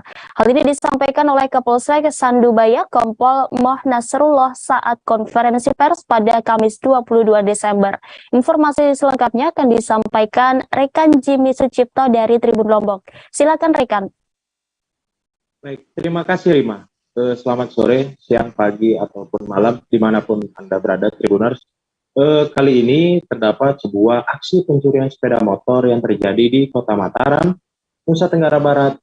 Dan awalnya, Kompol Nasrullah mengatakan bahwa korban berinisial MG. MG sendiri merupakan seorang wanita yang bekerja sebagai pengurus rumah tangga dan beralamat di Dusun Tebango, Desa Pemenang Timur, Kecamatan Pemenang, Kabupaten Lombok Utara. Awalnya MG berkenalan dengan pelaku melalui jejaring media sosial Facebook dengan SRS, yaitu laki-laki yang beralamat di Lenang Lekong Timur, Kelurahan Mandalika, Kecamatan Sandubaya, Kota Mataram. Karena sudah cukup perkenalan melalui media Facebook, pelaku dan juga korban akhirnya sepakat berkenalan lebih lanjut di jejaring WhatsApp dan juga memiliki janji temu yang saat itu pada 5 November 2022 sekitar pukul 9 WITA malam hari. Dan saat ditemui, kedua pelaku dan juga korban saat itu berjalan-jalan di mana di Kota Mataram, Cakranegara, sebelum menuju hotel tempat mereka bersinggah. Jadi di saat mereka sudah sampai di hotel sekitar pukul 10 malam, SRS dan juga MG yang saat itu dikenal sebagai Agus, nama samarannya Agus, melancarkan aksinya usai mereka bermadu kasih di hotel.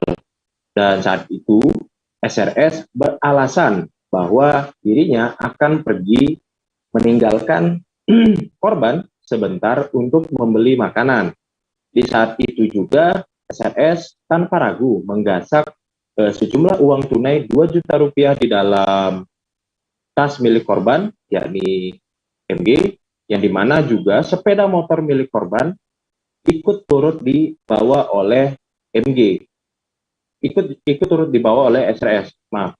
Dan pada saat MG menunggu di hotel hingga pukul 11.30 malam, saat itu SRS tidak kunjung kembali ke hotel, dan di sana muncul kecurigaan MG bahwa SRS telah pergi meninggalkan MG atau korban dengan uang tunai sejumlah 2 juta rupiah yang baru saja diambil dari tasnya, dan juga satu unit sepeda motor yang sudah berhasil dipinjam tadi.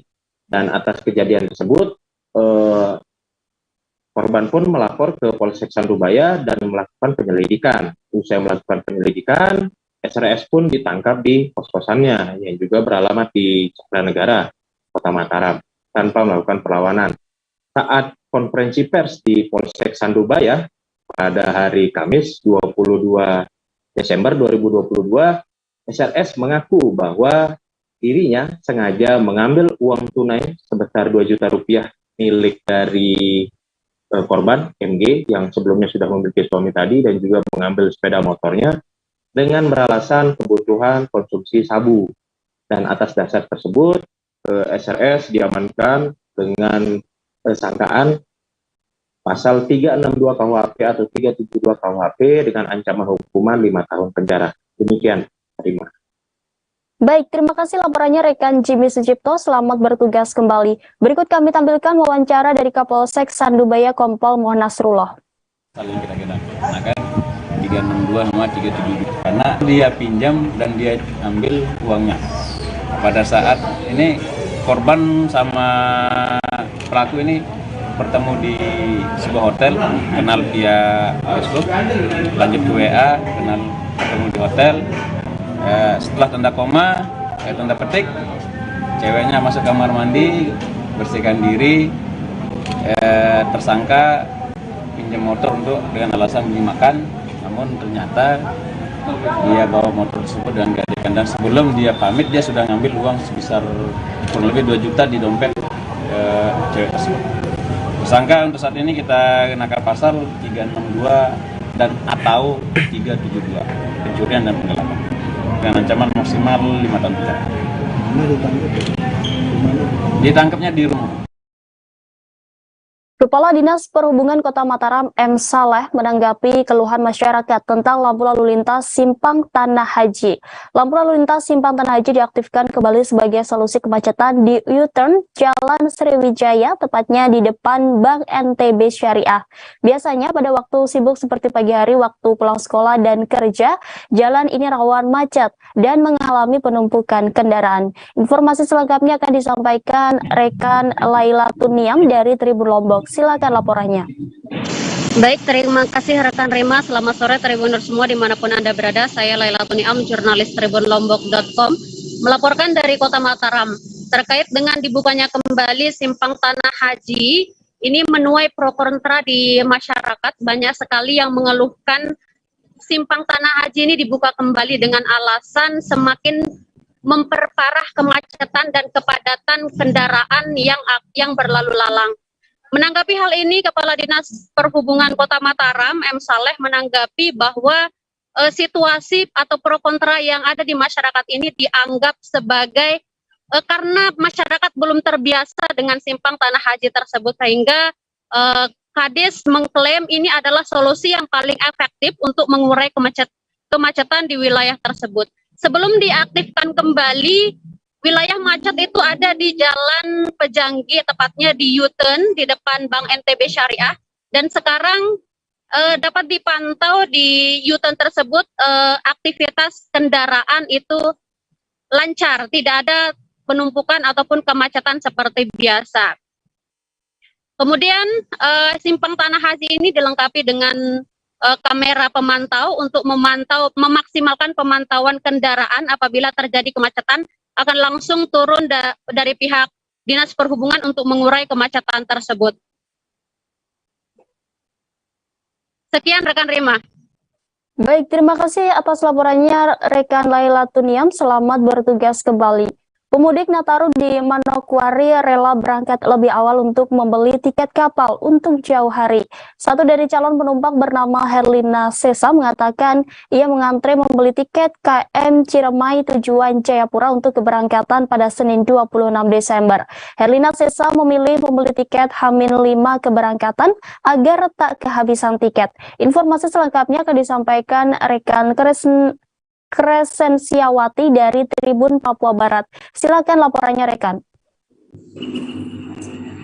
Baik rekan Prima dan Tribuners dimanapun Anda berada, betul sekali bahwa pemudik Nataru di Kabupaten Manokwari, Papua Barat itu memilih untuk membeli tiket lebih awal ataupun berangkat lebih awal, seperti pengakuan dari Kepala Cabang PT Pelni Kabupaten Kepala Cabang PT Pelni Manokwari Muhammad Jabir bahwa mulai dari awal Desember itu sudah ada terhitung hingga hari ini sudah ada 7 armada kapal yang berlayar dari Pelabuhan Manokwari untuk mengantar para pemudik Nataru, dan para penumpang yang ke arah wilayah barat Indonesia seperti Surabaya dan Makassar sudah memilih untuk berangkat lebih awal sekitar awal Desember mulai tanggal 3 itu ya Tribuners. Dan pergerakan ke arah timur Manokwari seperti rute ke Biak, Nabire, Serui dan Jayapura juga sangat diminati. Sehingga setiap kali keberangkatan kapal Pelni itu tak kurang dari 1.000 penumpang sudah berangkat, dan ada setidaknya 6 kapal sehari-hari di Pelabuhan Manokwari, yakni Kantidar, Ciremau, Sinabung, Gunung Dempo, Labobar yang beroperasi di Pelabuhan Manokwari. Tetapi untuk khusus Nataru ini diberbantukan satu armada kapal, yakni KM Dobon Solo, dan ketujuh kapal ini sudah berangkat, sudah bertolak, dan para pemudik yang berniat untuk menghabiskan masa liburan tahun baru 2023 di kampung halaman mereka memilih untuk membeli tiket di loket pembelian tiket di kantor cabang PT Pelni lebih awal karena takut kehabisan tiket. Seperti yang dilakukan oleh salah seorang penumpang tujuan Jayapura, yakni Elizabeth Sesa, saat ditemui hari Rabu kemarin yang membeli tiket H-5 sebelum keberangkatan pada tanggal 26. Dan lonjakan penumpang ini sudah diprediksi oleh PT Pelni cabang Manokwari sebelumnya, sehingga KM Dobon Solo diperbantukan di Pelabuhan Manokwari untuk melayani penumpang Nataru yang sudah mencapai 7.000 lebih untuk saat ini. Baik, itulah rekan Rima yang bisa saya laporkan dari Manokwari. Saya kembali. Baik, terima kasih atas laporannya Kresensiawati. Selamat bertugas kembali. Ratusan aparat gabungan TNI Polri, Satpol PP, serta stakeholder terkait bakal diturunkan untuk mengamankan pelaksanaan Natal dan Tahun Baru di Kabupaten Jayapura, Provinsi Papua. Kapolres Jayapura AKBP Fredikus Maklaribun mengatakan untuk pengamanan Nataru pihaknya akan melaksanakan operasi lilin Kartens 2022 selama 11 hari.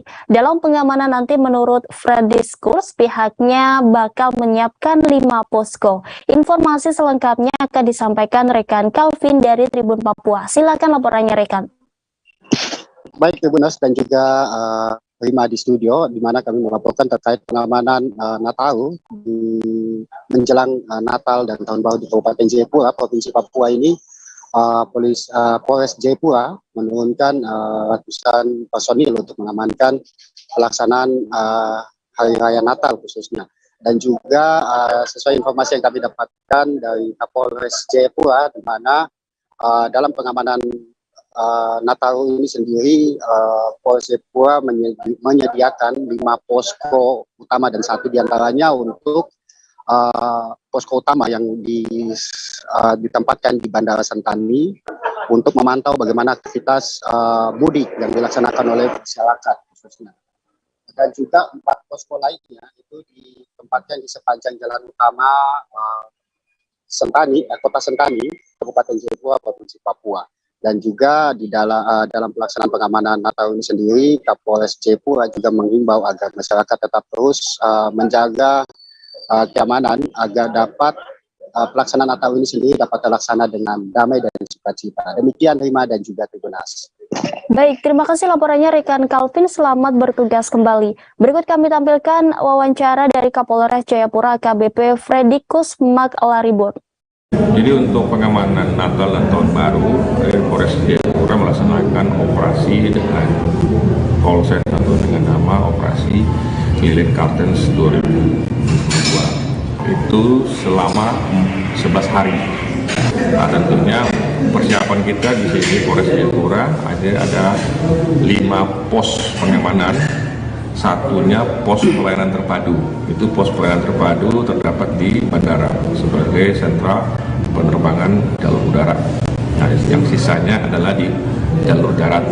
Ada di tempat-tempat keramaian dalam hari ini, ya tempat-tempat bisnis, ada 4 pos sepanjang jalur utama yang ada di Kota Sentani. Untuk personil sendiri yang terlibat, kita libatkan 150 orang.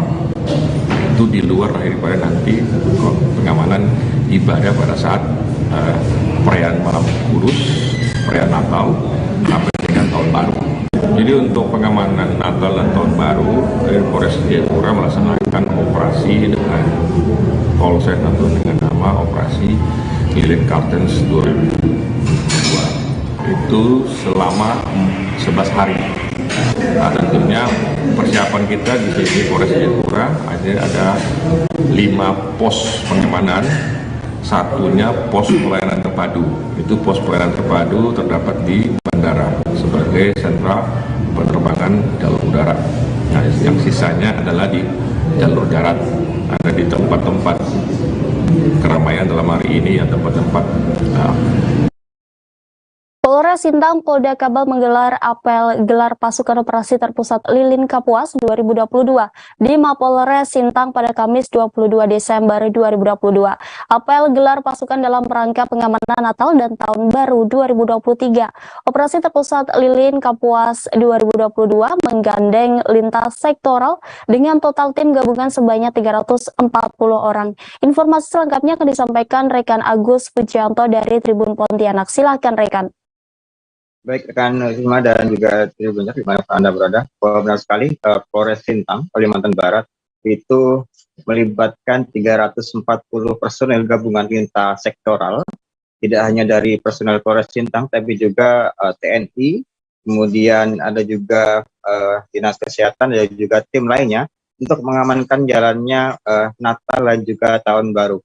Operasi Lilin Kapuas digelar mulai dari kemarin sampai dengan awal Januari 2023 atau selama 11 hari. 340 personil ini akan disebar di sejumlah titik yang dianggap vital seperti bandara, kemudian gereja, kemudian pasar dan lokasi lain untuk meminimalisir terjadinya gangguan Kamtibnas. Selama Natal dan juga Tahun Baru 2023 akan ada 5 posko yang nanti akan dipusatkan di beberapa titik untuk pengamanan dan juga pelayanan kepada masyarakat. Mulai hari kemarin, posko sudah dibentuk dan didirikan. Personel juga sudah mulai disiagakan di sejumlah titik-titik yang sudah ditentukan, termasuk di gereja, bandara, dan lain sebagainya. Demikian, Rima dari Sintang, Kalimantan Barat. Baik, terima kasih atas laporannya rekan Agus Pujianto. Selamat bertugas kembali. Pemerintah Kabupaten Rotendao melalui pemimpin daerahnya berupaya membantu pemenuhan Kabupaten Petani lewat penyerahan alat mesin pertanian atau Alsintan. Penyerahan Alsintan tersebut dimaksudkan dalam rangka menekan inflasi serta sebagai sarana penunjang pengembangan dan produksi hasil pertanian guna menumbuhkan ekonomi masyarakat tani. Bantuan ini diserahkan langsung oleh Bupati Rotendao Paulina Haning Bulu didampingi Kepala Dinas Pertanian Salmun Haning. Informasi selengkapnya akan disampaikan rekan Rio Teti dari Pos Kupang. Silakan laporannya. Baik, rekan Rima dan Tribuners sekalian, dapat saya laporkan dari Kabupaten Rotendao bahwa kemarin tanggal 22 Desember tahun 2022, Bupati Rotendao Paulina Haning Bulu bersama Kepala Dinas Pertanian Kabupaten Rotendao Salmun Haning memberikan alat mesin pertanian berupa mesin pompa air 2 dim dan juga traktor roda 2 dengan rincian 14 mesin pompa air dan juga 5 traktor roda 2. Penyerahan ini dilaksanakan di gudang Dinas Pertanian Kabupaten Rotendao, tepatnya di Desa Persiapan Lelain, Kecamatan Lowalain. Dalam arahannya sebelum menyerahkan bantuan alat mesin pertanian tersebut, Bupati Paulina mengatakan bahwa alat yang disalurkan ini tidak boleh diperjualbelikan. Apabila diperjualbelikan akan dilaporkan oleh Bupati kepada polisi. Kemudian terkait dengan penyerahan yang dimaksud itu untuk menekan inflasi dan juga untuk memberikan kesejahteraan kepada masyarakat. Karena bagi Bupati Paulina, apabila masyarakat sejahtera, pemerintah juga ikut sejahtera. Kemudian Kepala Dinas Pertanian Kabupaten Rotendao Salmun Haning mengatakan bahwa penyerahan bantuan alat mesin pertanian ini diserahkan kepada beberapa kecamatan dengan rincian para kelompok tani yang tergabung dalam kelompok tersebut dan diserahkan diwakili oleh para ketua. Dan penyerahan tersebut dilakukan dengan rincian Kecamatan Landuleko, Kecamatan Rote Tengah, Kecamatan Rote Barat Laut, Kecamatan Rote Barat Daya, dan juga Kecamatan Lowalain. Demikian rekan Rima, saya kembalikan. Baik, terima kasih atas laporannya rekan Rio Teti. Selamat bertugas kembali. Jelang Natal dan Tahun Baru, harga komoditi andaliman di Kota Medan melonjak. Harga bahan baku untuk pembuatan sambal khas Batak biasanya dibanderol seharga Rp100.000. Kini tembus hingga Rp300.000 per kilogram. Lonjakan harga terjadi lantaran permintaan konsumen yang cukup tinggi. Informasi selengkapnya akan disampaikan rekan Angel dari Tribun Medan. Silahkan laporannya. Ya, terima kasih. Saat ini memang harga komoditi andaliman di Kota Medan melonjak tinggi menjelang Natal dan Tahun Baru. Harga yang biasanya itu hanya Rp100.000 kini mencapai Rp300.000 per kilogram sejak 3 hari yang lalu. Nah, ini turut memberikan sedikit permintaan konsumen yang cukup tinggi, namun stok yang didapatkan oleh para pedagang agak sedikit kesulitan karena beberapa alasan, yaitu permintaan yang tinggi dan juga penyediaan dari para petani yang berkurang.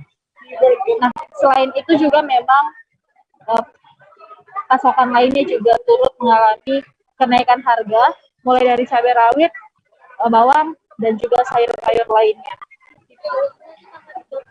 Mungkin sekian informasi dari Tribun Medan. Saya kembalikan ke Rima. Baik, terima kasih atas laporannya rekan Angel. Selamat bertugas kembali. Berikut kami tampilkan wawancara dari Bagus, salah satu penjual sayur mayur. Yang lagi naik cabai rawit. Cabai rawit. Kalau sekarang dia udah 60. Dari 40-an sebelumnya ya, Bang? Berarti menjelang Natal ini cabai rawit dan andaliman yang paling mahal ya, Bang? Kalau andaliman sekarang sentuh harga berapa, Bang? Tapi aku andaliman kurang tahu ya. Heeh.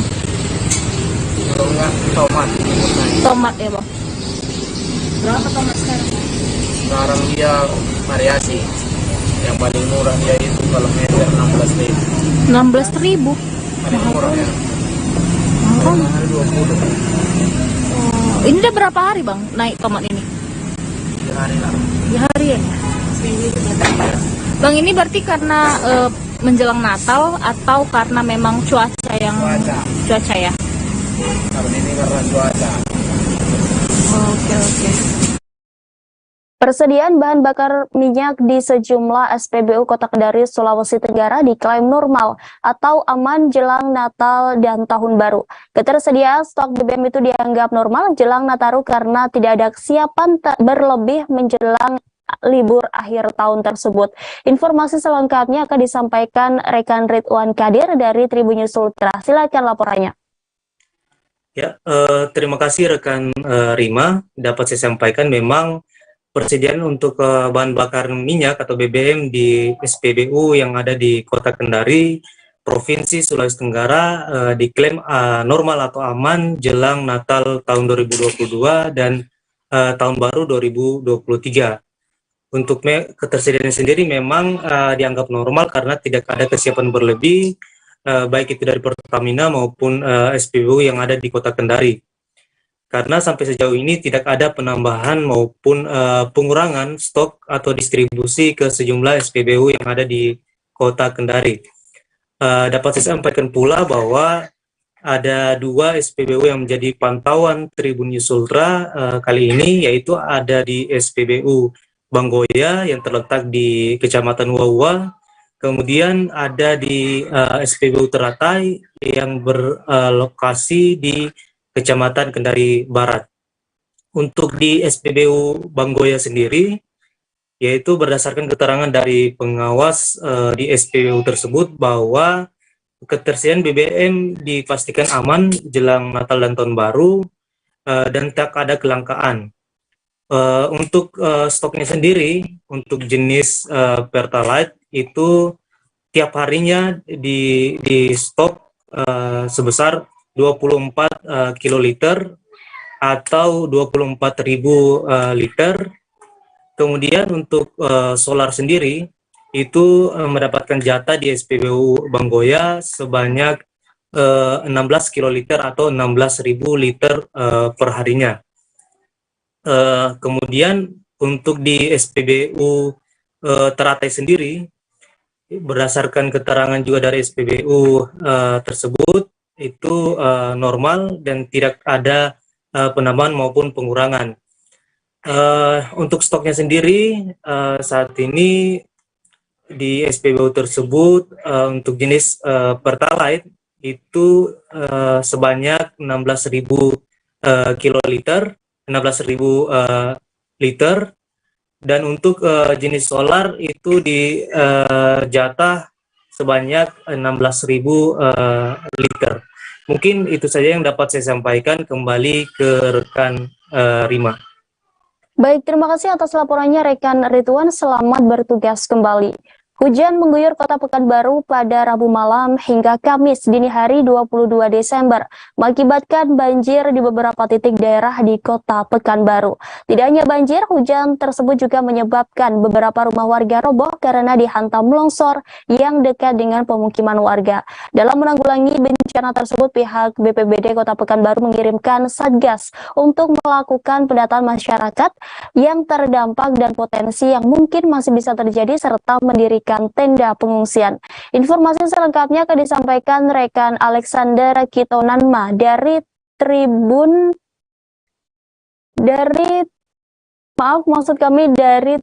Pekanbaru. Silakan laporannya. Baik, terima kasih rekan Rima. Bisa saya laporkan dari Pekanbaru bahwa pada Rabu malam terjadi hujan yang cukup deras dengan intensitas yang cukup tinggi. Dan kondisi tersebut berlangsung cukup lama hingga Kamis dini hari.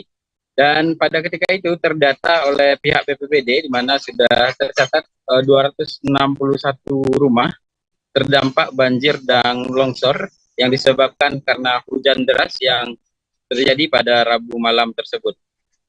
Dan sebanyak 261 rumah tersebut Tribuners itu terdapat di 3 kecamatan, yakni di Tenayan Raya, Bukit Raya, dan juga Kecamatan Sail. Dan kemudian untuk yang paling terdampak, yang paling parah itu ada di Kelurahan Tangkerang Utara yang ada di Kecamatan Bukit Raya. Dari sana banjir sampai 1,5 meter dan surutnya cukup lama sampai keesokan harinya masih terjadi banjir di area tersebut. Dan bisa kita informasikan juga pihak BPBD sendiri, Rima, itu sudah menurunkan tenda-tenda di lokasi-lokasi yang rawan, sehingga masyarakat yang terdampak banjir dan longsor bisa mengungsi di sana untuk sementara waktu. Kemudian juga menurunkan perahu karet untuk evakuasi warga. Dan hingga saat ini, sampai saat ini masih terjadi hujan yang cukup deras di kawasan Pekanbaru, bagian Pekanbaru, dan pihak BPBD juga terus melakukan monitoring setiap waktu. Demikian rekan Rima. Baik, terima kasih atas laporannya rekan Alexander. Selamat bertugas kembali. Polres Bolang, Manggodol Selatan bersama pemerintah kabupaten setempat melakukan pemusnahan barang bukti hasil operasi KRYD.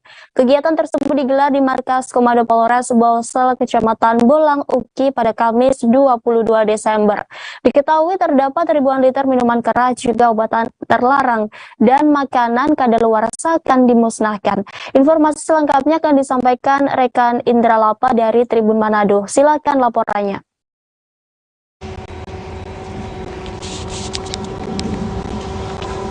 Ya, terima kasih rekan Rima. Benar bahwa pihak Polres Bolsel dan pemerintah Kabupaten Bolamono Selatan itu telah melaksanakan pemusnahan ya barang bukti hasil daripada operasi KRYD. Nah, di mana diketahui bahwa ribuan liter minuman keras telah dimusnahkan rekan Rima. Jadi itu ada beberapa ya. Jadi terdiri dari 9.000 lebih liter jenis cap tikus. Kemudian ada juga obat-obatan rekan Rima. Nah, sekitar 4.000-an lebih obat-obatan yang mengandung ya obat-obatan terlarang ya. Kemudian ada pula 100-an lebih makanan yang kadaluarsa yang dimusnahkan pada kegiatan kali itu. Nah, kegiatan tersebut, pemusnahan barang bukti tersebut itu digelar di markas Komando Polres Bolsel ya, tepatnya di wilayah Perkantoran Panango, Kecamatan Bolang Uki. Dan tentu kegiatan yang dilaksanakan oleh Polres Bolsel ini mendapatkan apresiasi dari pemerintah Kabupaten Bolamono Selatan, Bapak Bupati. Jadi yang hadir kemarin juga itu langsung ya dari Bupati dan Wakil Bupati, juga Sekda, yang melakukan pemusnahan barang bukti bersama Polres Bolsel. Nah, dan juga sekedar informasi bahwa barang bukti yang didapat oleh pihak Polres Bolsel ini itu didapat oleh laporan-laporan masyarakat, di mana kegiatan dari Polres Bolsel Jumat Bacerita itu digelar setiap hari Jumat. Nah, kemudian itu mendapat aduan ya dari masyarakat, sehingga pihak Polres Bolsel melakukan operasi-operasi tersebut dan menemukan sejumlah ratusan minuman beralkohol dan lain sebagainya, sehingga pada kesempatan itu langsung digelar pemusnahan barang bukti dari hasil operasi KRYD. Oke, demikian rekan Rima.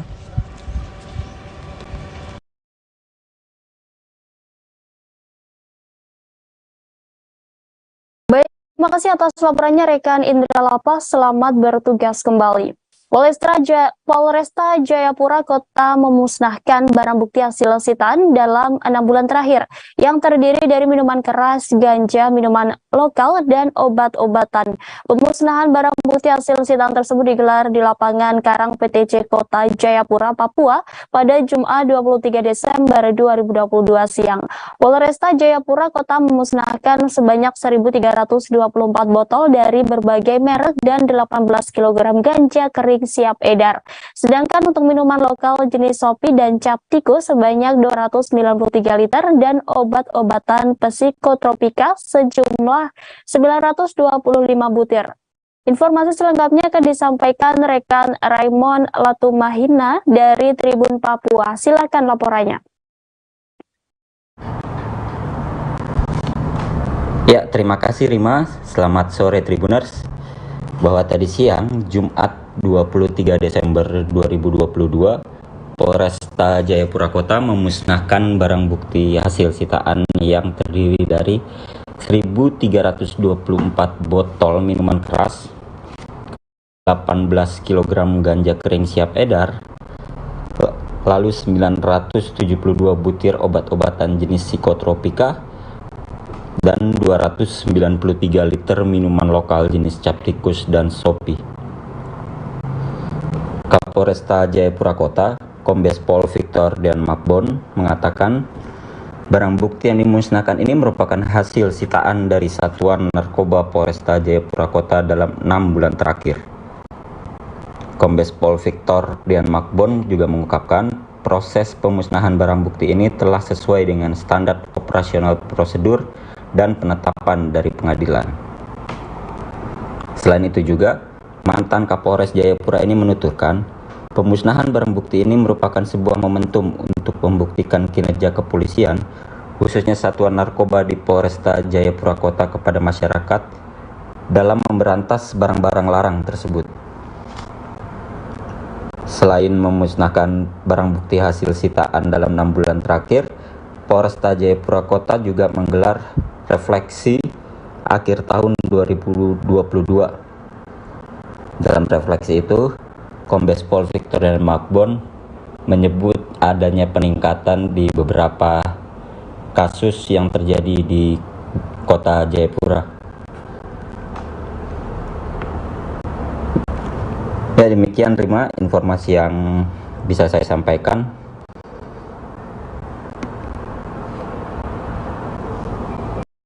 Baik, terima kasih atas laporannya rekan Raymond Latumahina. Selamat bertugas kembali. Berikut kami tampilkan wawancara dari Kapolresta Jayapura Kota, Kombes Pol Victor Dean Makbon.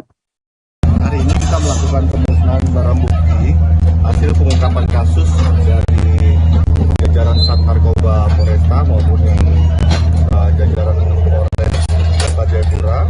Itu ada 4 jenis ganja, kemudian ada obat terlarang, minuman keras, dan juga minuman lokal.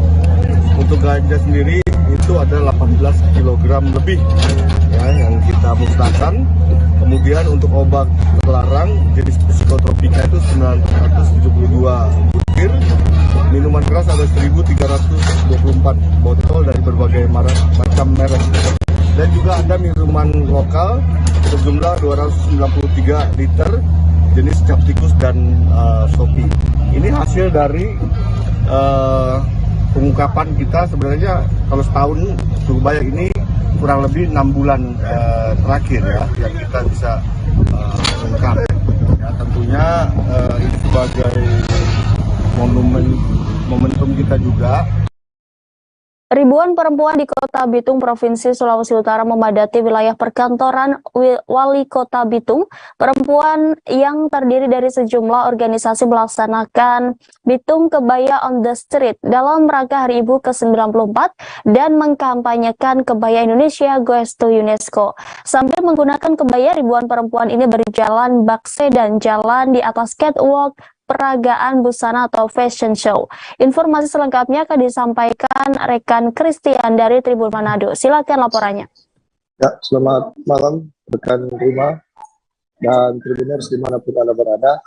Jadi pada hari Kamis kemarin, ribuan perempuan dan ibu-ibu yang ada di Kota Bitung, Provinsi Sulawesi Utara mengambil bagian dalam Bitung Kebaya on the Street yang berlangsung di jalan seputar kantor Wali Kota Bitung dan di Jalan Samratulangi depan kantor Wali Kota Bitung. Nah, kegiatan Bitung Kebaya on the Street ini digagas atau diselenggarakan oleh Dewan Kerajinan Nasional Daerah atau Dikranasda Kota Bitung di bawah pimpinan Ketua Dikranasda Nyonya Rita Mantiri Tangkudung.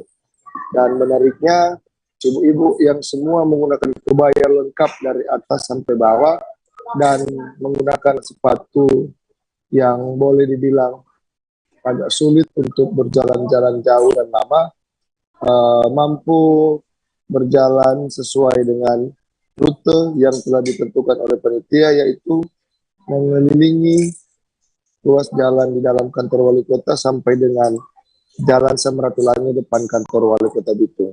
Dan menurut Rita Mantiri Tangkudung, kegiatan ini begitu diapresiasi oleh pihaknya selaku Dikranasda Kota Bitung karena peserta dari berbagai perempuan dan ibu-ibu dari berbagai organisasi perempuan maupun guru-guru perempuan, camat lurah perempuan, instansi vertikal dan tamu undangan lainnya sangat-sangat antusias untuk mengikuti Bitung Kebaya Fashion, Bitung Kebaya on the Street yang dibuka secara langsung oleh Bapak Wali Kota Bitung, Insinyur Moritz Mantiri. Dan ke depan pihaknya akan mengagendakan dan memprogramkan kembali kegiatan serupa dalam rangka mengkampanyekan kebaya Goes to UNESCO. Begitu rekan Rima laporan dari kami di Kota Bitung, Sulawesi Utara. Baik, terima kasih atas laporannya rekan Christian. Selamat bertugas kembali. Berikut kami tampilkan wawancara dari Ketua Dekranasda Kota Bitung, Nyai Rita Mantiri Tangkudung. Ya, ada beberapa kegiatan. Salah satunya di kegiatan yang terakhir ini adalah kebaya on the street. Melibatkan siapa saja ini, Bu? Dan berapa jumlah yang mengikuti kegiatan ini? Ya, sesuai undangan yang kami berikan kurang lebih 1.000 orang. Di situ kami melibatkan perempuan-perempuan hebat, ibu-ibu dari kelurahan, kecamatan, kemudian dari organisasi keagamaan, juga dari guru-guru perempuan, kemudian dari dinas atau instansi di pemerintah Kota Bitung maupun tim penggerak PKK dan Dharma Wanita Persatuan, Dekranasda, dan juga organisasi wanita lainnya, instansi vertikal, organisasi lain, juga perbankan, angka kebaya Goes to UNESCO. Warga Bogor sempat digegerkan dengan ditinggalnya tas misterius di dalam taksi. Tas misterius tersebut dibawa seorang pria berinisial MS, 40 tahun. Namun setelah penyelidikan, tas mencurigakan itu ternyata berisi pakaian. Informasi selengkapnya akan disampaikan rekan Rahmat Hidayah dari Tribun Bogor. Silakan laporannya rekan. Ya baik, rekan Rima dan rekan-rekan Tribuners lainnya dapat kami sampaikan bahwasanya memang 2 hari yang lalu atau tepatnya pada hari Rabu kemarin, warga Kampung Gedong Sawah, tepatnya di belakang Hotel Salak Kota Bogor, digegerkan dengan tas misterius yang ditinggal salah seorang yang diketahui berinisial MS berusia 40 tahun di dalam taksi. Kejadian ini terjadi sekitar pukul 8 pagi hingga pukul 7 malam. Dan kami berhasil mendapatkan informasi bahwasanya memang kejadian ini bermula ketika MS memesan taksi dari wilayah Cidangiang. Namun ketika sampai di wilayah Tajur, Kecamatan Bogor Timur, Kota Bogor, MS meminta untuk supir memutarbalikan kendaraannya menuju ke arah Hotel Salak dengan maksud menuju ke Kota Depok. Nah, pada saat sampai di sekitaran Hotel Salak, MS yang diketahui merupakan warga asal Jakarta ini meninggalkan supir seorang diri dengan maksud untuk mengambil uang di mesin ATM di dekat Hotel Salak. Kemudian alih-alih selesai ketika mengambil uang dan MS kembali lagi ke dalam taksi, justru MS mengarah ke Alfamart tepat di belakang Hotel Salak dengan maksud berbelanja. Namun usai berbelanja, justru MS meninggalkan supir seorang diri hingga malam hari dan meninggalkan satu unit tas misterius yang memang awalnya dicurigai sebagai benda-benda yang membahayakan dan mencurigakan. Namun saat diperiksa, perlu diketahui rekan-rekan Tribuners lainnya, polisi datang ke TKP sekitar pukul 19.00 waktu Indonesia bagian Barat. Tidak hanya dari pihak Polresta Bogor Kota yang datang ke TKP untuk memastikan benda tersebut benda mencurigakan atau tidak, Polresta Bogor Kota bersama tim Jihandak langsung menuju ke TKP. Namun saat diperiksa ternyata tas misterius itu yang memang awalnya dicurigai sebagai benda mencurigakan, isinya itu merupakan pakaian pribadi dari MS. Kemudian perlu diketahui juga oleh rekan-rekan Tribuners lainnya, MS yang kabur ini berhasil diamankan oleh pihak Polresta Bogor Kota di wilayah Terminal Baranang Siang, Kota Bogor. Usai teman ataupun rekan dari supir taksi mengabarkan bahwasanya keberadaan MS ini masih berada di Terminal Baranang Siang. Namun sebelum mencapai Terminal Baranang Siang, MS berdasarkan keterangan polisi yang kami dapat berputar-putar di wilayah Kota Bogor terlebih dahulu, bahkan sampai ke wilayah Kabupaten Bogor, tepatnya di wilayah Ciamas, Kabupaten Bogor. Namun ketika disinggung alasan MS melakukan hal ini, pihak polisi pada saat itu masih belum bisa membeberkan keterangan lanjut, dan kami pun sampai hari ini masih belum mendapatkan keterangan lebih detail soal alasan kenapa MS melakukan aksinya tersebut, sehingga menimbulkan kecurigaan warga sekitar. Begitu Rima laporan yang bisa kami sampaikan terkait penemuan tas misterius di dalam taksi di wilayah Kota Bogor. Baik, terima kasih atas laporannya rekan Rahmat Hidayat. Selamat bertugas kembali. Perhelatan Porprov Kaltara resmi ditutup pada Jumat 23 Desember 2022. Acara penutupan digelar di Stadion Andi Cajok, Tanjung Selor, Bulungan. Penampilan marching band dan tari tradisional khas Kaltara menutup gelaran Porprov pertama ini. Ketua BP Porprov Kaltara Sarwani mengatakan dari 5 kontingen peserta Porprov Kaltara, Tarakan meraih gelar juara umum. Informasi selengkapnya akan disampaikan rekan Maulana Ilhami dari Tribun Kaltara. Silakan laporannya. Baik rekan Rima dan Tribuners, dapat disampaikan bahwa Pekan Olahraga Provinsi atau Porprov Kaltara yang pertama pada hari ini resmi ditutup dan closing ceremony dilakukan di Stadion Andi Cacok, Tanjung Selor, Bulungan. Keluar sebagai juara umum adalah Kota Tarakan yang berhasil meraih 103 emas, kemudian 8 perak dan 99 perunggu. Raihan ini mengalahkan raihan dari 4 kontingen lainnya, baik dari Bulungan, Nunukan, Malinau dan juga Tanda Tidung. Ketua PB Porprov Kaltara, Syarwani, mengatakan pihaknya sangat mengapresiasi semua kontingen yang berjumlah hampir 2.700 baik dari atlet, ofisial maupun manajer yang telah ikut serta melaksanakan Porprov Kaltara sehingga Porprov Kaltara yang pertama ini dapat berjalan dengan lancar dan penuh dengan sportivitas. Sementara itu, Gubernur Kaltara Zainal Palimong mengatakan nantinya para pemenang atau peraih prestasi medali emas di Porprov Kaltara akan diikut sertakan dalam tim prapon untuk nantinya dipersiapkan untuk PON 2024 di Aceh dan Sumatera Utara. Gubernur Kaltara mengatakan event 4 tahunan ini nantinya akan kembali dilaksanakan sehingga nantinya dapat menghasilkan atlet terbaik dari Kaltara untuk berkiprah di kancah nasional. Demikian rekan Rima laporannya.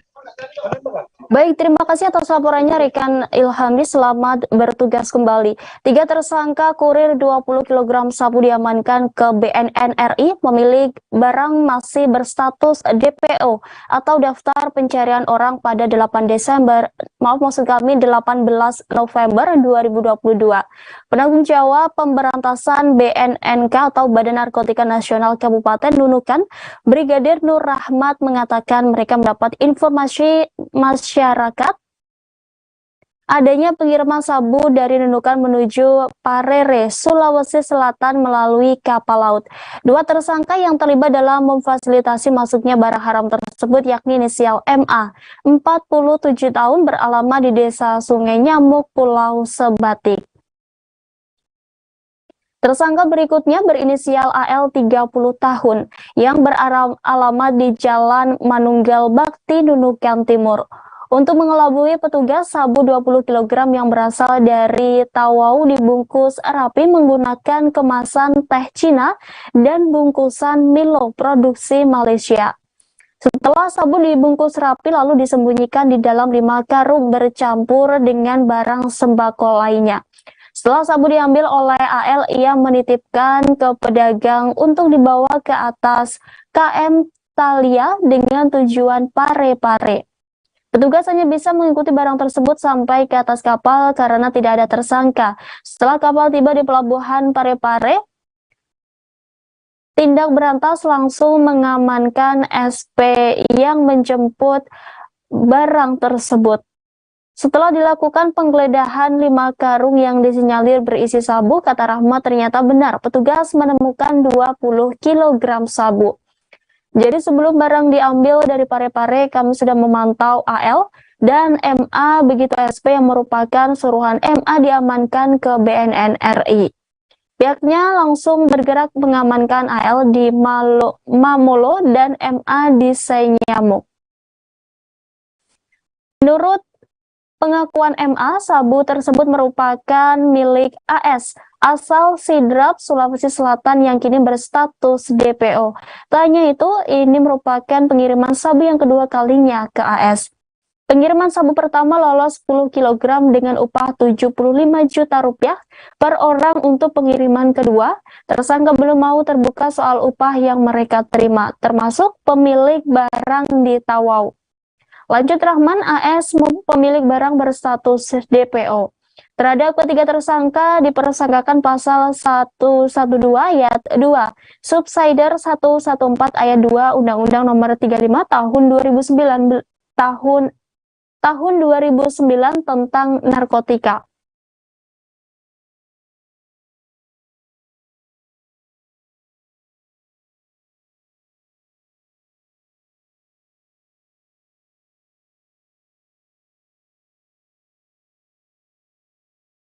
Oknum dosen Universitas Andalas Sumatera Barat diduga melakukan pelecehan seksual terhadap mahasiswanya. Adapun terduga pelaku berinisial KC, dosen Fakultas Ilmu Budaya UNAN. Merespon kasus tersebut, pihak kampus telah menonaktifkan KC sebagai dosen di FIB Universitas Andalas. Informasi sementara ada 8 orang yang menjadi korban pelecehan seksual KC. Hal tersebut disampaikan oleh Direktur Women Crisis Center atau WCC Nurani Perempuan Rahmi Mary Yenti pada Kamis 22 Desember. Dari jumlah korban tersebut, kata Rami, 5 diantaranya melaporkan ke WCC Nurani Perempuan. Rami menuturkan tak hanya dilecehkan, ada korban yang sampai diruda paksa oleh pelaku. Menurutnya, KC melakukan aksi dengan mengancam tidak akan meluluskan mata kuliah yang diampunya. Akibat kejadian ini, kata Rami, korban mengalami trauma berat. Korban juga belum mau melaporkan kejadian itu ke polisi karena takut tidak lulus dari kampus.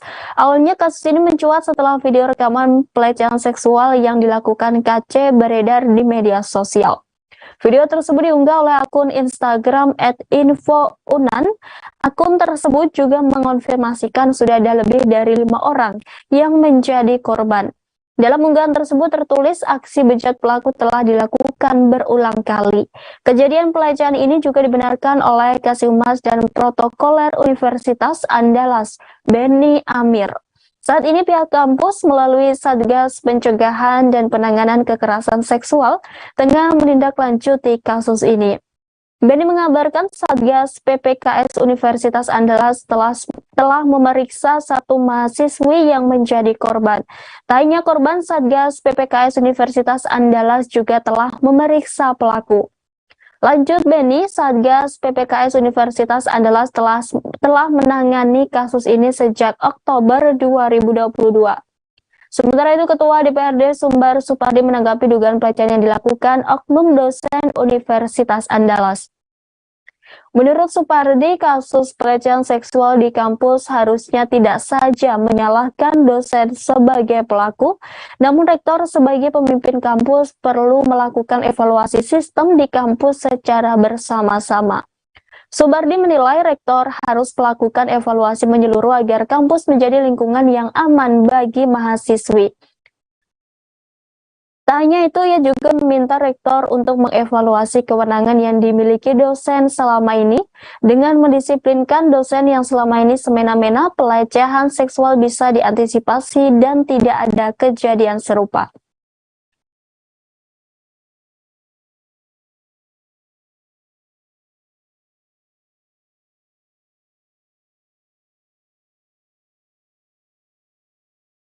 Jaksa penuntut umum dan tim penasihat hukum terdakwa Ferdi Sambo meminta majelis hakim menunda sidang perkara pembunuhan Brigadir J hingga awal 2023. Usulan ini disampaikan oleh JPU dan Arman dalam sidang di PN Jakarta Selatan pada Kamis 22 Desember. Awalnya Wahyu mengumumkan sidang lanjutan akan digelar pada Selasa 27 Desember. Adapun agenda yang akan dilakukan adalah dihadirkannya saksi ahli dan saksi meringankan dari Ferdi Sambo dan Putri Chandrawati. Kemudian Arman pun melakukan interupsi dengan mengusulkan penundaan sidang hingga awal tahun depan, tepatnya 3 Januari 2023. JPU pun menyambung perkataan Arman dengan menyatakan sudah kelelahan menjalani sidang yang digelar secara maraton tiap minggu ini. Sebagaimana diketahui, sidang perkara pembunuhan berencana Brigadir J sudah berjalan 10 pekan. Adapun sidang perdana perkara pembunuhan berencana Brigadir J digelar pada 18 Oktober 2022 lalu. Sidang juga sempat mengalami pemberhentian dari 14 hingga 18 November untuk dilakukan evaluasi. Adapun sidang perdana perkara pembunuhan berencana Brigadir J digelar pada 18 Oktober. Adapun JPU pun bahkan mengatakan sampai harus menyuntikkan vitamin demi menjaga kebugaran dalam menjalani sidang. Sayangnya permintaan penundaan sidang itu tidak dikabulkan majelis hakim. Majelis hakim tetap menggelar sidang Ferdi Sambo CS hingga akhir tahun. Wahyu Iman Santosa menegaskan sidang lanjutan akan tetap digelar pada Selasa pekan depan atau 27 Desember. Ia beralasan bahwa asas dalam persidangan ini telah ditetapkan, yaitu digelar cepat, sederhana, dan berbiaya murah. Diketahui Pengadilan Negeri Jakarta Selatan kembali menggelar sidang lanjutan pada hari ini Jumat 23 Desember. Sidang kali ini akan digelar untuk terdakwa Irfan Widianto dan Arif Rahman Arifin. Pejabat Humas Pengadilan Negeri Jakarta Selatan, Juyatmo, mengatakan sidang kali ini beragendakan mendengarkan keterangan saksi mahkota dan ahli dari jaksa penuntut umum. Jika diperkenankan Pak, ini kan mengingat juga ada rekan-rekan kami juga yang harus Natalan, apa segala macam. Kalau diperkenankan ditunda Januari, tanggal 2 Pak, tanggal 1, seperti itu Bapak. Tanggal 1 belum bisa. Tanggal 2, tanggal 3 ya? Mulai tanggal 3. Mulai tanggal 3 nggak apa-apa ya mulia. Jika diperkenankan. Saya usulan tanggal 3. Terima kasih atas usulan dari penasihat hukum dan jaksa penuntut umum.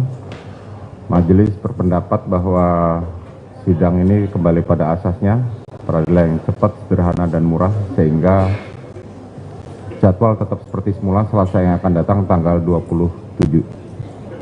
Demikian sidang perkara nomor 796 PIT B 2022 atas nama terdakwa Ferdi Sambo dan perkara nomor 797 PIT B 2022 atas nama Putri Chandrawati dinyatakan ditutup. Presiden Joko Widodo meresmikan Bendungan Ciawi dan Sukamahi di Kabupaten Bogor pada Jumat 23 Desember hari ini. Sebagaimana diketahui, Bendungan Ciawi dan Sukamahi menjadi bendungan kering pertama di Indonesia. BPWS Ciliwung Cisadane Bambang Heru Mulyono menjelaskan bahwa bendungan ini berbeda dari bendungan pada umumnya yang telah beroperasi, akan menampung air dan membentuk danau di bagian hulunya.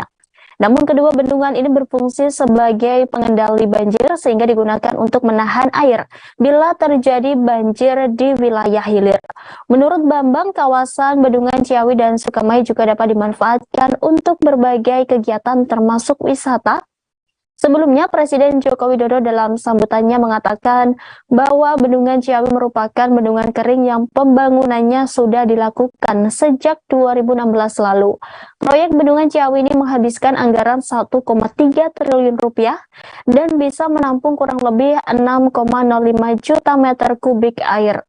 Presiden Jokowi mengatakan Waduk Ciawi dan Waduk Sukamahi nantinya bisa mereduksi debit air dari Sungai Ciliwung yang awalnya 464 juta meter kubik menjadi 308 juta meter kubik.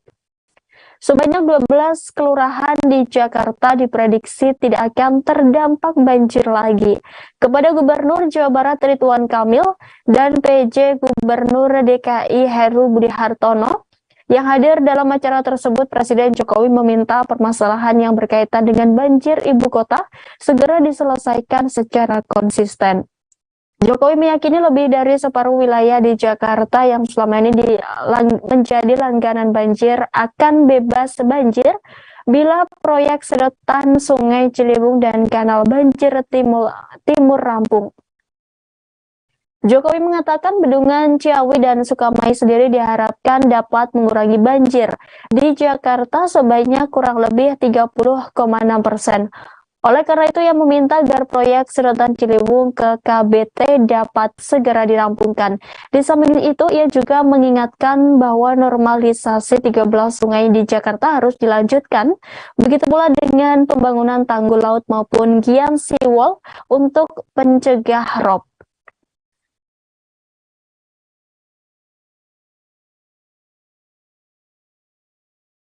Dua bendungan ini adalah bendungan kering, Ciawi dan Sukamahi. Ini kita harapkan bisa mengurangi banjir yang ada di Jakarta kurang lebih 30,6%. Dan tadi saya sudah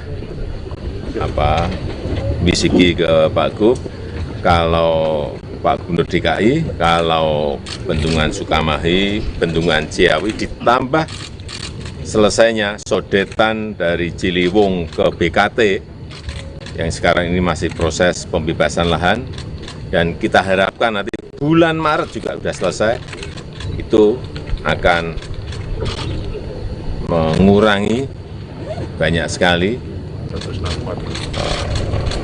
wilayah yang sebelumnya tergenang menjadi tidak. Dari 468 hektar menjadi 211 hektar.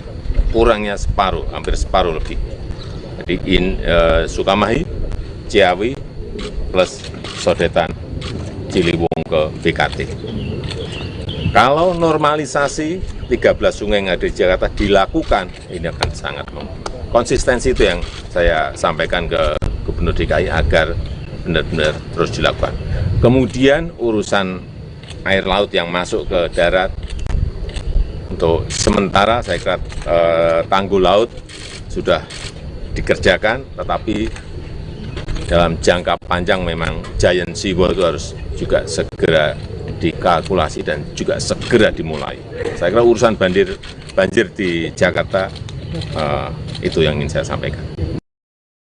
Sebanyak 2.831 file CCTV rumah dinas Verdi Sambo telah disalin ke harddisk milik terdakwa obstruction of justice dalam kasus kematian Brigadir J. Terdakwa tersebut yakni Baihuni Wibowo. Hal ini disampaikan saksi ahli digital forensik Polri Adi Setya dalam persidangan di PN Jakarta Selatan pada Jumat 23 Desember hari ini. Diketahui Adi Setya hari ini dihadirkan JPU untuk memberikan keterangan atas terdakwa Arif Rahman. Adi menuturkan pemindahan file tersebut terjadi pada 13 Juli 2022 hingga 14 Juli. Dari 2.000-an file tersebut, satu diantaranya berupa video CCTV rumah dinas Duren 3 Verdi Sambo. Kemudian terkait dengan durasi video tersebut dikatakan Adi dirinya tidak melakukan pemeriksaan sejauh ini. File tersebut dipindahkan ke dalam harddisk menggunakan perangkat laptop. Sebab dalam memindahkan file, Adi menyebut perlunya perangkat yang memiliki sistem operasi. Lanjut, Adi pihaknya telah menyita 6 barang bukti termasuk harddisk berisi video soal kematian Brigadir J. Sebagai informasi, di dalam dakwaan JPU tercantum bahwa Arif Rahman Arifin melihat rekaman CCTV Duren 3 tidak sesuai dengan apa yang diceritakan Verdi Sambo. Dia pun melaporkan ke Hendra Kurniawan. Dari situ Arif dan Hendra melaporkan ke Verdi Sambo di kantornya. Di sana Verdi Sambo meminta agar barang bukti tersebut dimusnahkan. Arif meminta Baihuni untuk memusnahkan barang bukti tersebut. Namun Baihuni meminta waktu untuk membackup file pribadi sebelum memformat laptopnya sebelum dihancurkan guna menutupi jejak kejahatan obstruction of justice. Adapun dalam persidangan sebelumnya terdakwa Arif Rahman sempat tak percaya Brigadir J masih hidup saat menonton bareng CCTV di rumah Verdi Sambo di Kompleks Polri Duren 3, Jakarta Selatan. Acara nobar CCTV yang terkait pembunuhan Brigadir J ini terjadi pada pada Selasa 13 Juli pukul 2 waktu Indonesia Barat di rumah AKBP Ridwan Soplanit. Adapun rumah Soplanit bersebelahan dengan rumah dinas Verdi Sambo di Duren 3. 4 perwira polisi yang nonton bareng melihat CCTV tewasnya Brigadir J oleh Verdi Sambo ini antara lain yakni Kompol Cuk Putranto, Kompol Bayukuni Wibowo, AKBP Ridwan Soplanit, dan AKBP Arif Rahman.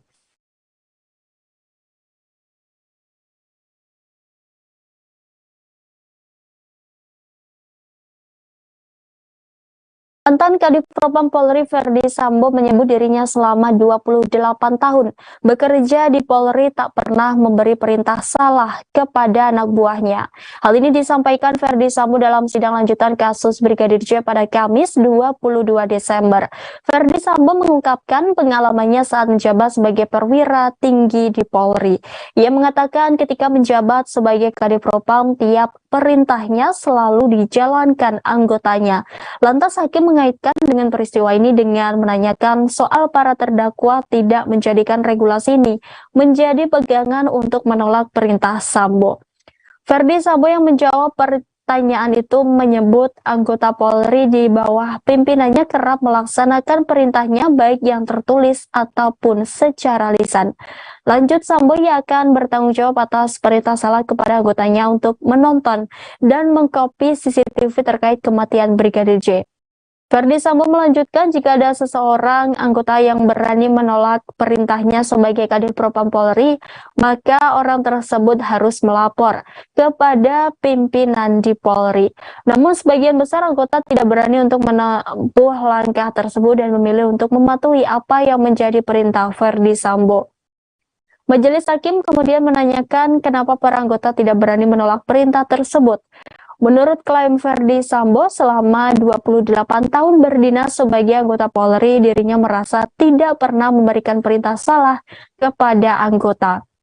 Hal itu membuat dia yakin kalau seluruh anggotanya pasti meminta dan mengikuti apa yang menjadi perintahnya meski bertentangan dengan undang-undang. Untuk diketahui dalam perkara tewasnya Brigadir Yosua Huta Barat, sejumlah anggota Polri turut terjerat karena mematuhi apa yang menjadi perintah Verdi Sambo. Puluhan anggota Polri mendapat sanksi etik dan mutasi hingga dipecat dari kepolisian. Selain itu, sejumlah anggota Polri pun menjadi terdakwa dalam kasus kematian Brigadir J. Mereka diantaranya yakni Richard Eliezer Pudiang Lumiu atau Baradae, Ricky Rizal alias Bribka RR Hendra Kurniawan, Agus Nurpatria, Cuk Putranto, Bayukuni Wibowo, Arif Rahman Arifin, dan Irfan Widianto. Untuk terdakwa Baradae dan Ricky Rizal didakwa turut serta dalam pembunuhan berencana Brigadir J bersama Putri Chandrawati, Verdi Sambo, dan Kuat Maruf. Kelima terdakwa didakwa melanggar pasal 340 subsidiar Pasal 338 KUHP junto pasal 55 ayat 1 ke 1 KUHP dengan ancaman maksimal hukuman mati. Sementara terdakwa lain didakwa melakukan perintangan penyidikan atau obstruction of justice dengan merusak atau menghilangkan barang bukti termasuk rekaman CCTV Kompleks Polri Duren 3. Dalam dugaan kasus obstruction of justice tersebut mereka didakwa melanggar pasal 49 junto pasal 338 subsidiar pasal 48 ayat 1 junto pasal 32 ayat 1 UU ITE nomor 19 tahun 2016 dan atau dakwaan kedua pasal 233 KUHP subsidiar pasal 221 ayat 1 kedua KUHP junto pasal 55 ayat 1 ke 1 KUHP.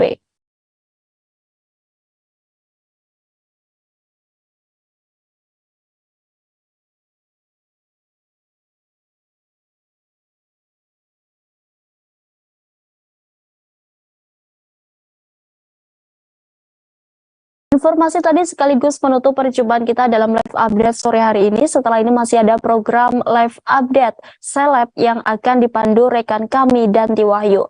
Dan akhirnya saya Rima Anggi beserta kru yang bertugas pamit. Terima kasih dan sampai jumpa.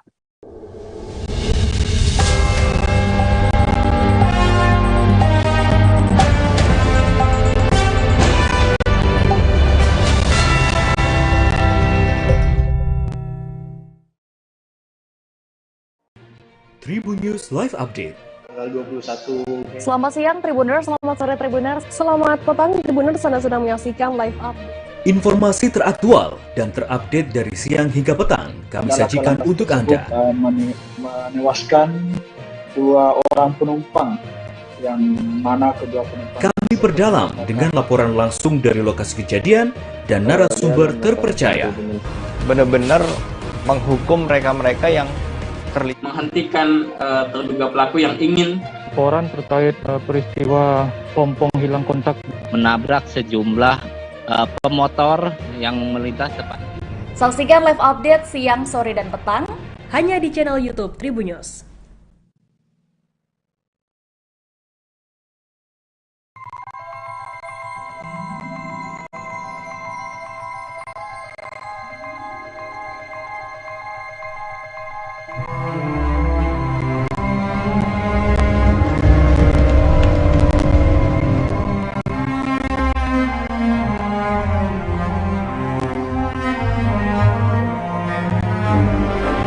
Papua adalah surga kecil yang jatuh ke bumi.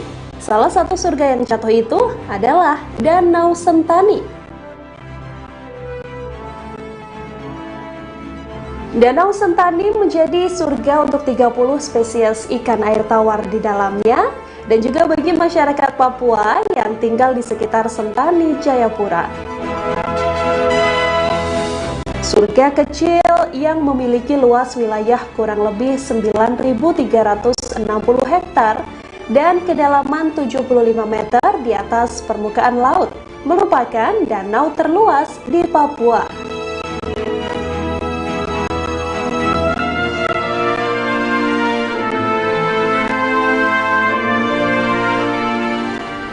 Wilayah danaunya merupakan satu kesatuan dengan cagar alam pegunungan Cyclops. Terdapat kurang lebih 34 sumber mata air yang mengalir dari pegunungan Cyclops dan menjadi muara dari 14 sungai. Di danau ini juga terdapat 21 buah pulau kecil yang menghiasi danau nan indah ini.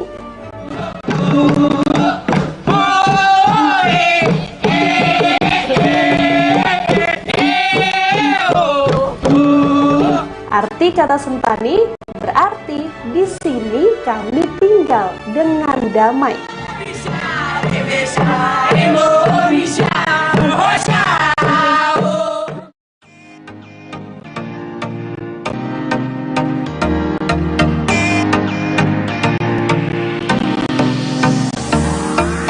Nama Sentani sendiri pertama kali disebut oleh seorang pendeta Kristen B.L. Bin ketika melaksanakan misionaris di wilayah danau ini pada tahun 1898. Danau ini sudah dikelola menjadi objek wisata karena berjarak 50 km dari Jayapura dan juga mudah dijangkau. Sebagai perlengkap di danau ini, sudah banyak terdapat perahu wisata untuk berkeliling di Danau Sentani.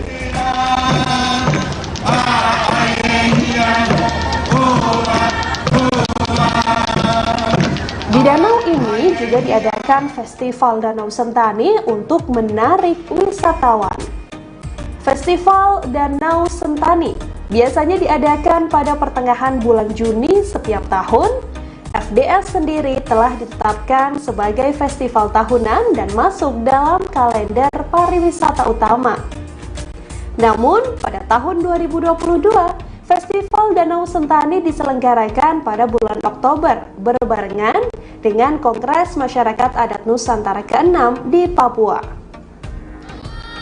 Festival ini diisi dengan tari-tarian adat di atas perahu, tarian perang khas Papua, dan sajian berbagai kuliner khas Papua.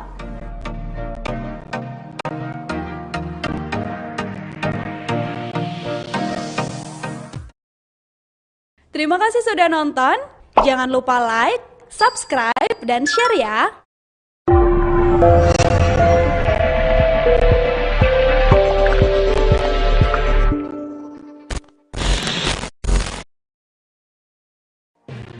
Tribun News Live Update.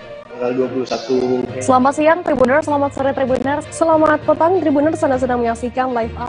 Informasi teraktual dan terupdate dari siang hingga petang kami sajikan untuk Anda. Menewaskan 2 orang penumpang, yang mana kedua penumpang Kami perdalam dengan laporan langsung dari lokasi kejadian dan narasumber terpercaya. Benar-benar menghukum mereka-mereka yang terlibat, menghentikan terduga pelaku yang ingin Laporan terkait peristiwa pompong hilang kontak menabrak sejumlah pemotor yang melintas tepat. Saksikan live update siang, sore, dan petang hanya di channel YouTube Tribunnews.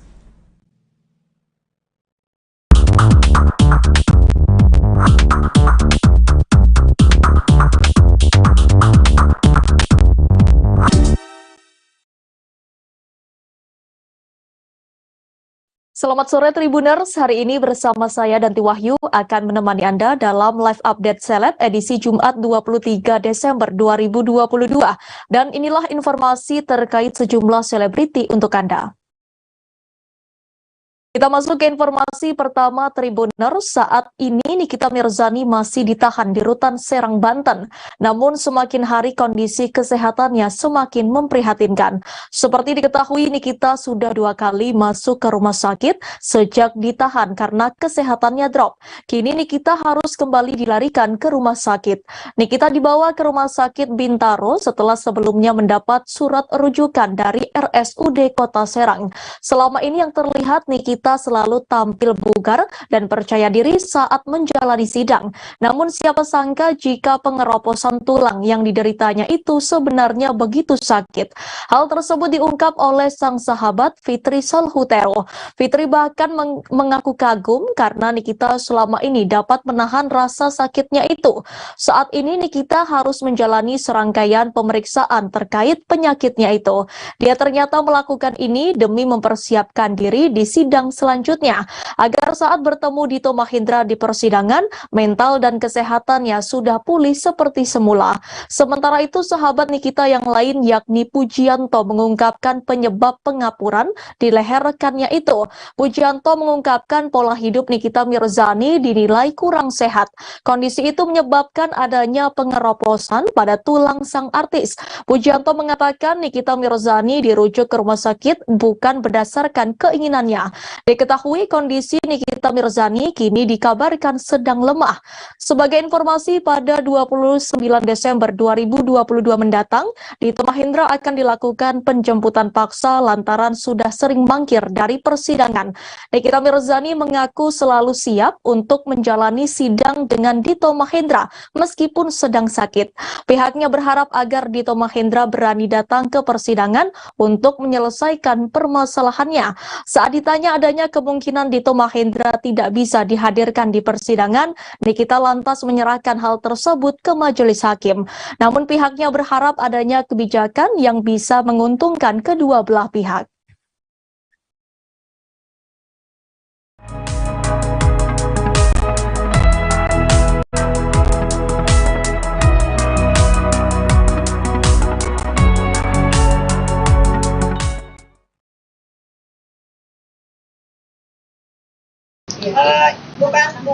Bukan tidak boleh melihat, karena kan kalau di rumah sakit di sini ada aturannya mau masuk. Saya aja belum ketemu Nikita di kamar kan, karena saya harus PCR itu kan tunggunya 6 jam gitu. Saya ngerasa ini bukan waktu Nikita untuk melepas rindu atau apalah dengan keluarga atau handai tolan atau sahabat. Ini memang waktu Nikita untuk fokus memikirkan atau mengobati penyakitnya gitu.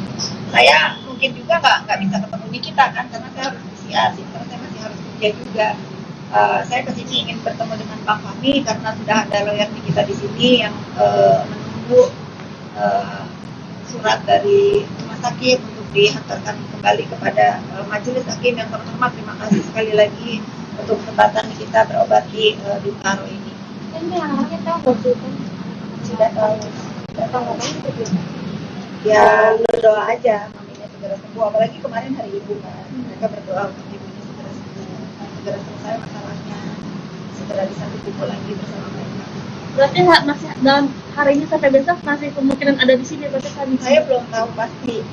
Yang pasti apapun yang terjadi dalam kesehatan Nikita akan hadir pada sidang 29 nanti.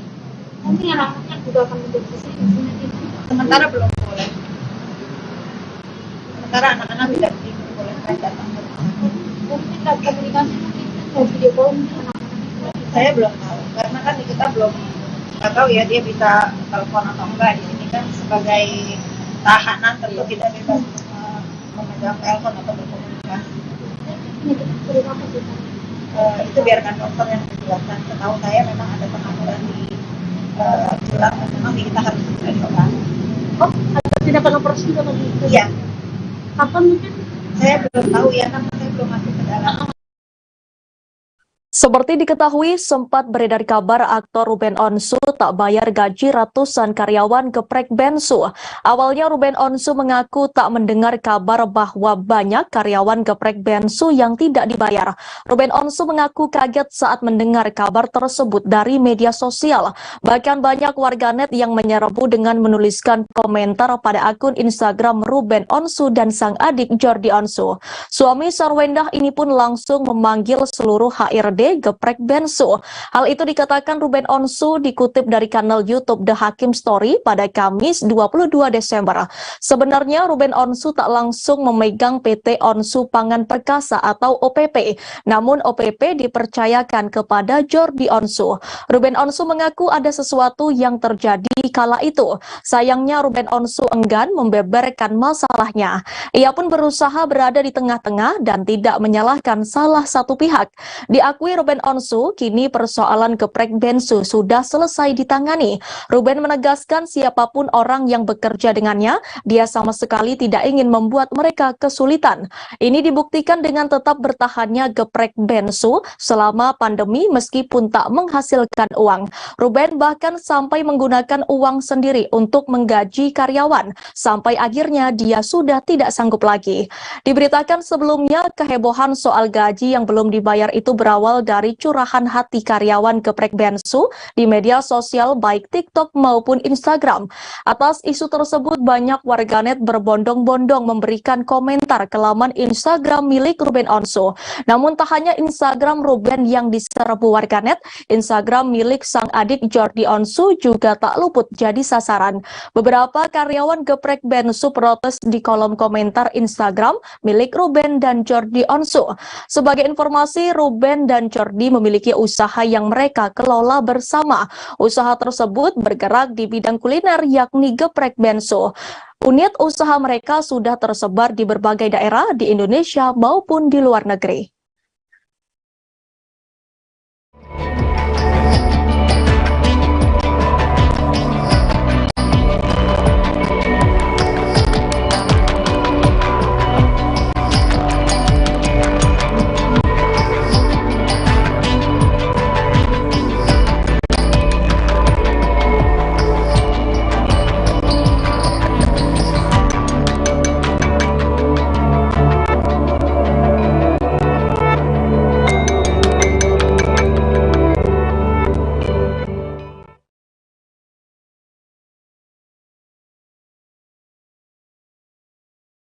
Guru spiritual Gus Samsudin akhirnya buka suara setelah dirinya dianggap mengalami gangguan jiwa.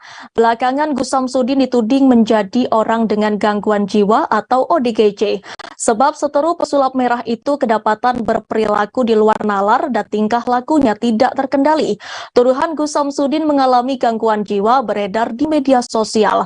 Menanggapi tudingan miring tersebut, Gus Samsudin pun mengaku tak masalah orang lain menganggap dirinya mengalami gangguan jiwa. Menurut Gus, setiap orang yang berpikir positif tentu akan beranggapan baik juga. Hal itu dikatakan Gus Samsudin melalui kanal YouTube-nya pada Kamis 22 Desember kemarin. Yang terpenting bagi Gus Samsudin, dirinya tidak gila karena wanita bahkan tahta. Gus Samsudin menegaskan dirinya gila kepada Sang Pencipta Allah Subhanahu wa Ta'ala. Seperti diberitakan sebelumnya, Gus Samsudin diduga mengalami gangguan jiwa sampai harus menjalani rehabilitasi. Ia direhabilitasi di Pondok Pesantren Condromowo, Ngawi, Jawa Timur. Belum lama ini ketika Gus Samsudin masih direhabilitasi, sang istri nampak menjenguk. Sesampainya di sana, sang istri harus melewati beberapa tempat yang berisi para pasien ODGJ. Terlihat sejumlah pasien ODGJ ditempatkan di gubuk yang berada di tengah hutan. Salah satu yang ditempatkan di gubuk tersebut tak lain adalah Gus Samsudin. Nampak saat bertemu dengan Gus Samsudin, sang istri langsung memeluk dan mencium suaminya. Gus Samsudin mengatakan bahwa banyak orang gila di tempat rehabilitasinya itu. Di samping itu, Gus Samsudin mengungkapkan kondisinya. Menurut Gus, kondisi dirinya masih belum pulih sepenuhnya.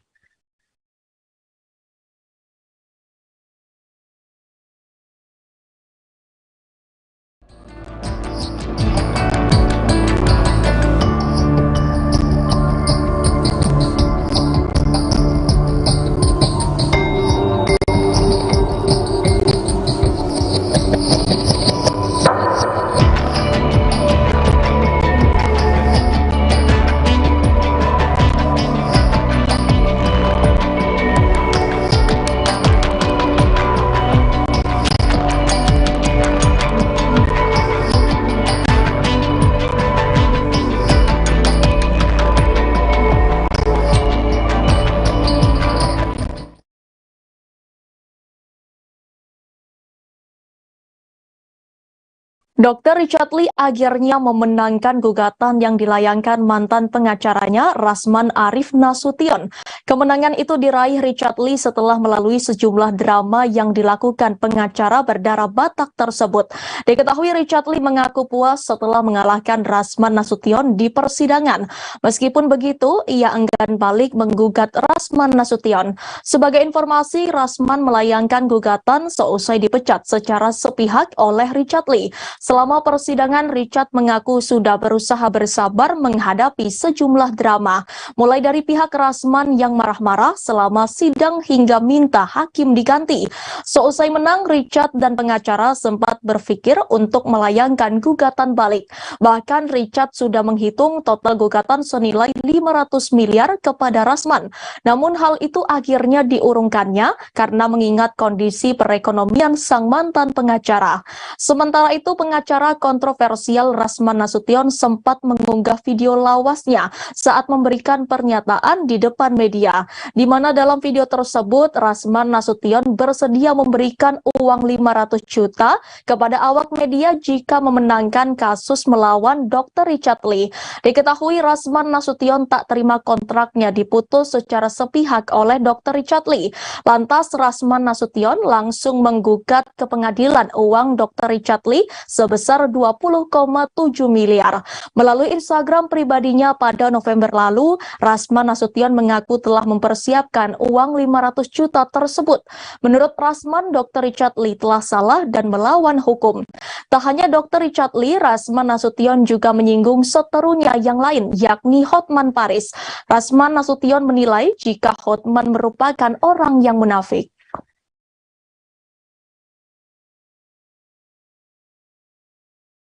Ini bukan fokus dan tujuan saya juga nggak cari duit dari barang yang seperti ini. Dok, udah puas belum sih dok selama ini, maksudnya kemarin sama abang dramanya kan banyak banget dok, yang dari dia marah-marah sama hakim, minta ganti hakim. Itu gimana dok, maksudnya puas belum sih dengan puas banget bisa mengakhiri drama dan menang gitu? Puas banget, tapi ini sudah bisa saya prediksi sebenarnya ya, karena menurut saya dari persidangan berjalan juga kan beliau sangat arogan, marah-marah dengan hakim, tidak menghormati persidangan. Jadi kan saya sudah bisa prediksi juga, ditambah dengan substansi beliau yang memang tidak kuat ya. Ini saya mau ketawa sebenarnya. Ini kalau abang nonton saya ya kontes ini ya, saya mau ketawa bang. Sebenarnya sejujurnya bang, pengacara saya itu sudah baik hati sekali dengan abang, tidak di NO kan dari awal. Gugatan abang dari awal itu semuanya salah, ngawur semuanya, sehingga apa, harusnya itu bisa kita NO-kan. Di sidang keempat itu sebenarnya kita bisa NO, tapi pengacara saya dan saya baik hati banget, kita meladeni sampai akhir dengan tujuan apa, supaya kita punya bisa peluang untuk gugat balik. Dan ternyata memang sidangnya selesai sampai akhir, dan kita memang punya besar banget peluang untuk gugat balik. Karena dari hakim sendiri sudah mengatakan bahwa si penggugat itu tidak mengerjakan apa yang saya kerjakan, dan penggugat juga, si abang mantan, itu menjelek-jelekkan saya dan melanggar kode etik. Bang, dengan ada ini akan menggugat balik gak sih? Kemarin saya baru saja meeting dengan pengacara saya. Sebenarnya saya tidak ingin ada pengen gugatan balik ya, kecuali kalau beliau banding ya saya pasti akan meladeninya. Karena saya pikir gugatan balik saya, nama saya tercemar, tercoreng, ya. Berapa sih mau saya gugat? Kemarin saya ada masukin 500 miliar ya. Tapi juga nggak serius. Karena kalau misalnya menang pun, nggak ada duitnya, saya yakin dia. Ngapain? Lu menang di pengadilan, capek-capek berdebat di pengadilan juga nggak ada duitnya, mau ngapain? Kayak gitu punya kan. Jadi saya bilang pengacara saya, udahlah dok, dia nggak ada duitnya, ngapain? Orang kliennya aja sudah kabur semua dari dia kan. Ya udahlah, menurut saya yang waras ngalah aja. Jadi maksudnya Rumah tangga pasangan Dude Harlino dan Alicia Subandono menjadi sorotan publik. Diketahui beredar kabar bahwa Dude Harlino menceraikan Alicia Subandono. Kabar tersebut muncul sejak seorang petugas Pengadilan Agama Jakarta Selatan menerima berkas kasus perceraian atas nama Subandono. Selain itu, tubuh Alicia Subandono yang semakin kurus dikaitkan netizen dengan kabar ini. Netizen menduga jika Alicia semakin kurus karena tekanan batin. Setelah mendengar kabar tersebut, Dude Harlino memberikan klarifikasi. Dude Harlino membantah kabar tersebut. Awalnya Dude Harlino juga menyinggung soal isu keretakan rumah tangganya bersama Alicia Subandono. Hal tersebut karena salah seorang netizen sempat menyentil rumor itu di kolom komentar. Disinggung hal tersebut, Dude meminta netizen untuk mengabaikan kabar tersebut. Menurut Dude, membicarakan hal yang tidak benar adalah fitnah. Dude kemudian berharap agar keluarga serta pernikahannya bisa dijauhkan dari hal-hal buruk. Melihat Instagram Dude Harlino, terlihat rumah tangganya dan Alicia baik-baik saja. Seperti beberapa waktu lalu, Alicia Subandono dan Dude Harlino tampak menonton final Piala Dunia 2022 berduaan. Bahkan pasangan pesinetron itu tampak bercanda satu sama lain, bak buktikan bahwa rumah tangga mereka baik-baik saja. Alicia Subandono dan Dude Harlino juga tampak tertawa-tawa saat membaca komentar dari para penggemar. Keduanya tampak bersemangat saat menceritakan mengenai Piala Dunia 2022 yang dimenangkan oleh Argentina. Dude dan Alicia terlihat harmonis dan jauh dari isu cerai yang beredar. Sontak unggahan tersebut langsung dibanjiri komentar dari para netizen. Banyak netizen yang tampak tak percaya mengenai kabar perceraian Alicia Subandono dan Dude Harlino.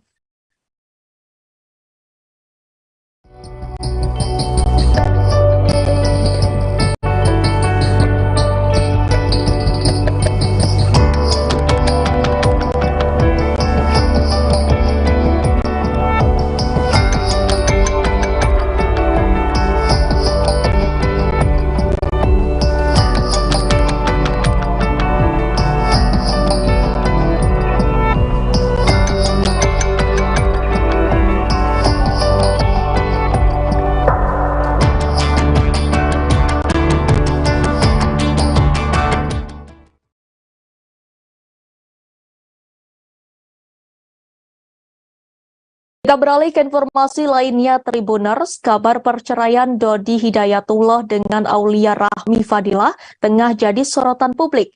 Dodi Hidayatullah dengan Aulia Rahmi resmi bercerai pada 14 Desember 2022 setelah 11 tahun menjalani bahtera rumah tangga bersama.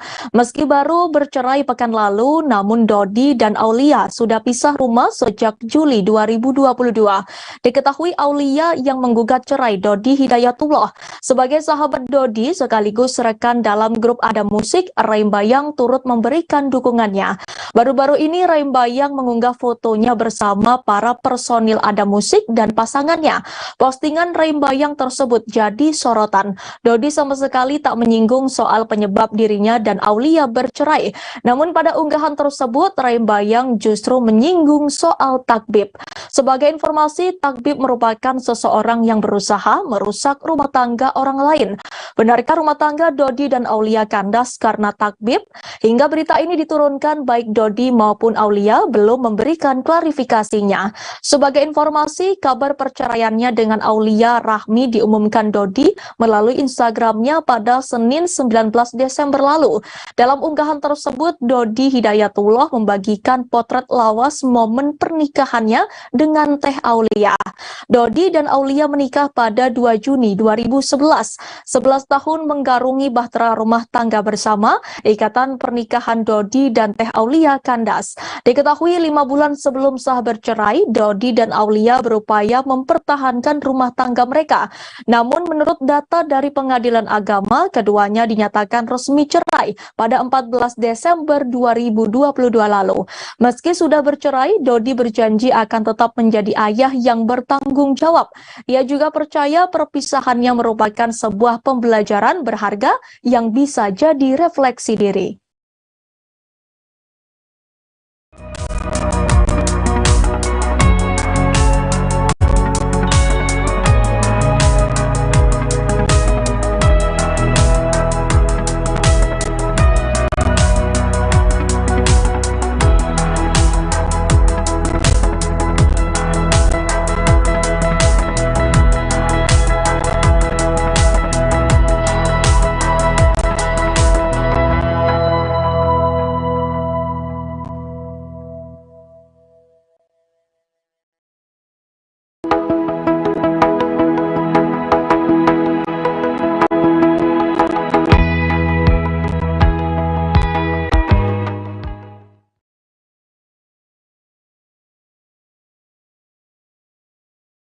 Seperti diketahui, nama Dodi Hidayatullah mendadak jadi perbincangan warganet.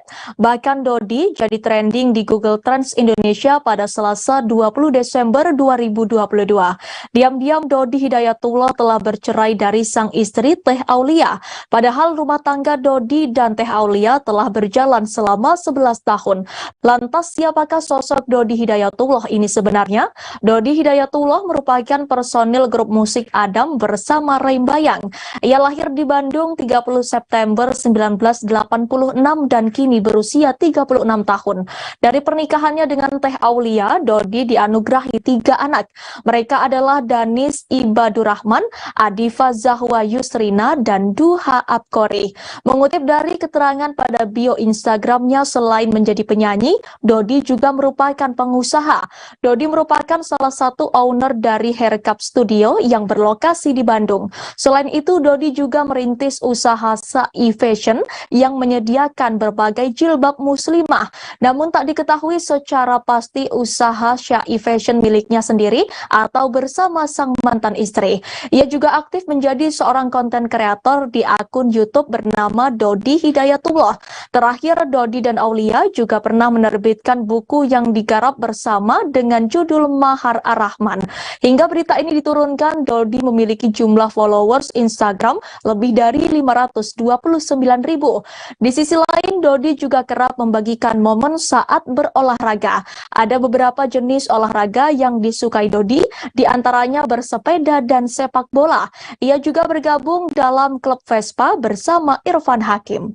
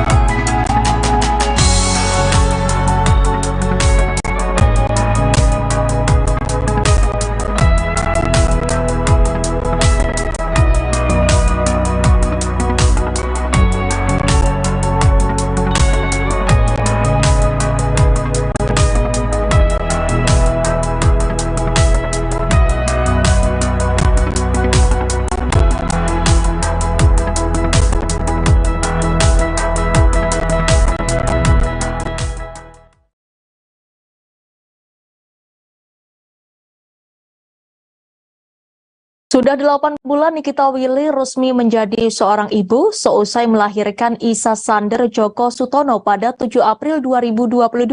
Selama 8 bulan ini tidak mudah bagi Nikita Willy mengasuh anaknya. Apalagi peran ibu baru pertama kali ia rasakan semasa hidupnya.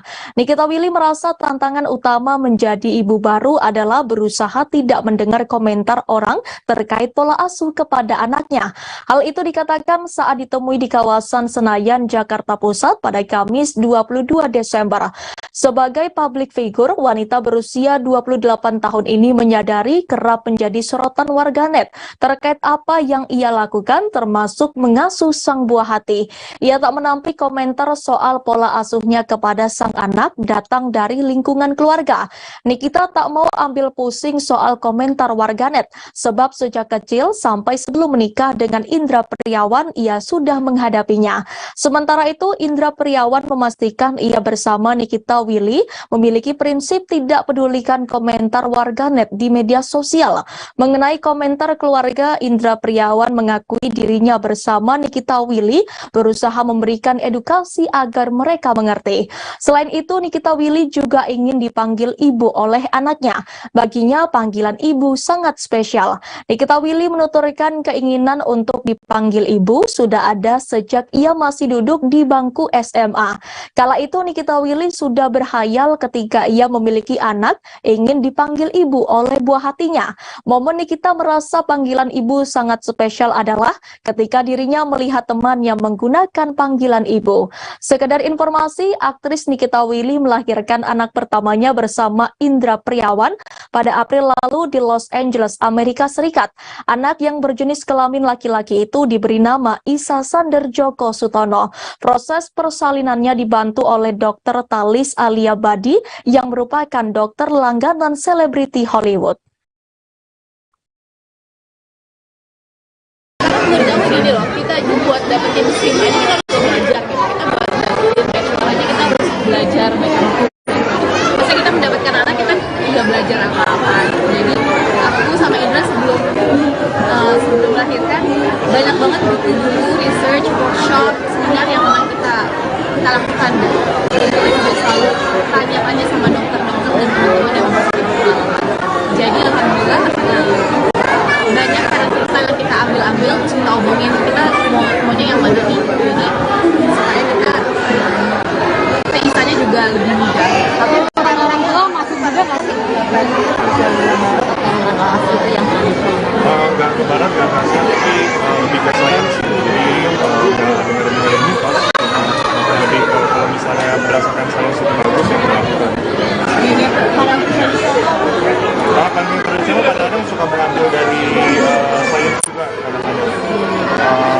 Tapi kita nggak pernah ngikutin mitos gitu. Cuma kalau misalnya dari paling tradisional ada sains, basic sains yang kira-kira bagus kita ikutin. Cuma kalau dari mitos doang kita nggak ikutin. Lagi kemarin jadi kita nggak mau sengaja mau 1 bulan lebih di Bali dan kita datang ke sini bukan cuma futsal, besok akan banyak sedikit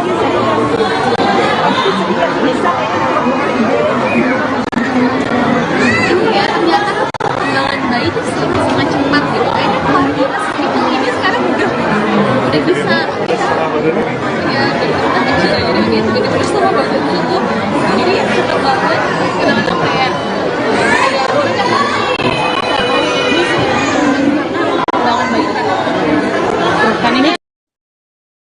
Citra Rizky Bilar sebagai public figure hancur berantakan sejak kasus KDRT yang dilaporkan sang istri Lesti Kejora mengemuka. Sejak itu segala yang dilakukannya seolah selalu salah di mata publik.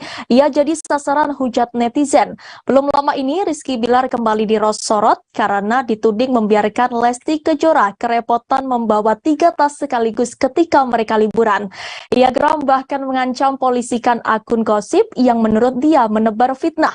Namun kali ini Bilar menjawab tudingan miring yang dialamatkan padanya melalui postingan di akun Instagramnya. Ia menggendong Baby L dan Lesti yang membawa 3 tas sekaligus pada Kamis 22 Desember. Bilar seolah ingin membuktikan dirinya telah berubah dan berusaha menjadi kepala keluarga yang baik dan bertanggung jawab. Postingan Bilar banjir dukungan di kolom komentar. Kendati demikian, masih saja ada komentar miring yang ditujukan pada Bilar. Di sisi lain, Bilar mengungkapkan Lesti Kejora selalu memberikan kekuatan saat dirinya jadi sasaran hujat netizen. Menurut Rizky Bilar, sesuatu hal yang terjadi kesalahan perlu adanya pelurusan masalah. Kasus KDRT yang dilakukan Bilar membuatnya dihujat oleh netizen hingga diboikot stasiun TV. Menanggapi hal tersebut, Bilar mengambil sisi positif. Menurutnya, ia perlu istirahat dari stasiun TV dan memilih untuk berbisnis. Sebelumnya, Bilar telah mendirikan perusahaan. Dari perusahaan tersebut, Bilar mendapat cash out yang besar. Kini Bilar sudah memiliki rencana bisnis dengan rekan pengusahanya.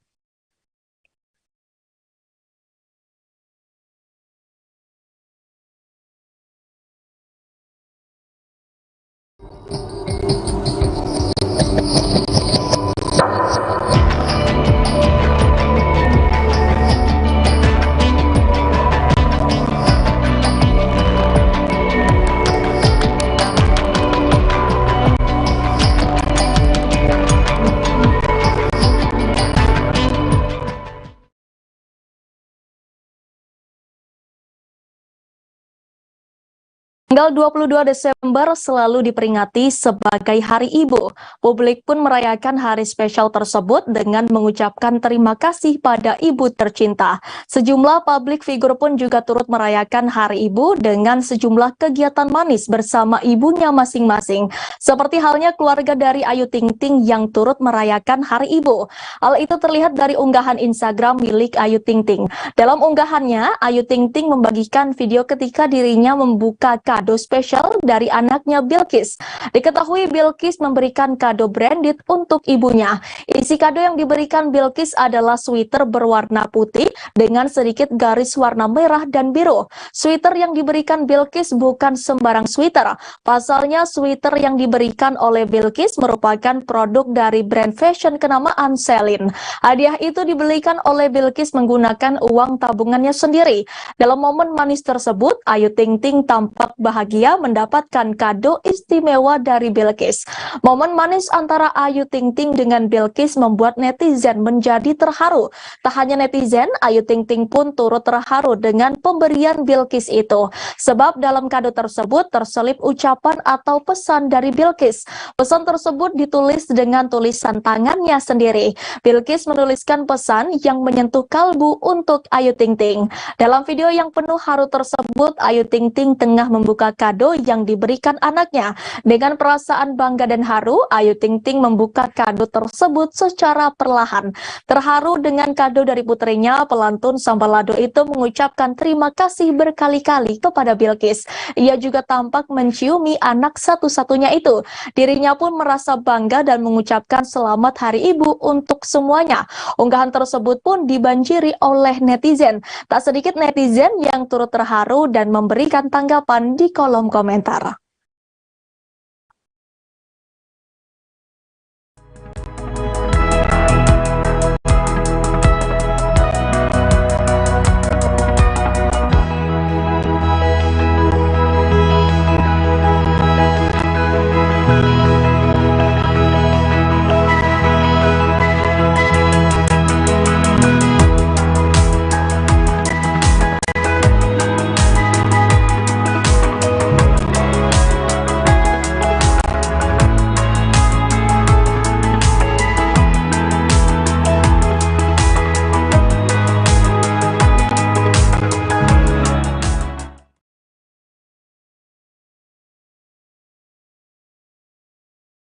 Kabar kurang menyenangkan datang dari YouTuber Ria Ricis. Kondisi kesehatan Ria Ricis diketahui sedang menurun.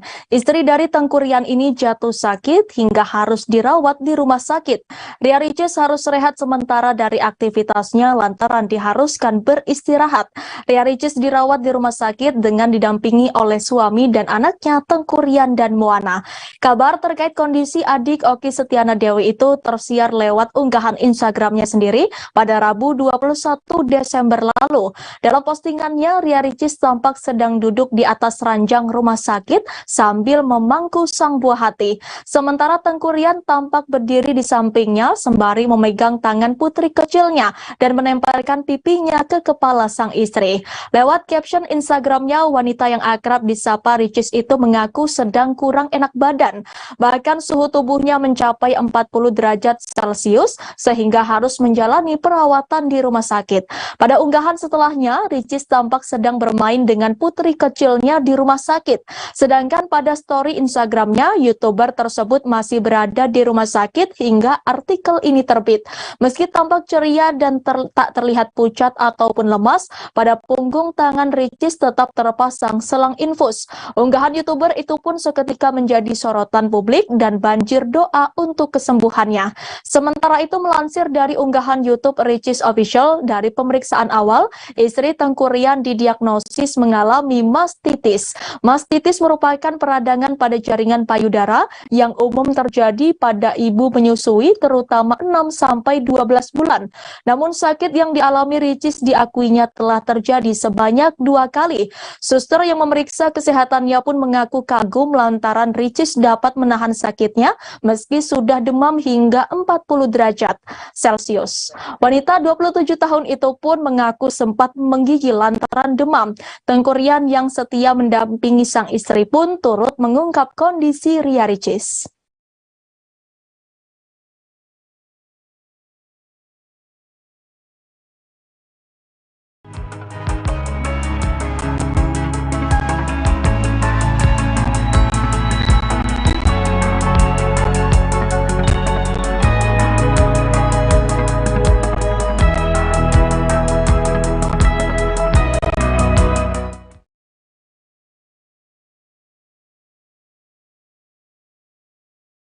Kita masuk ke informasi terakhir Tribuners. Hubungan asmara Fuji dengan Thorik Halilintar kembali diuji. Hampir 1 tahun menjalin kasih dengan Fuji, Thorik kini santer dijodoh-jodohkan dengan wanita lain yakni Putri Delina. Perjodohan Thorik dan Putri Delina ramai dilayangkan netizen di media sosial. Hal itu bermula saat Thorik Halilintar membuat konten bareng Putri Delina di YouTube. Beberapa menit berbincang seraya curhat, Thorik terlihat semringah di samping Putri Delina. Begitupun dengan Putri yang bak tak habis bahan obrolan dengan Thorik. Melihat momen keakraban Thorik dengan putri tunggal komedian Sule, netizen sontak menjodoh-jodohkan mereka. Padahal diketahui Thorik dan Putri Delina sudah sama-sama memiliki kekasih. Thorik dengan Fuji dan Putri Delina dengan Jeffrey. Perjodohan yang digaungkan netizen itu didukung pula oleh keakraban Putri Delina dengan kakak Thorik. Tak seperti Fuji, Putri Delina rupanya sudah kenal baik dengan Sohwa Halilintar. Hal itu terlihat dari Sohwa yang baru-baru ini memuji penampilan Putri Delina di Instagram. Sementara itu, Fuji mengurai tanggapan bijak. Alih-alih tersinggung, Fuji mengaku tak masalah jika Thorik dijodoh-jodohkan. Sebab diyakini Fuji, Thorik akan kembali ke pelukannya. Kabar Thorik dijodohkan dengan Putri Delina itu rupanya sudah didengar Haji Faisal. Haji Faisal mengaku tak khawatir jika Thorik ramai disebut serasi dengan Putri Delina. Lagi pula menurut Haji Faisal, jodoh di tangan Tuhan bukan netizen. Tak mau sesumbar atau terlalu mengumbar, Haji Faisal mengaku ikhlas jika Thorik nantinya berjodoh dengan Putri Delina. Hal itu pun menurut Haji Faisal tak perlu dibesar-besarkan.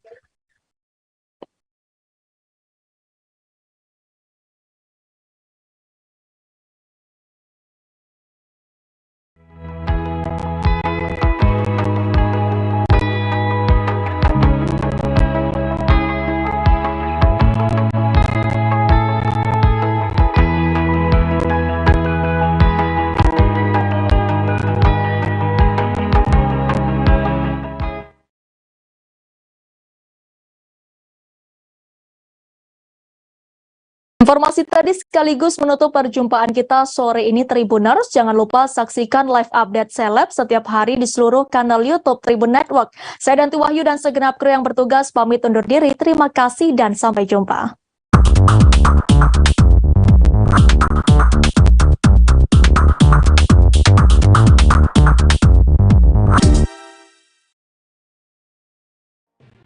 Tribun News Live Update. Tanggal 21. Selamat siang Tribuners, selamat sore Tribuners, selamat petang Tribuners, Anda sedang menyaksikan live update.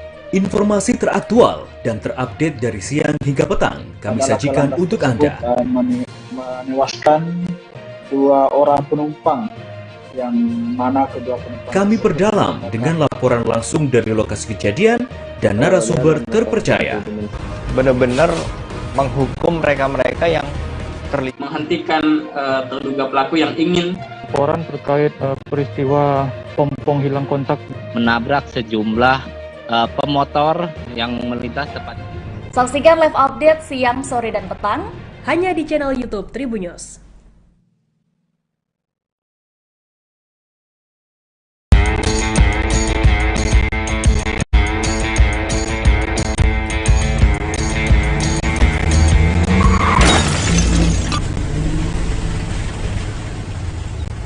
Hai Tribuners, tanjakan Sitinjau Lawik di jalur nasional Padang Solok, Sumatera Barat sudah dikenal banyak orang. Para konten kreator sukses memperkenalkan Sitinjau Lawik sebagai spot lalu lintas paling menarik di Sumatera, bahkan mungkin di Indonesia.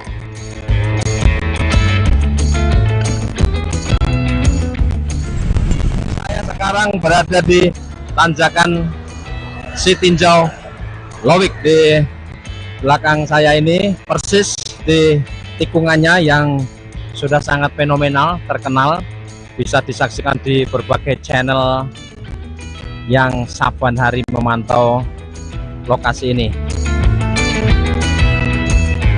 Tanjakan dan turunannya memang super tajam.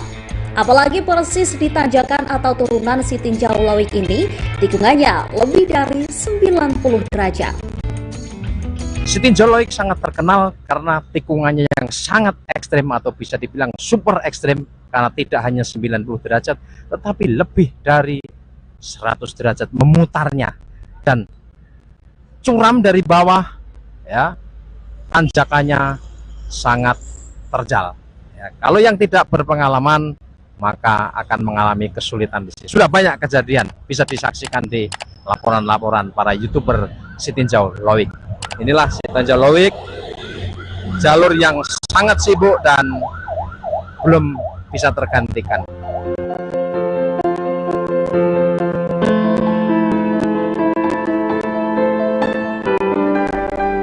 Terletak di Kecamatan Lubuk Kilangan, Kota Padang, spot Sitinjau Lawik ini cukup mudah ditempuh dari pusat kota.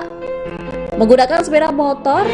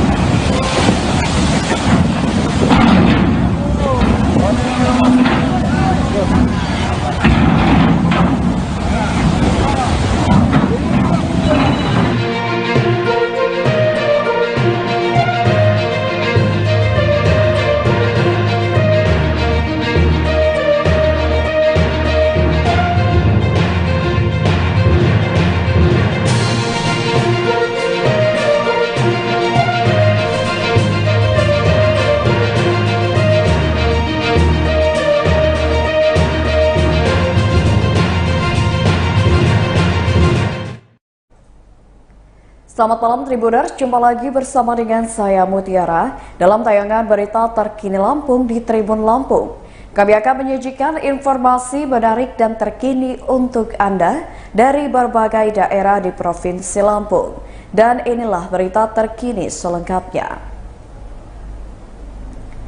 Akibat cuaca buruk, ASDP sempat tunda penyeberangan di Pelabuhan Bakauheni. Jadwal penyeberangan dari Pelabuhan Bakauheni menuju Pelabuhan Merak ataupun sebaliknya sempat mengalami penundaan akibat gelombang tinggi dan angin kencang pada Kamis 22 Desember 2022 malam. General Manager PT ASDP Indonesia Ferry Suharto mengatakan, berdasarkan perakiraan cuaca Badan Meteorologi, Klimatologi, dan Geofisika yang dikeluarkan pada Kamis 22 Desember 2022 malam, sekira pukul 19 waktu Indonesia Barat, menyatakan cuaca tidak kondusif untuk pelayaran. Apalagi gelombang dengan ketinggian 6 meter dan kecepatan angin hingga 69 knot, sehingga pihaknya berkoordinasi dengan intensif dengan BMKG, Kepolisian, TNI, dan otoritas pelabuhan sebelum kapal feri melakukan pelayaran supaya perjalanan aman dan lancar. Adapun penundaan keberangkatan terjadi di dermaga eksekutif Pelabuhan Bakauheni Lampung Selatan pada Kamis 22 Desember 2022 sekira pukul 20 waktu Indonesia Barat hingga pukul 23 waktu Indonesia Barat. Penundaan keberangkatan dikarenakan dermaga eksekutif Pelabuhan Merak ditutup akibat cuaca buruk. PT ASDP Bakauheni sendiri telah mengeluarkan imbauan kepada pengguna jasa yang akan menyeberang di Pelabuhan Bakauheni Lampung Selatan bahwa pelabuhan sedang mengalami penundaan. Pantauan dari Tribun Lampung di Pelabuhan Bakauheni Lampung Selatan terjadi kepadatan kendaraan di dermaga eksekutif. Selain itu, terdapat puluhan orang terlantar di loket penumpang dermaga reguler pelabuhan.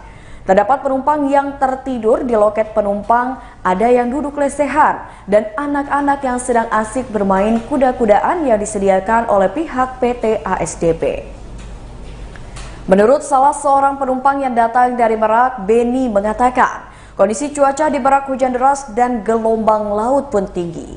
Beni mengatakan kapal yang ia tumpangi bersandar di dermaga 1 Pelabuhan Bakauheni setelah 6 jam keberangkatan. Salah seorang penumpang lainnya adalah Hasan yang mengatakan dirinya sudah menunggu sekitar 4 jam di loket penumpang dermaga reguler, namun belum juga diberangkatkan.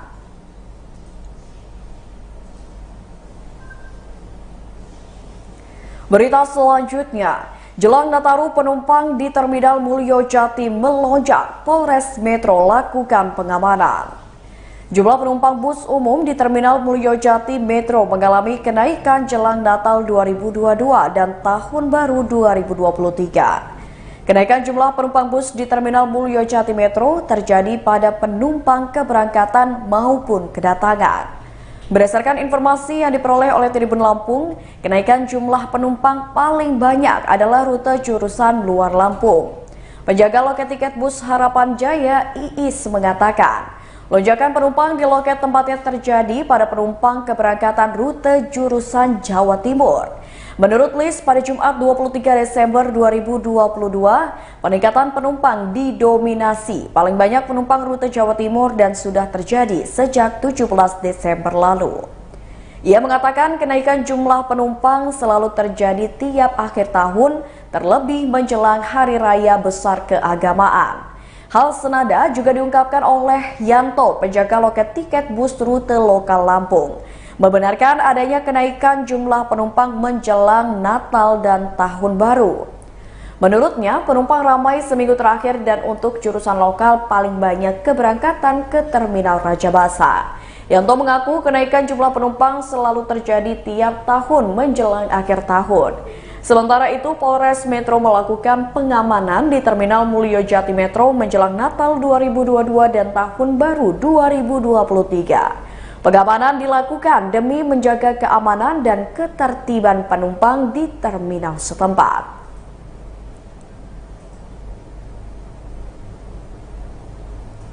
Berita selanjutnya, gelombang tinggi di pesisir barat rusak fasilitas pedagang di pinggir pantai.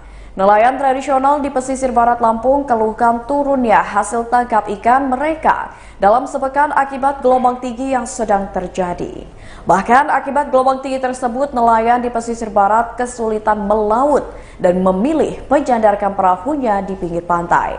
Salah satu nelayan setempat yakni Wahyudi pada Jumat 23 Desember 2022 mengatakan gelombang tinggi sudah terjadi sepekan terakhir. Akibatnya, sebagian besar nelayan memilih untuk tidak melaut sementara waktu guna menghindari sesuatu yang tidak diinginkan. Sebab gelombang tinggi di tengah perairan pesisir barat bisa mencapai 2 hingga 4 meter. Selain menyebabkan nelayan tidak melaut, gelombang tinggi juga menyebabkan beberapa tempat pedagang yang berjualan di pinggir pantai rusak. Badan Penanggulangan Bencana Daerah atau BPBD Pesisir Barat mengimbau masyarakat di pinggiran pantai maupun nelayan untuk waspada gelombang tinggi yang berpotensi terjadinya banjir rob. Kepala BPBD Pesisir Barat, Mirza Sahri, meminta masyarakat di pinggir pantai dan nelayan agar waspada terhadap ketinggian gelombang air laut. Imbauan tersebut disampaikan menyusul adanya informasi dari BMKG terkait potensi gelombang tinggi, hujan lebat disertai petir dan angin kencang di pesisir barat. Dijelaskannya, gelombang tinggi ini diperkirakan akan terjadi hingga 27 Desember mendatang.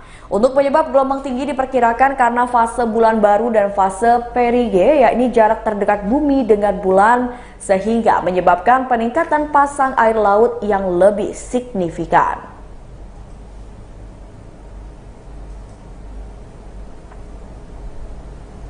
Berita selanjutnya, kemunculan buaya di sungai hebohkan warga Pasar Ambon, Bandar Lampung. Warga Bandar Lampung kembali dihebohkan oleh kemunculan seekor buaya. Kali ini, seekor buaya muncul di sungai sekitaran Kampung Pasar Ambon, Kelurahan Pesawaran, Teluk Betung Selatan, Bandar Lampung. Salah satu warga setempat yakni Sulaiman mengatakan buaya tersebut muncul pada Rabu 21 Desember 2022 malam. Menurutnya pada Kamis 22 Desember 2022, tetangganya melihat kemunculan buaya yang cukup besar dengan panjang sekira 2 hingga 3 meter. Ia mengatakan warga hanya menonton dan mengambil video atas kemunculan buaya itu. Di sisi lain, warga juga khawatir atas keberadaan buaya yang belum tertangkap. Terlebih aliran sungai tersebut kerap dimanfaatkan warga untuk mencuci pakaian dan arena bermain air anak-anak sekitar. Selain di pesawahan, kemunculan buaya beberapa hari lalu juga terlihat di pusat pelelangan ikan Lempasing. Berdasarkan informasi warga, buaya berkeliaran di perairan PPI dan sampai saat ini belum berhasil ditangkap. Kadis Damkartan Pemerintah Kota Bandar Lampung Antoni Irawan mengimbau warga untuk selalu berhati-hati. Saat melihat kemunculan buaya juga agar segera melaporkan ke BKSDA dan juga Damkarta. Terkait dengan kemunculan buaya, pihaknya baru akan melakukan tindakan saat buaya tersebut muncul. Namun, yang menangkapnya dari BKSDA karena buaya merupakan hewan yang dilindungi. Terkait buaya yang muncul di sekitar perairan Duta Wisata dan Pantai Puri Gading, Teluk Betung, Bandar Lampung, sampai saat ini juga belum tertangkap.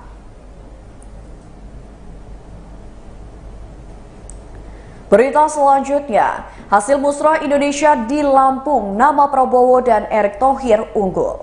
Sempat disegel, hasil musyawarah rakyat Indonesia di Lampung telah dibuka. Sebelumnya, simpatisan Joko Widodo menggelar musrah Indonesia yang ke-11 di Lampung pada 8 Desember 2022 lalu.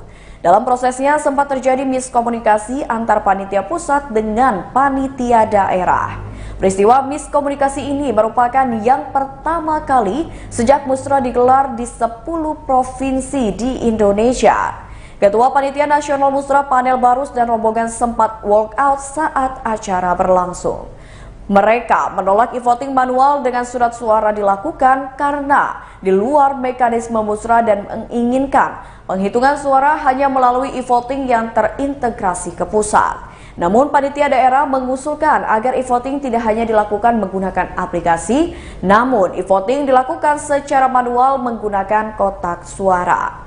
Ketua Panitia Pengarah Musrah 11 Lampung Abu Hasan mengatakan, pihaknya bukan menolak e-voting, namun menginginkan penghitungan manual juga. Hal itu sudah dibahas panitia lokal sejak lama dan sudah diberitakan di media. Perhitungan dilangsungkan di Rumah Aspirasi JMSI Lampung di Jalan Pangeran M. Nur, Sumur Putri, TBS, Bandar Lampung.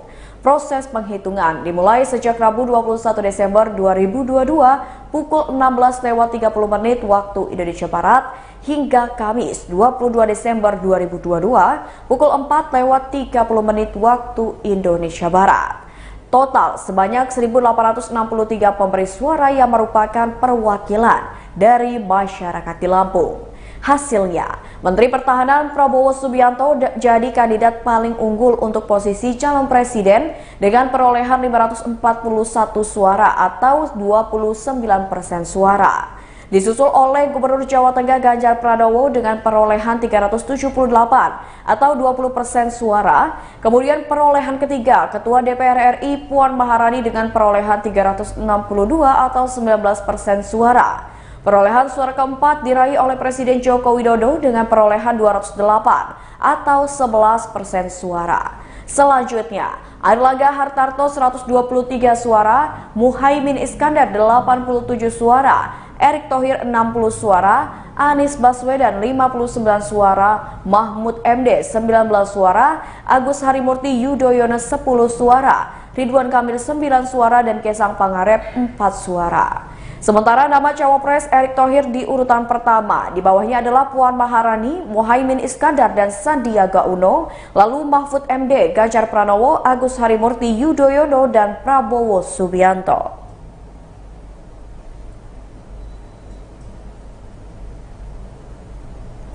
Berita selanjutnya, The Body Shop MBK beri promo pembelian gift Christmas Limited Edition. The Body Shop Mall Bumi Kedaton memiliki promo menyambut Natal dan Tahun Baru yang berlaku dari tanggal 21 Desember hingga 8 Januari mendatang.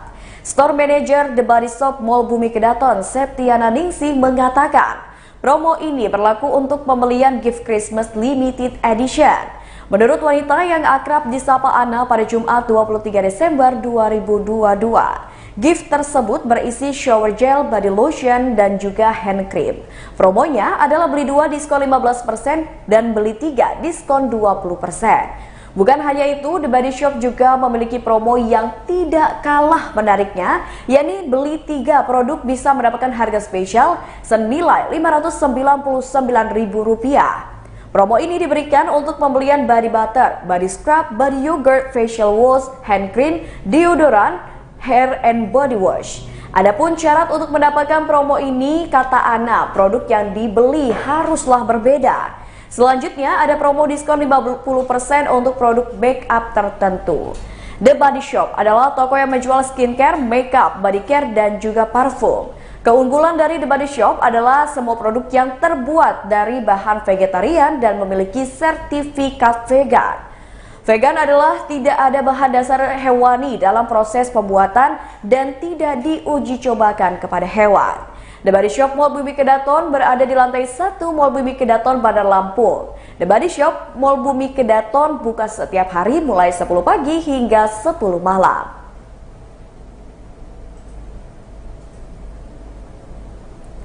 Baiklah Tribuners, itulah berita terkini Lampung bersama dengan saya Mutiara. Jangan lupa untuk terus saksikan YouTube Tribun Lampung News Video, Facebook Tribun Lampung, Instagram @Tribun Lampung, dan TikTok @Tribun Lampung untuk informasi terupdate lainnya. Selamat malam dan sampai jumpa.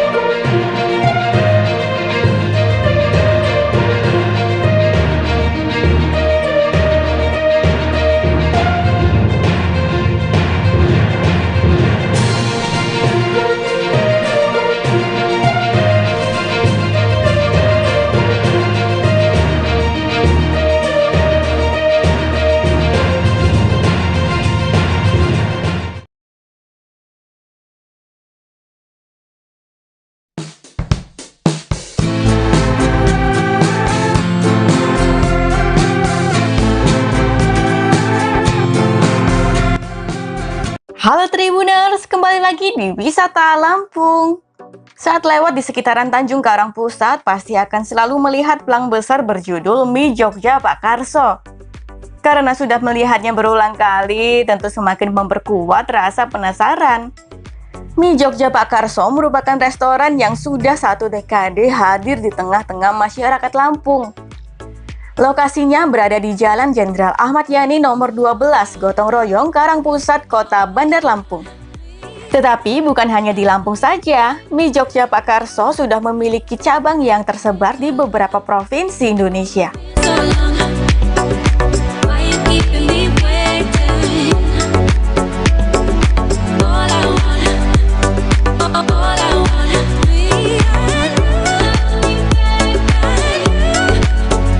Muid, pengelola Mie Jogja Pak Karso, mengatakan cabang di Lampung hanya 1.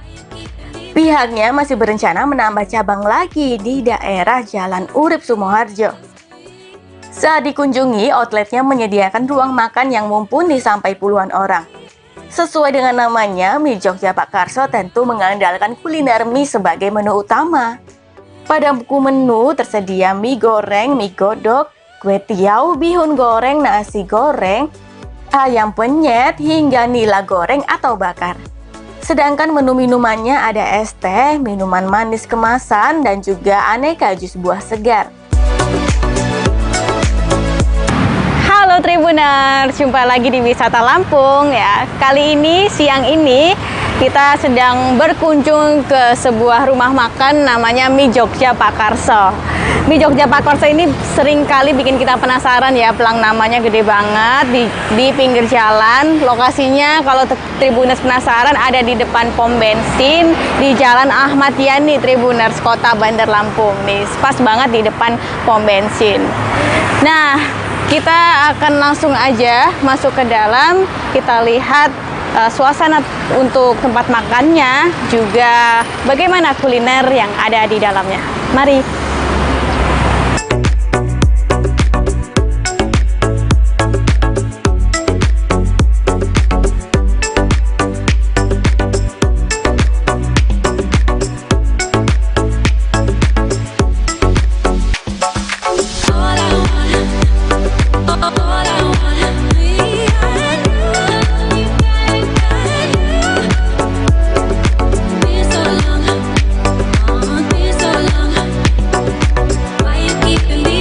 Nah, kita sudah pegang buku menunya.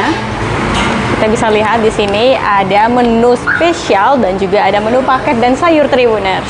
Menu spesialnya tentunya ada mie, varian mie-nya di sini ada cukup beraneka ragam. Ada mie goreng, ada mie godok, ada juga nasi goreng di sini. Selain mie juga ada kue tiaw goreng, lalu ada bihun goreng Tribuners. Kemudian ada juga nih untuk pelengkapnya, ada ayam penyet, kemudian nila, kemudian ada balado terong.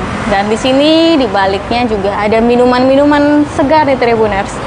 Ada teh manis, terus ada teh tawar, fruity, terus jus-jus buah juga ada di sini. Harganya kalau untuk minuman mulai dari harga Rp5.000 Tribuners harganya sampai Rp14.000 aja. Lalu untuk menu makanannya dimulai dari harga Rp12.000 Tribuners. Kalau untuk paket dan sayurnya, kemudian untuk menu spesialnya mulai dari harga Rp26.000 sampai Rp32.000. Oke.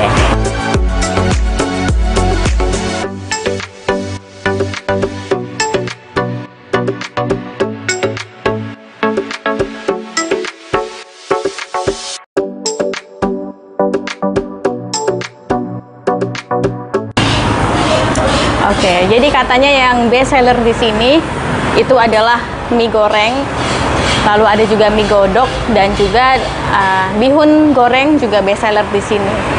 Jadi kita akan cobain menu-menu best seller yang ada di sini. Ya, oke. Ini ada spesial menu dan paket sayur ya Bu ya. Kira-kira untuk yang best seller di sini yang mana sih aja? Yang mana aja? Mie goreng dan mie godok. Mie goreng dan mie godok. Oke. Jadi langsung aja Tribuners, kita langsung aja pesen mie goreng juga mie godok. Oke. Pesen ini aja Bu, ini sama ini. Oke. Terima kasih. Udah dicampurin apa aja ini Bang? Ini telur, kol, daun bawang, sama bumbu. Sama bumbu-bumbu rahasia ya Bang? Oke. Di bumbu coklat. Bumbu rahasia sudah pastinya. Kurang lebih diosengnya berapa lama sih sampai matang gitu? Ya, kalau nanti sudah ada warnanya berubah gitu. Kita dikasih kecap. Nanti ada ini. Ya, warnanya sudah agak matang. Udah ada. Warnanya sampai warnanya berubah gitu ya Bang? Ini masuk berapa porsi Bang? 4 ya. Jadi memang sekaligus aja ya kalau untuk porsi dikira-kiranya. Udah ada takarannya seperti itu ya Bang? Ya, rasanya nggak asinan atau hambar. Dijamin pas ya? Ya, ada timbangannya.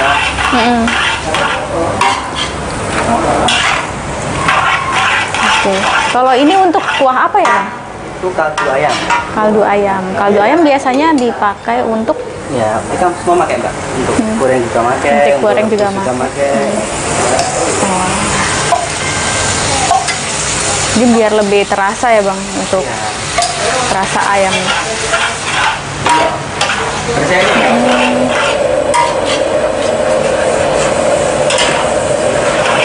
Setelah ini kita bakal lihat masak apa lagi nih Bang setelah ini?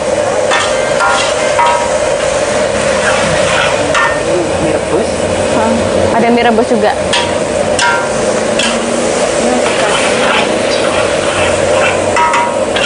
Oke, jadi Tribuners sembari lihat masak, nanti kita akan langsung tunggu aja matangnya dan kita langsung cicipi ya, oke?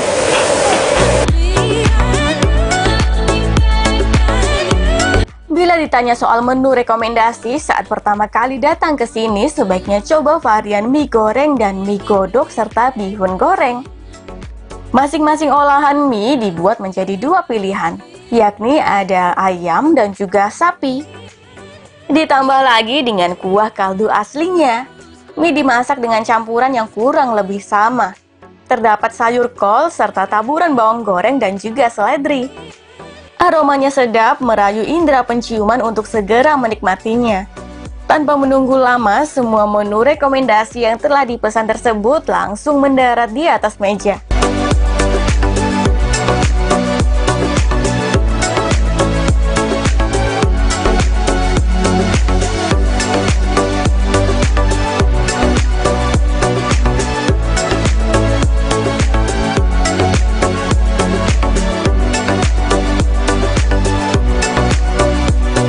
Tribun Lampung Travel mencoba mendahulukan menu paling laris di restoran ini, yakni mie goreng.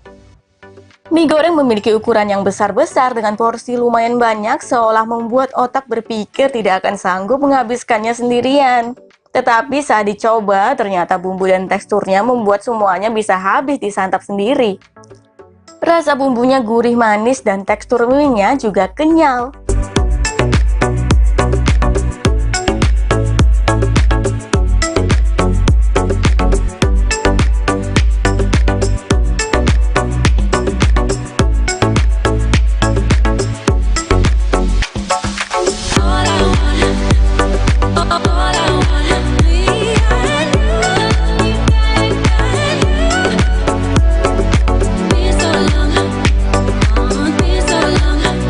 Lanjut, saatnya mencoba mie godok. Mie godok ini adalah mie Jogja versi rebus. Campuran topping sama dengan mie gorengnya. Namun bumbunya tentu beda dengan mie goreng yang cenderung menggunakan lebih banyak kecap. Mie godok ini memiliki kuah kental berwarna krim kekuningan.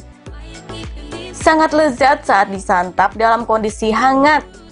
Rasanya lebih gurih dan segar berkat kuahnya.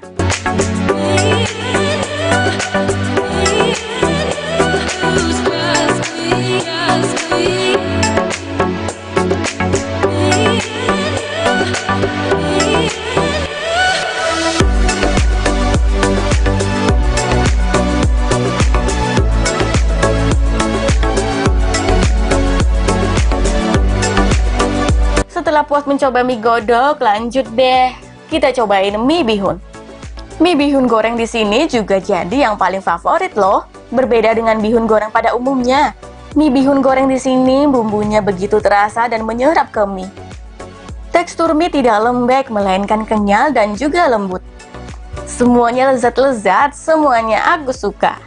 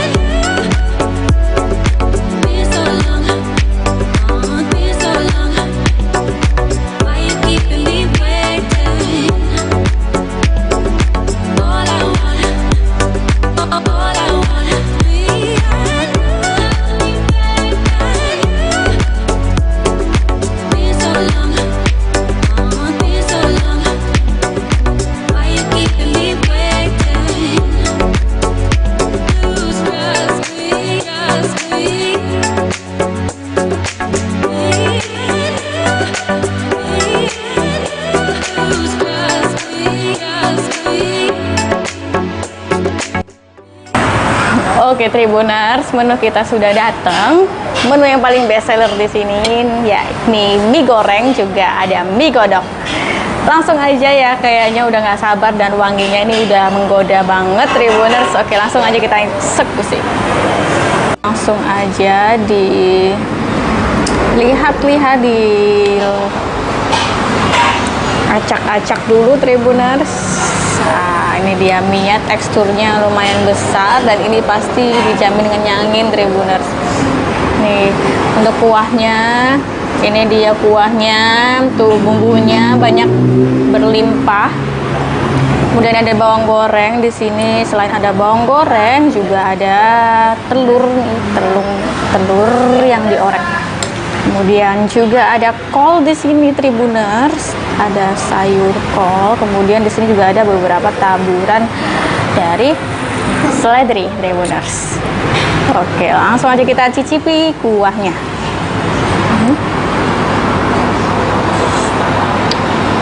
Wah, enak banget sini. Gila. Kuahnya aja enak Tribuners. Kita cobain lagi yang lain Tribuners, yang lebih lengkap kuah dengan mie-nya sekarang. Enak banget. Mie-nya kenyal banget Tribuners.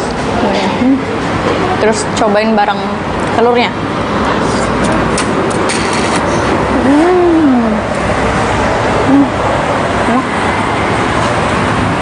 Wow, di sini juga ada ayamnya Tribuners. Ayamnya pakai ayam kampung Tribuners, bukan ayam ras Tribuners. Jadi dijamin enak daging ayamnya. Selain ada ayam, sebenarnya di sini juga ada pilihan daging sapinya Tribuners, sesuai selera aja. Oke.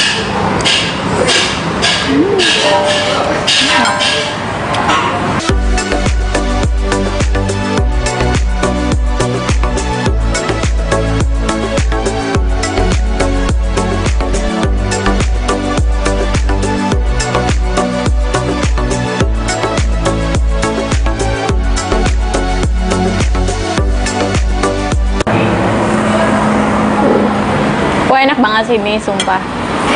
Kita cobain pakai sambal ya Tribuners. Nah ini dia, kalau pakai sambal gimana sih rasanya? Lebih mantep pasti.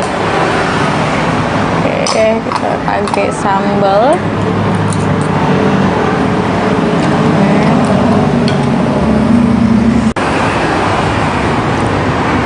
Oke, kita cobain.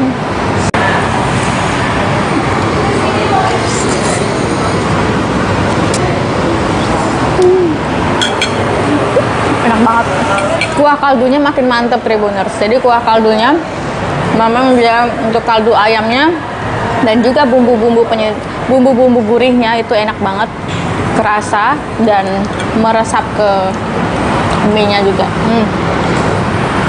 Cocok pokoknya. Oke, jadi kita akan cobain lagi nih untuk mie gorengnya. Kita singkirkan dulu ini, makan nanti lagi karena penasaran dengan mie gorengnya. Oh iya, kita lupa tadi kebetulan ada pendatang baru. Ini dia mie bihun, bestseller juga di sini. Baru datang dan masih anget. Nah, kita cobain mie bihunnya nanti, tapi kita akan cobain dulu mie gorengnya Tribuners. Oke, kita eksekusi. Untuk mie gorengnya isinya apa aja sih? Nah, ini dia isinya. Ada taburan bawang goreng, kemudian ada juga kol. Kemudian ada juga taburan seledri. Lalu ada juga telurnya, nggak ketinggalan dengan telur oreknya, dan juga ada apa lagi ya? Ini dia daging ayamnya.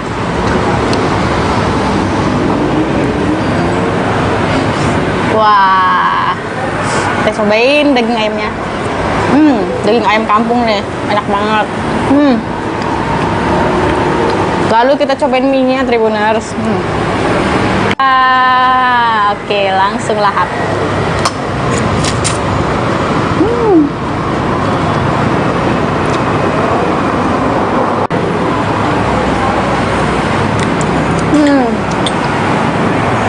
Enak, gurih, manis. Enak. Gurih, manis. Manisnya tapi nggak terlalu manis Tribuners. Manisnya tetap ada rasa gurihnya, jadi pas banget Tribuners di lidah. Oke. Wow, kita udah cobain satu-satu dan coba sih kalau kita combine gimana nih. Kita combine dengan kuah Tribuners. Kita makan dulu mie-nya.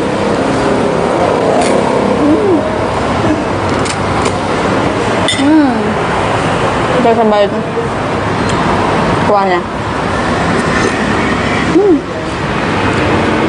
Mantep abis sih, double mantepnya.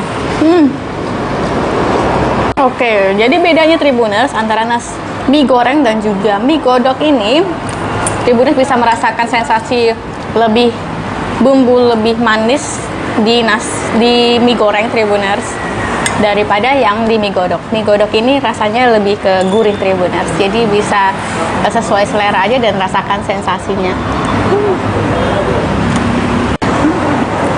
Oke, sekarang saatnya kita cobain bihunnya. Nih, kasihan udah nganggur dari tadi Tribuners. Udah gak sabar nih, pengen dicobain, dan saya juga pengen cobain. Kita eksekusi.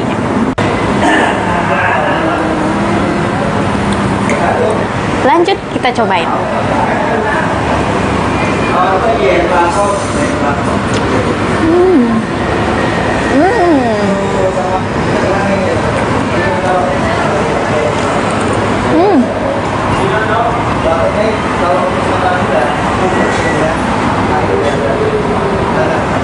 Jadi Tribuners, mie bihun di sini enak banget. Kenapa? Mie bihun di sini nggak terlalu lembek bihunnya, jadi pas Tribuners, enak, lembut juga Tribuners. Dan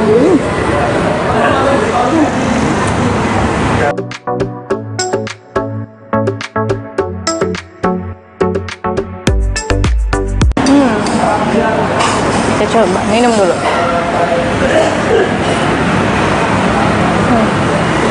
Es jeruknya juga segar.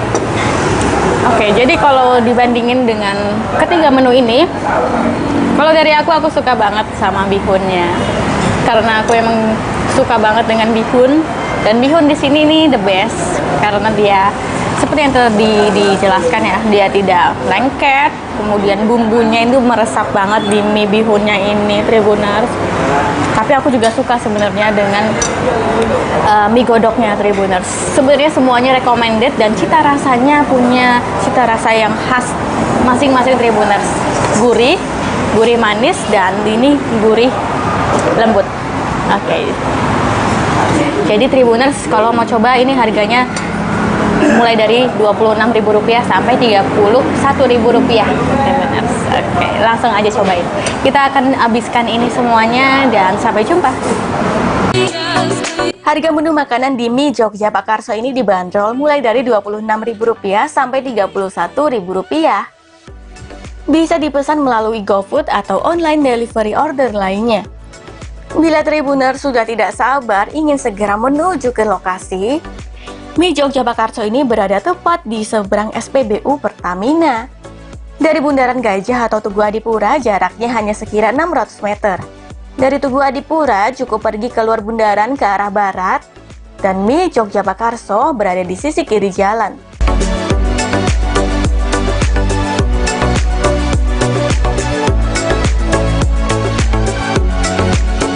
Bila Tribuners berasal dari Taman Lungsir, sebaiknya pergi ke arah utara menuju Jalan Diponegoro.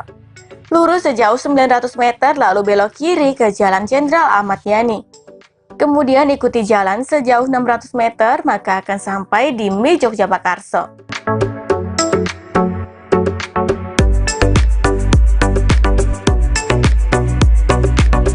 Kemudian dari arah sebaliknya, bila Tribuners berasal dari Pasar Bambu Kuning, ambil arah timur di Jalan Imam Bonjol, lalu belok kiri ke Jalan Kartini. Lanjut belok kanan pada lampu lalu lintas menuju Jalan Kota Raja. Lurus sejauh 170 meter belok kanan menuju Jalan Raden Intan. Kemudian sejauh 1,4 km belok kanan ke Jalan Jenderal Ahmad Yani.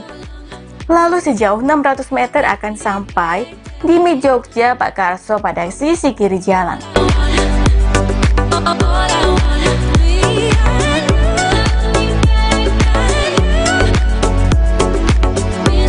Baiklah Tribuners, inilah wisata Lampung di Mie Jogja Pak Karso.